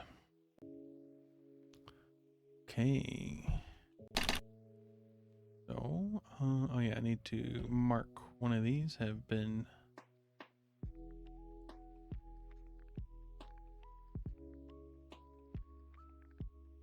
forgetting about them. Oh, okay. So we have 2 more to go. On our next roll, I got a 7. So let's see. Treant, a living, talking tree who can be reasoned with. Charisma 5.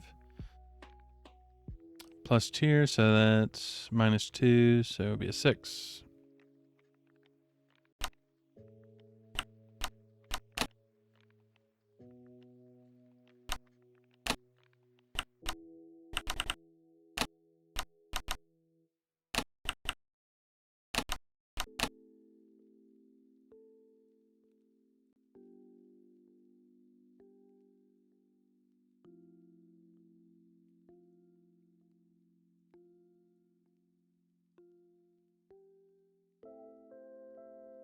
Okay.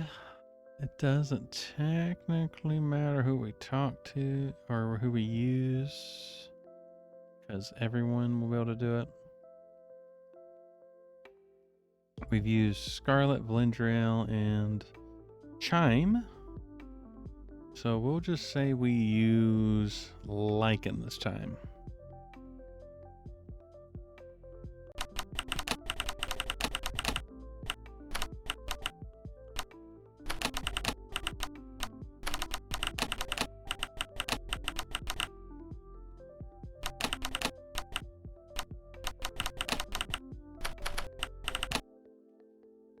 Oh, welcome in, London. It's good to see you.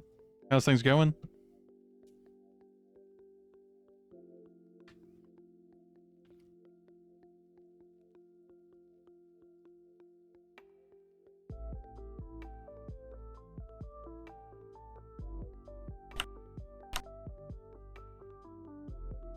Oh, that sucks. Well, hopefully tomorrow is a better one.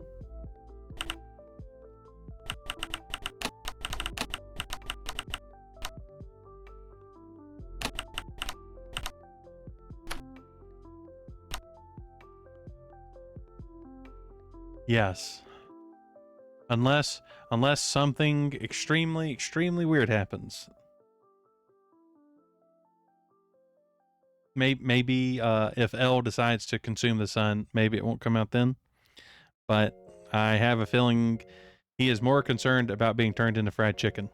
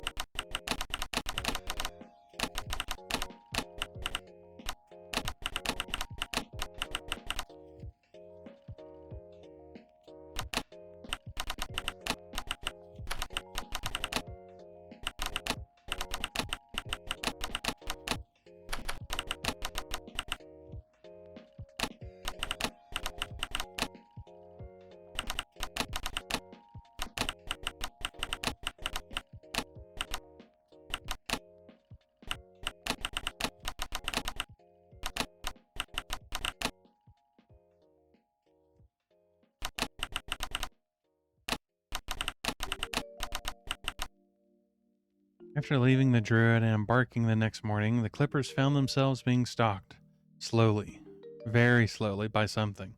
Later in the night, as Lycan takes watch, a large shadow descends over the fire. What appears to be a man at first actually is a tree, a talking one. Apparently, the party had picked up its seed in their travels, and it asked for it back with a deep but soft bellow. Lycan, realizing that this seed is its child, and though they are a devious sort, they do not care for keeping a mother from its child.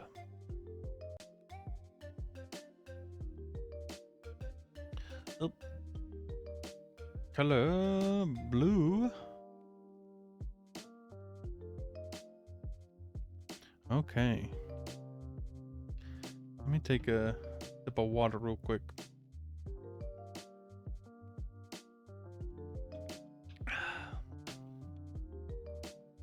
Hydrate or dihydrate.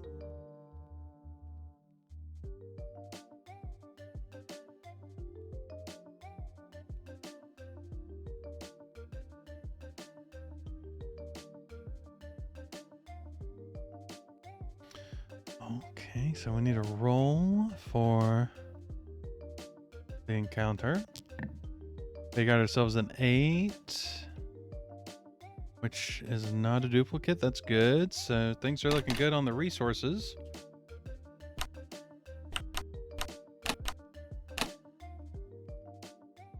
Wait, hold on.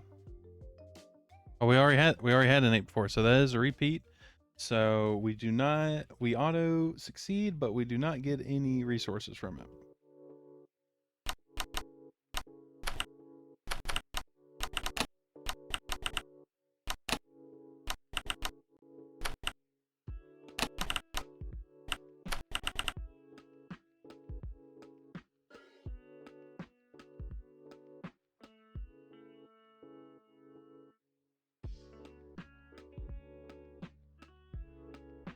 And this would have been a combat.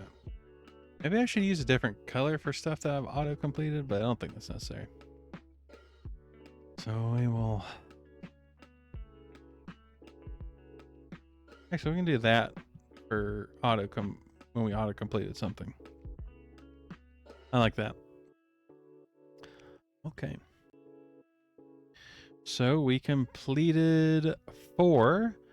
So, oh, okay. Thank you. So I will hydrate more. So that is times 5 resources in the haunted forest. So that's 25 lumber and 15 leather. So that will be 32 lumber.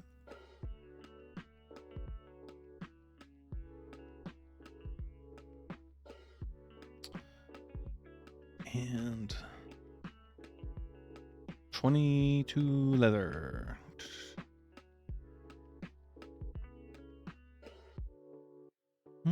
Maybe I should keep track of how much I get. I don't think that's necessary. Okay. So we are back at the castle. Castle Rosethorn. And we were wanting to upgrade the stables, I believe.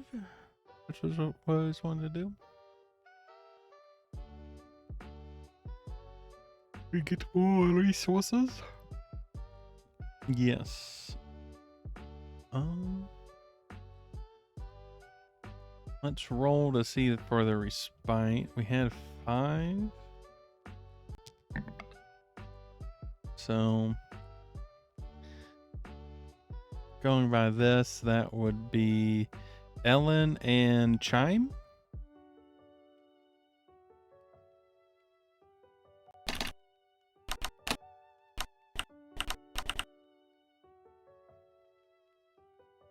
What is this? Is this respite number 9, I believe?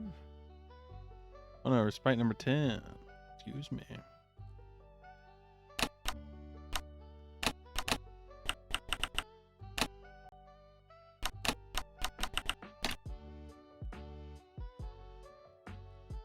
An ad break is about to start, so I'm going to use this time for a bio break, check on the fire that is keeping our house warm, and to refill my water.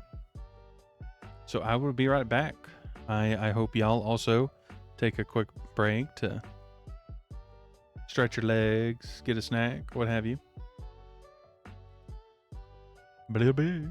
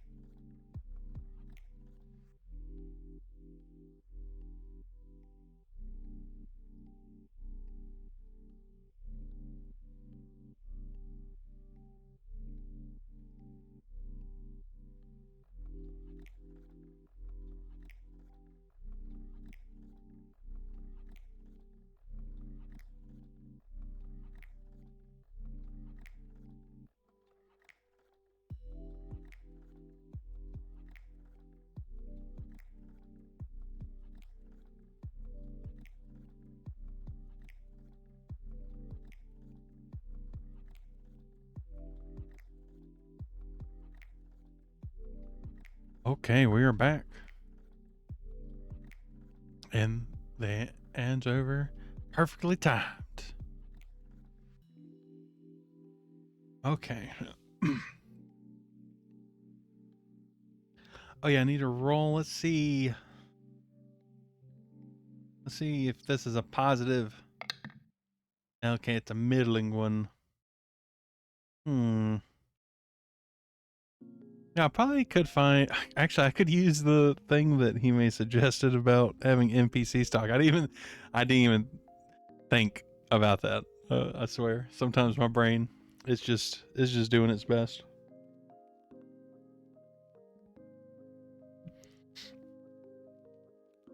But let's do that.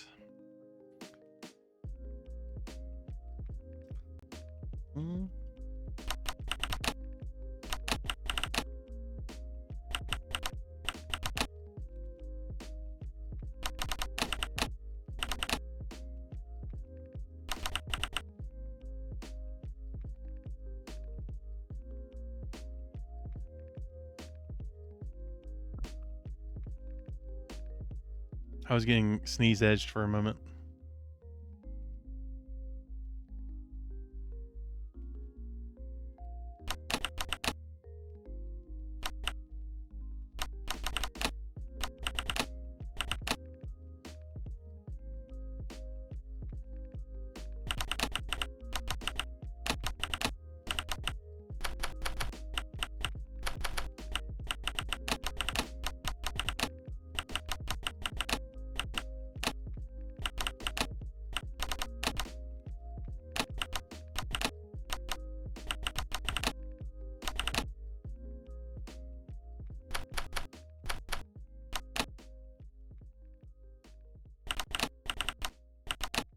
Solo RPG stream.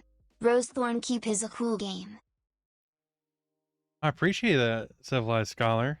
Yeah, I'm really liking Rosethorn Keep. It's my third session of playing this. We're I'd say maybe a little under halfway from completing it.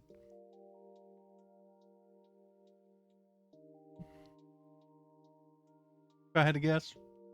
I'm playing it a little bit slower because I'm essentially doing like little journaling stuff for each event. So like I think if you just play this without that, it would go by a lot faster. But I like doing some creative writing when I do solo TTRPGs.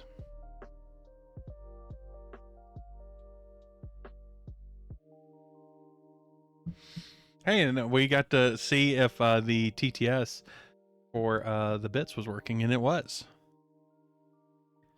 So, seems Watts was feeling generous today in speaking.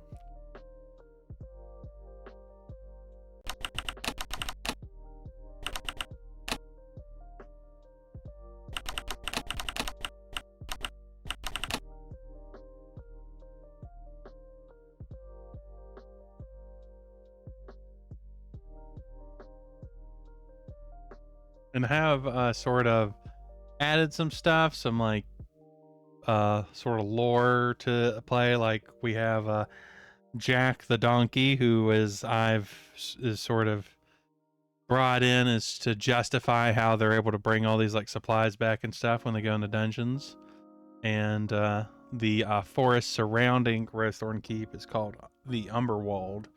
So like a big sort of black forest style setting, and slowly just been expanding stuff as we play and as we need.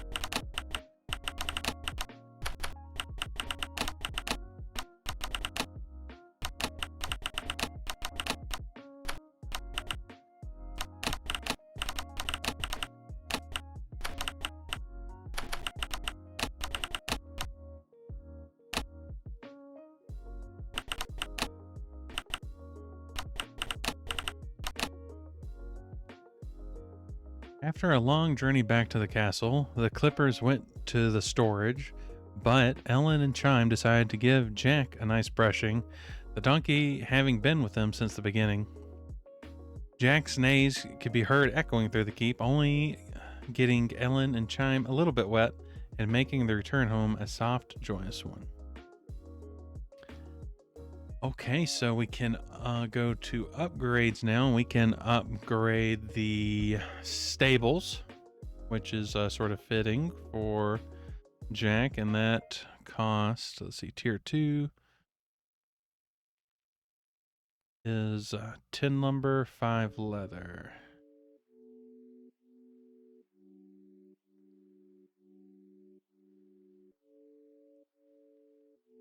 Okay. So that's tier 2 now. And that means we bring back 2 more.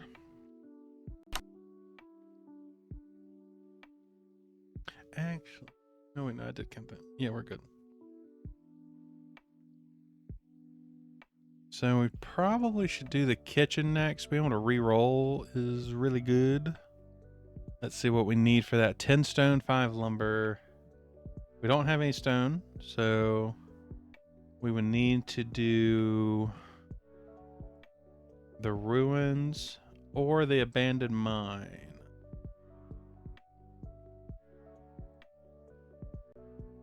Probably the... Well, we have a lot. Wait. Did I read wrong? No. Yeah, so we need stone and lumber. Yes, the ruins would be the best.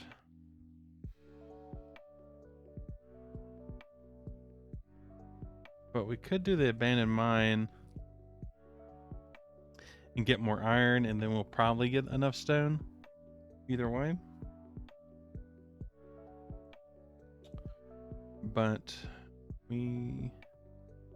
this has been increased. Let's check the bedroom. What does it need to be upgraded to tier 2? 10 leather, 5 gold. We have that, so we can upgrade the bedroom.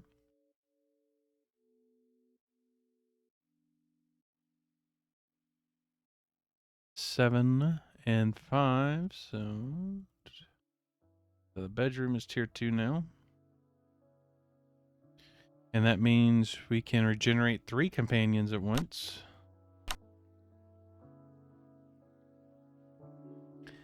So that only leaves the kitchen that needs to be upgraded. Just to double check, 10 stone, 5 lumber. Yeah, so I think doing the abandoned mine, yeah. But we had 2 upgrades. What was the last thing we upgraded? It was the armory at 9, so we're at 10 and 11 now.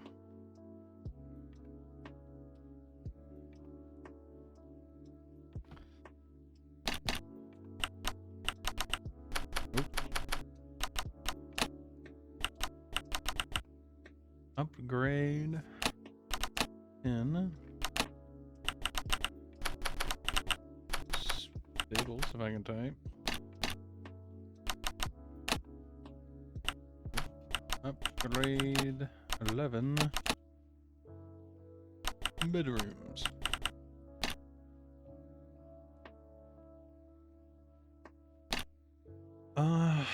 So I think it makes sense for Jack to be not necessarily retired, but to have more horses and stuff, like proper horses and like maybe a wagon.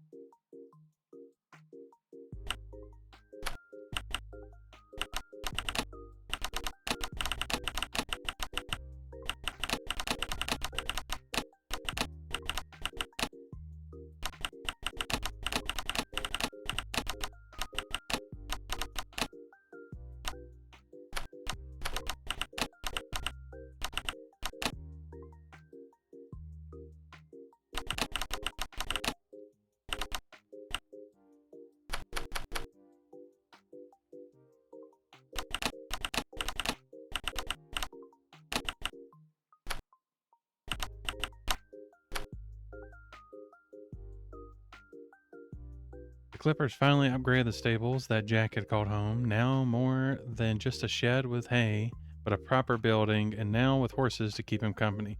Despite Jack being the smallest of the bunch, he would still be the one to chase away wild animals, he thinking he is the leader still.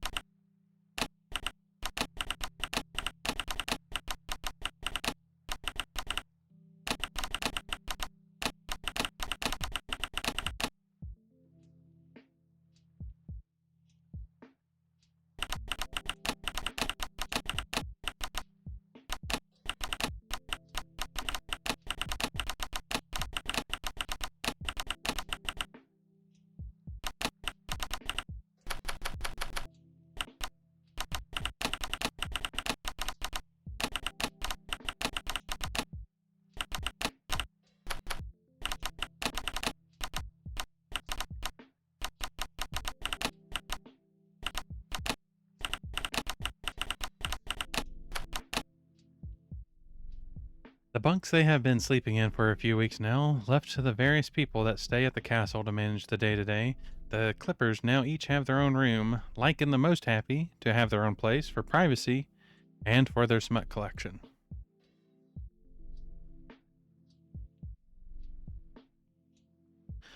Okay, so I think I will make a note of the next place we're going to go. Let's see. And we were doing the abandoned mine, I believe. That's what I was doing.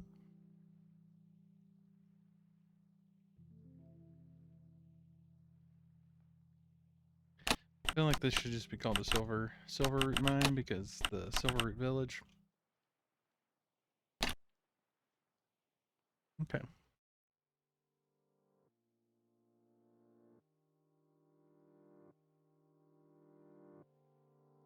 But I think with that, we are going to call it for tonight. I think this is a good place to stop. Been going at it for 5.5 hours and some change. Honestly, I'm liking how everything's going. I'm liking things that are there's a little bit more risk than there was, at least when I felt when I first started. And having more party members, and still really awesome that I was able to get the Plague Doctor so early on.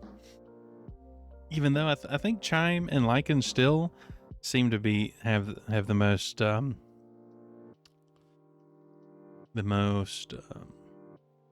options to them just from being able to do +1 and stuff. So I mean, they could end up having like a 4 in their main thing. But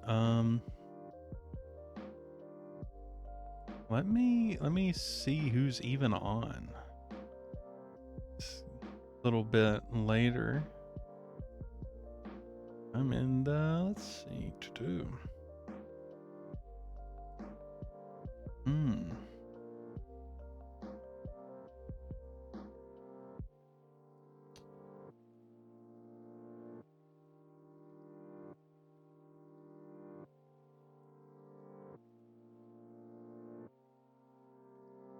Let's look at.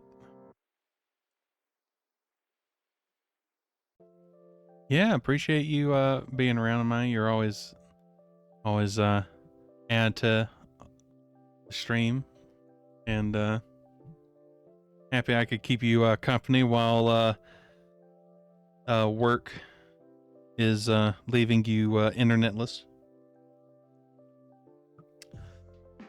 But oh, behave, Twitch, please.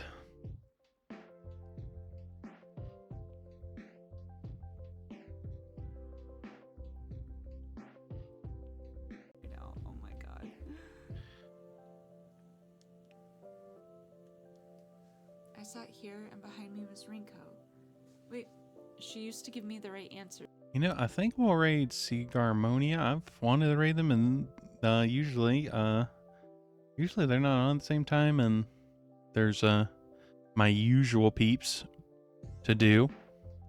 I think we'll do that. But I hope all of y'all have a great night. I appreciate y'all being here. And the next stream is, let's see, when is it? Is it Wednesday? Yes, well, tomorrow we got Pathfinder 2E with Say, Hime Vice, and Luna at, I think, 8 EST, but it might be, we might do a little earlier than that, but I will not be streaming that just because it's less I have to manage it. I can just focus on, you know, doing the RP stuff.